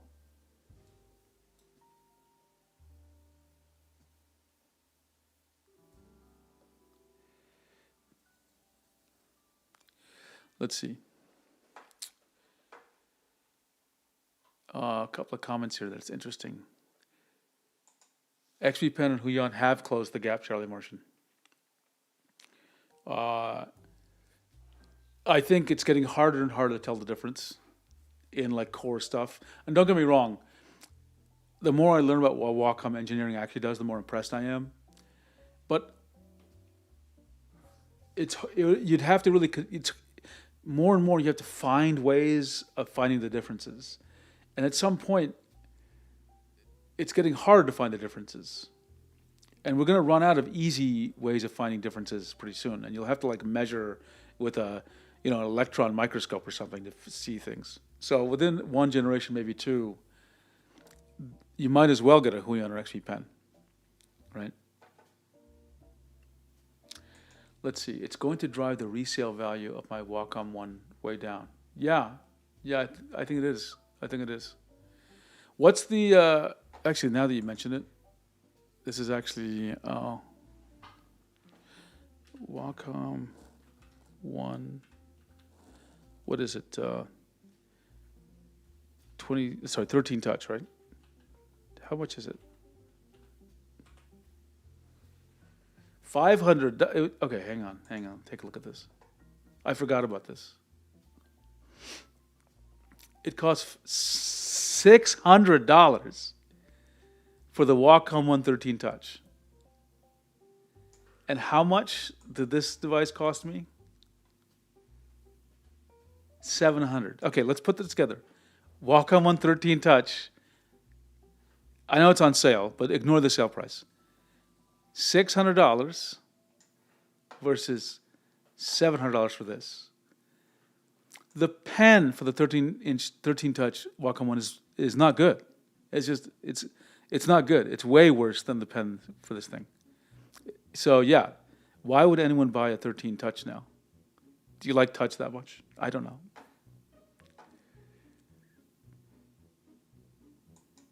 Philip, oh, good to see you. Thanks for joining our stream, Philip. That looked like a very comfy size to be using if you aren't ultra tall and often clicking on things in the menu. Yeah, I would like touch, honestly, because like sometimes it is kind of like useful.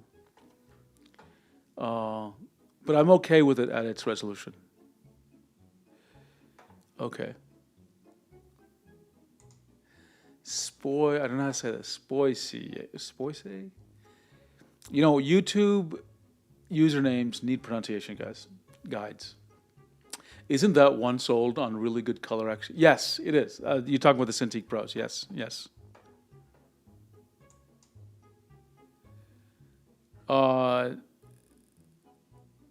Give me a second, Philip. I will answer this question. I'll be right back. I have the Cintiq 22 just over there. I'll go touch it with the same pen, same two pens, and I'll tell you. Let me touch right here with the Pro Pen 2, Pro Pen 3. We'll be right back.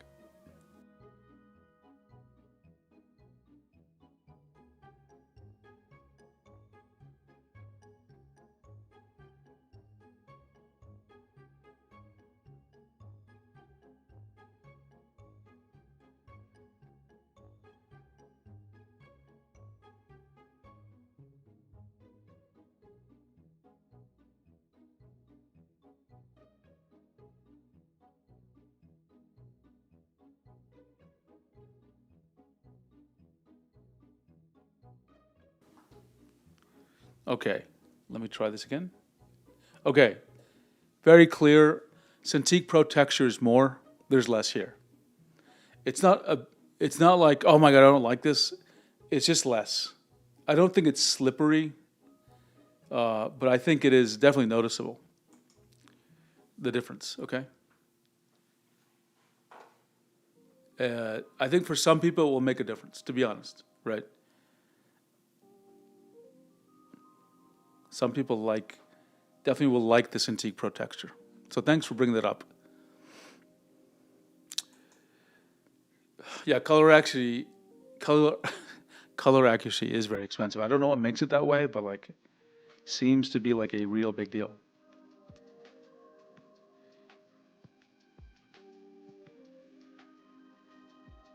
Okay. Okay, so let's do a little bit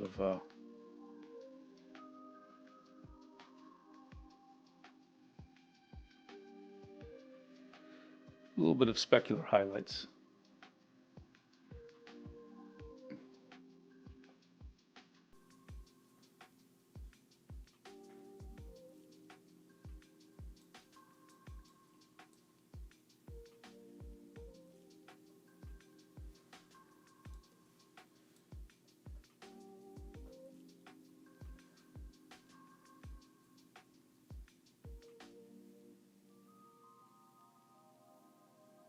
I'm not happy with those strokes.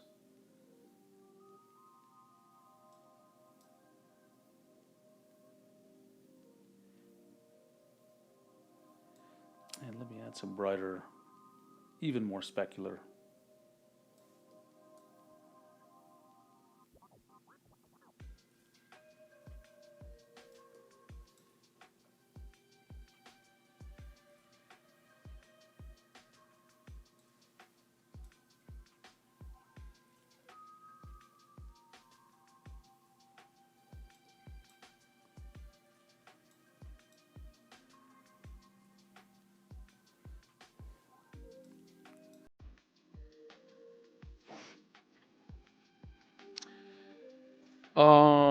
I have a move ink in front of me. Let me just let me test that out since that's a reference point for you as well.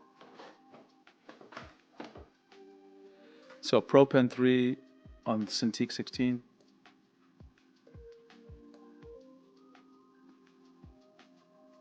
Pro Pen 2 on Cintiq 16. I think the Cintiq 16 and the Moving 13 very similar, very very similar, right? So you might find this too slippery as well, Philip. Yeah, Jerry, Pro is there's no clear meaning anymore. I think everyone has their own internal sense of it, but like there's no industry-wide meaning, right? There's just not. I wish there were. I wish there were, but I can't find anything like that. Okay, let's see. Yeah, I was doing some shading.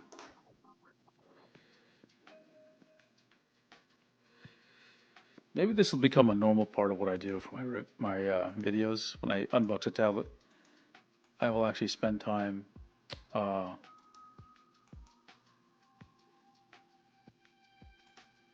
drawing. That way, everyone knows exactly oops,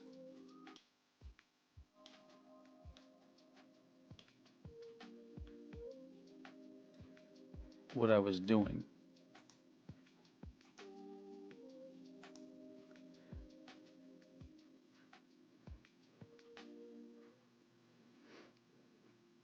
Let's okay. Let me draw some more here.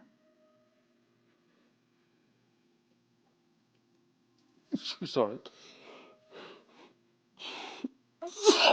Wow. Sneezing.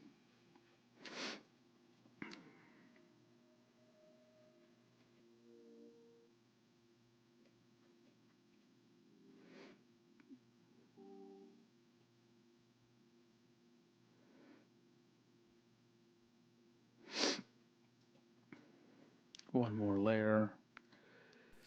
It's a little more darkness here.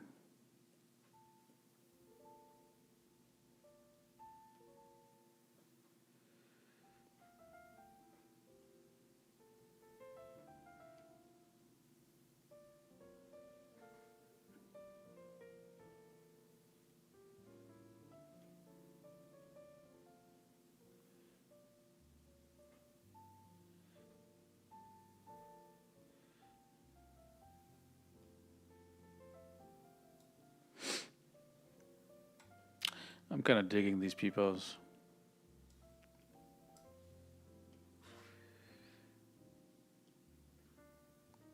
And again, I have only touched the keyboard a couple of times, which I'm very proud of because I just love talking about how much I love the Toolbox.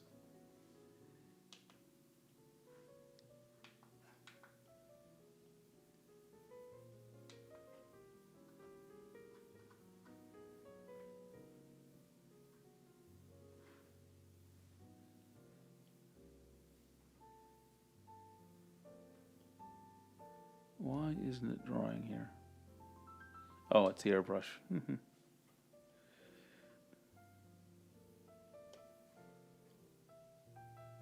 I need a darker color.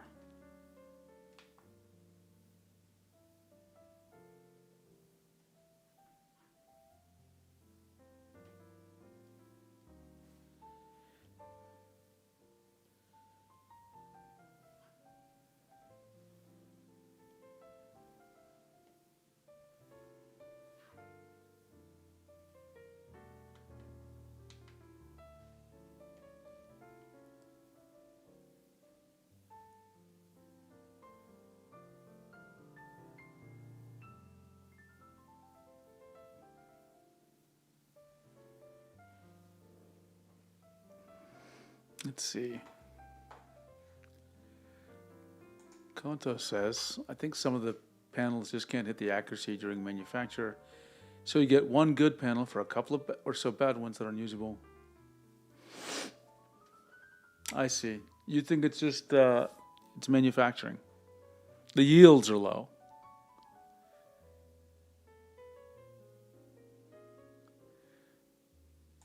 Oh, I agree with you, Philip. The names are just. I myself have used Clip 2 Pen for so long. I every time I talk about Clip 2 Pen, I get the name wrong. I'm always thinking I have Pro when I have EX because EX sounds like it's more than Pro.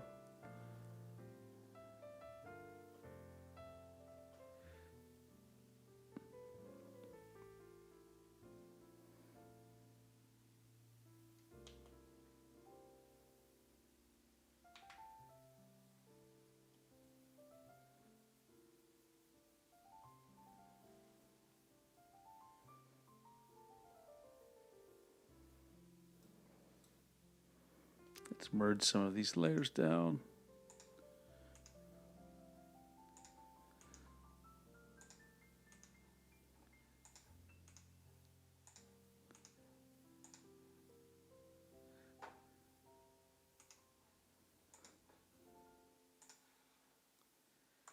And now let's get a tongue in there.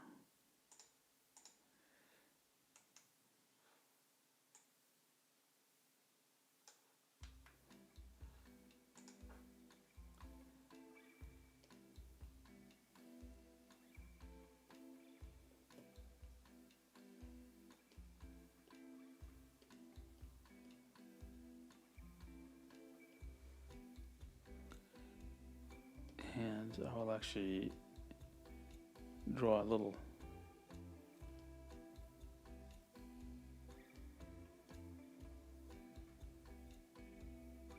That's not quite right. Not what I had in mind exactly. That's definitely not what I had in mind.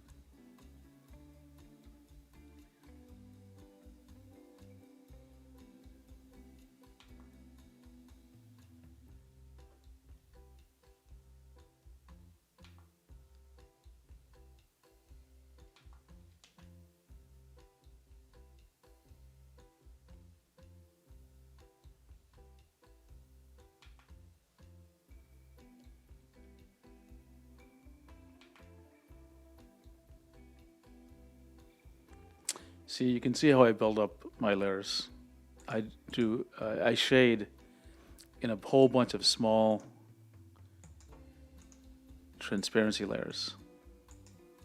Instead of changing the opacity of the brush is completely opaque. It's a layer that controls the most of the time.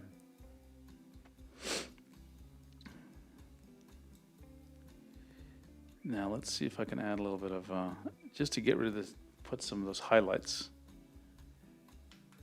some specular.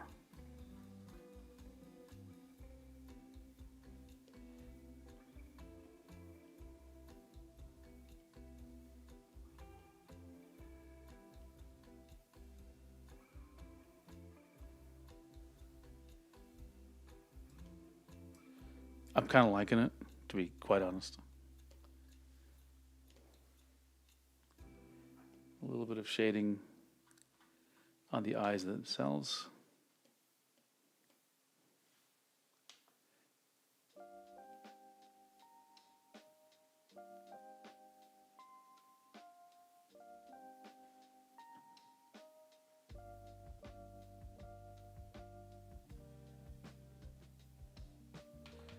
I should have done this a little differently. No, I got it right. Hang on. I was painting in the wrong area, I think. So I want to try this again.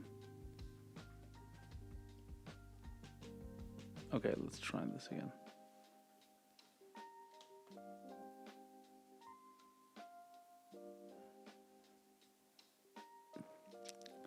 Okay.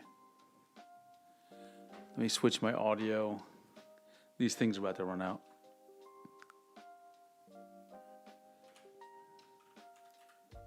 Volume.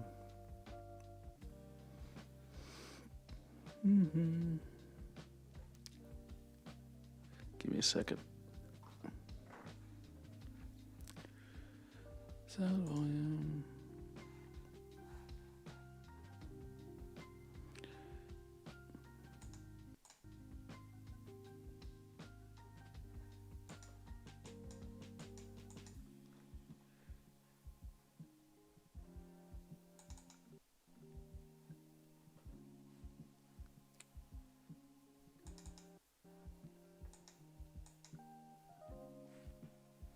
It's weird.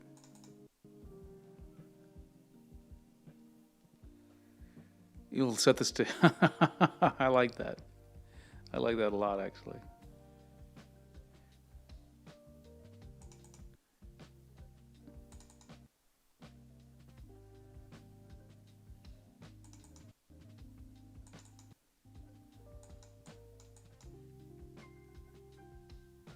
Let me put these AirPods back in. I might do that. I might try that. So far, this tablet has worked remarkably well. I have absolutely no problems with it. Like I said, this is I think going to be a Cintiq Pro competitor. I think that is the tablet that is at most risk.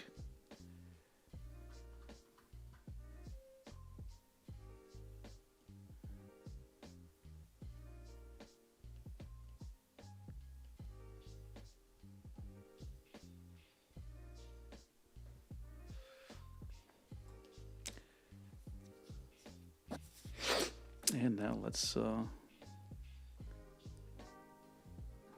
actually.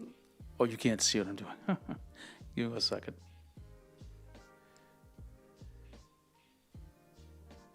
I'm just trying to figure the volume out. Let me move this so that I'm not interfering with the drawing. And now I'll go back to drawing. Okay.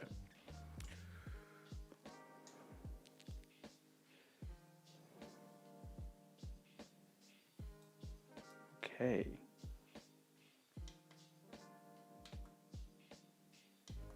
I'm going to get here.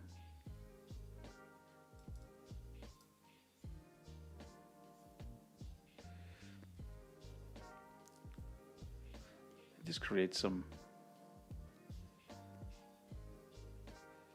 I drew the black of these tablets is very light gray, which obviously is not correct.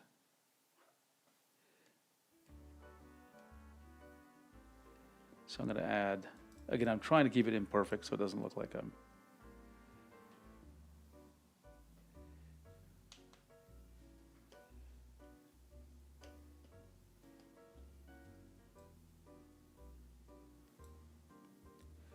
Okay.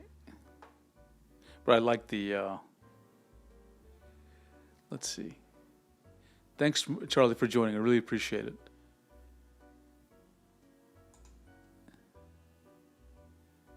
Danny St. Hilaire, just when I decided to go back to us Pro.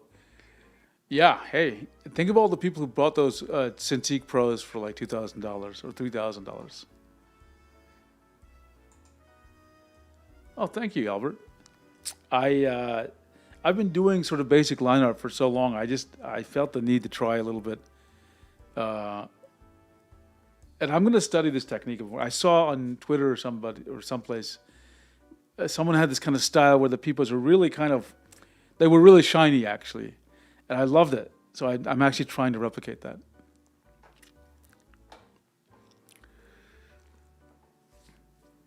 Again, I'm not trying to make it realistic. Like I'm not trying to create a realistic peepo. Why though am I not hearing anything? That is so strange.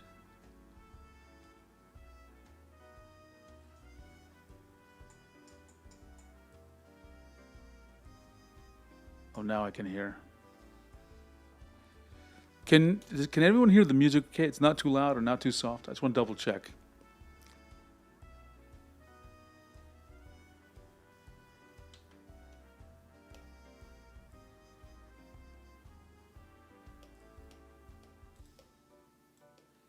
Let me add a few highlights here.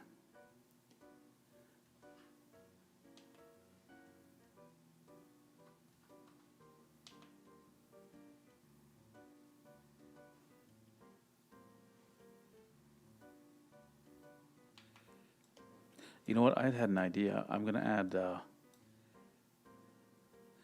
add like shiny glass, if I can.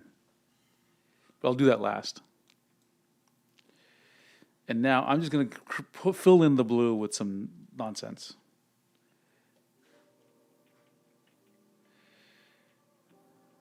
It sounds just right. Perfect. It's really dim to my speakers for some strange reason.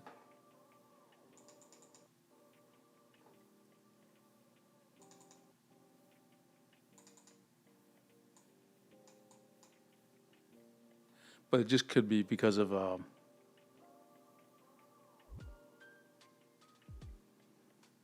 it could be just because of the streaming software I'm using. Okay, now I'm just gonna airbrush some better blue here.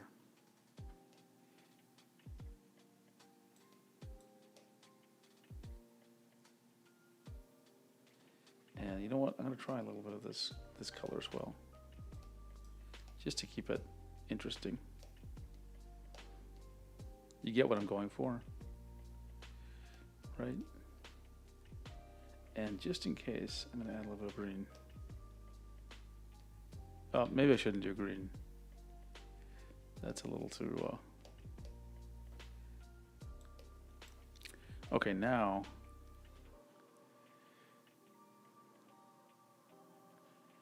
I'm gonna do another layer, which is like what do you call it? Specular reflection.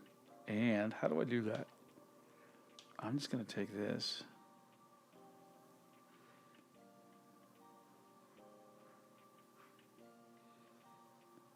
Now these monitors don't have this much reflection, so I don't want to slander them.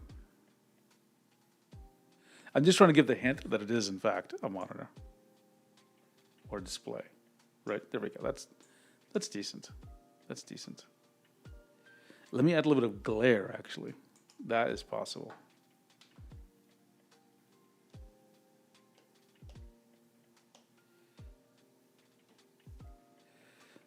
And for glare, one thing that I've seen done is you fill it with what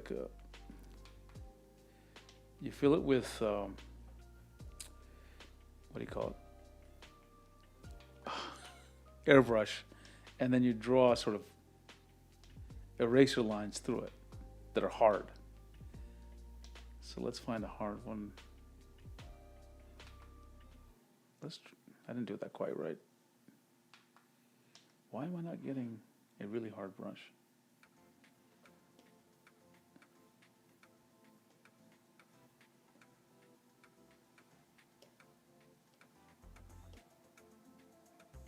Okay, you get the idea. It's not too bad. Maybe I'll just diminish this a little bit. Okay, and now I'm going to paint the numbers. Actually, let me merge a bunch of layers.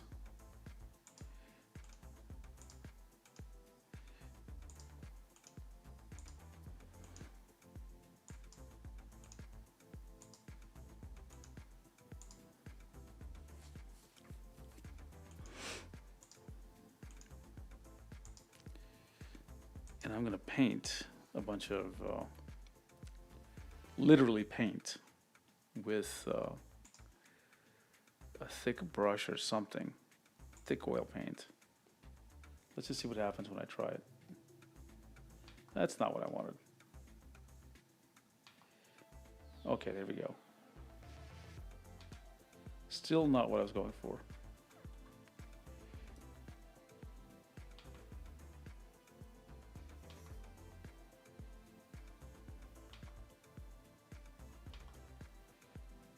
That doesn't look right. That's good enough for what I'm going for. And I'm going to add a little bit of a, how bright a color can I get?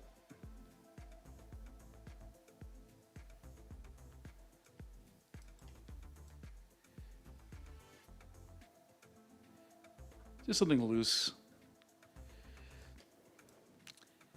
Okay, and then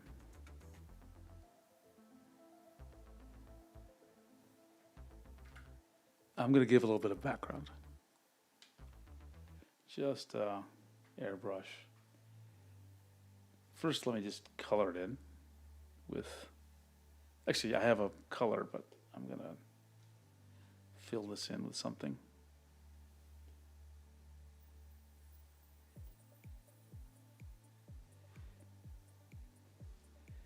And then I'm going to add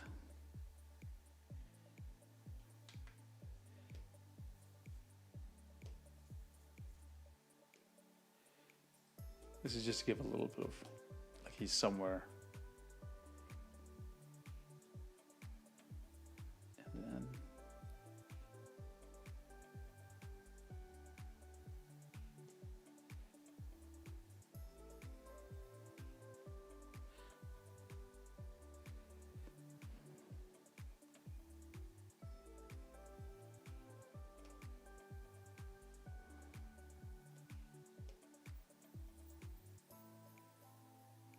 oops.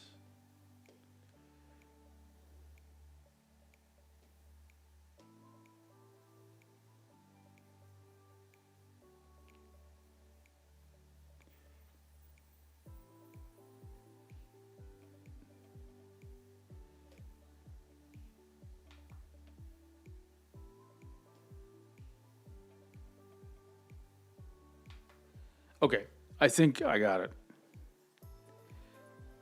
So this is going to be the, I need to make it 16 by 9, but I'll actually do generative expand in Photoshop. This is going to be my stream thumbnail, okay? This is what I'm going to use. Maybe I will do one more thing, which is I'd like to emphasize the 24 with a little bit of, or the numbers in general.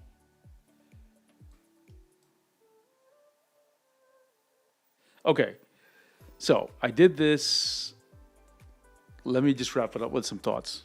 Yeah, it feels great. It feels great. I think I've been using it for an hour at 100% brightness. It's very slightly warm. I will say, to me, my hands, it feels a little warmer, just slightly warmer than the 24 touch. I don't know why. Of course, it's silent. I think a lot of people,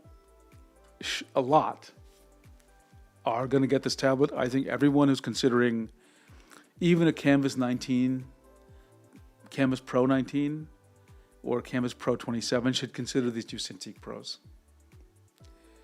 Now, let me give you a couple of other thoughts about what you should keep in mind. The Wacom pens are more expensive. Sure, the Pro Pen 3 is $130, but the Pro Pen 2 is only $80. But you can buy the Wacom Grip Pen, which will work with this tablet.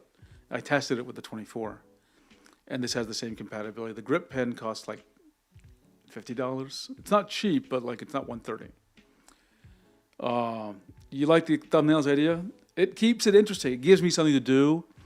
and people are seeing me do it, right? Oh, good question on the specific hotspots. There's a general area of warmth where my hands are right now, right? So right in the middle. But it's not like a spot right on the frog. It's like where my hands covering my hands are covering it, whereas this is cooler. Does that make sense? So it's like one big area right in the middle, right? It's a big area, but not uncomfortable. But you might notice it. Spoise, the Wacom grip pen can't. Oh man, this is why my biggest criticism of this tablet is it doesn't let you use those super cheap but crappy pens. The like the CP 913923 or the Samsung S Pen. Let me take a look at Amazon to try to find one of these. Okay. What am I looking for? Wacom KP. I think it's 501E.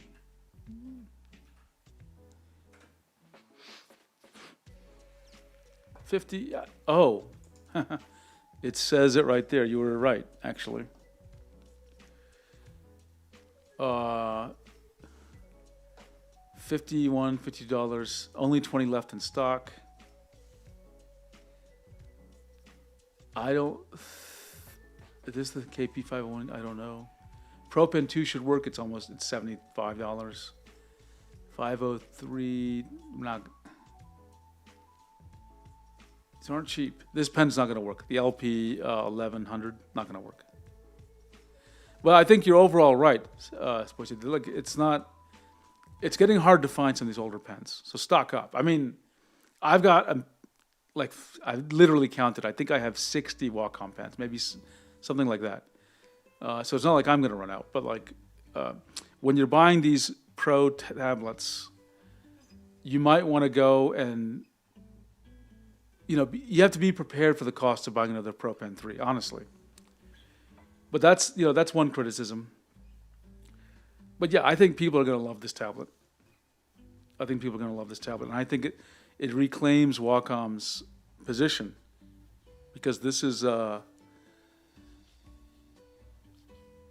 while it's not cheap per se, when you look at the cost of the competitors, and you say, could I get a Canvas 16 Gen 3 versus a full-fledged Wacom Cintiq, which has the full pro drawing experience, and do I really need all that color support? I think a lot of people are going to go, hey, this is the one to get, right? It's like when you're, I guess, how can I say this? There's that concept people have of buying when it's like, what's the safe choice, right? Someone who's looking at your budget, they might give you a different look if you said, I'm going to buy a brand no one's ever heard of. But if someone's like, oh, this is the brand we've used for 20 years or 30 years, they're like, okay, I get it, right? How's the grip pen different? Compared to the Pro Pen 2 and Pro Pen 3, it's got the same low IAF. That's not the difference. Its max pressure is only about 400 gram force, which is fine. That used to be the professional standard. Pro Pen 2 made it like 700, and the Pro Pen 3, or 800, and the Pro Pen 3 is like 600 to 700, right? So lots of people don't draw that heavy. Like they don't go all the way to 600 gram force. So 400 is a fantastic place to be, right? And in a previous stream, we said that. We said, excellent would be 500, but 400 is a really good place, right? So having 700, 600 is like, that's unneeded for most people. Besides that, the grip pen just has a very slightly, I'd say, it has a very similar body to the Pro Pen 2, maybe a little thicker, and the buttons are just a little different, right? So it's a good pen. It was the professional standard for like 10 years for Wacom. So, I'm sad to see it's not as available as I thought it was, right? So it is a good tablet. What was the price? Let me take a look again. 700. Yeah, it's great. It's great. Okay, I think I covered my session. We went on for 5.5 hours basically. Thanks for everyone for hanging on and asking questions. If there's people who are in Europe, who are late at night, who are in European time zone, who are up late, and they want me to do it, I may do a stream just to answer questions. I wouldn't do another 5.5 hour stream. Just people want to answer questions, and I'll write up my notes as well for this, and I'll complete my notes for the 24. And hopefully, the next week or two, I'll actually make a document talking about this tablet and comparing it to each other, comparing it to the old Wacoms, comparing it to the Sense Labs, Huion, and XP Pen. Okay? And with that, I am worn out. Thanks everybody for your time, and I'll be streaming again soon. Have a great day. Okay, bye.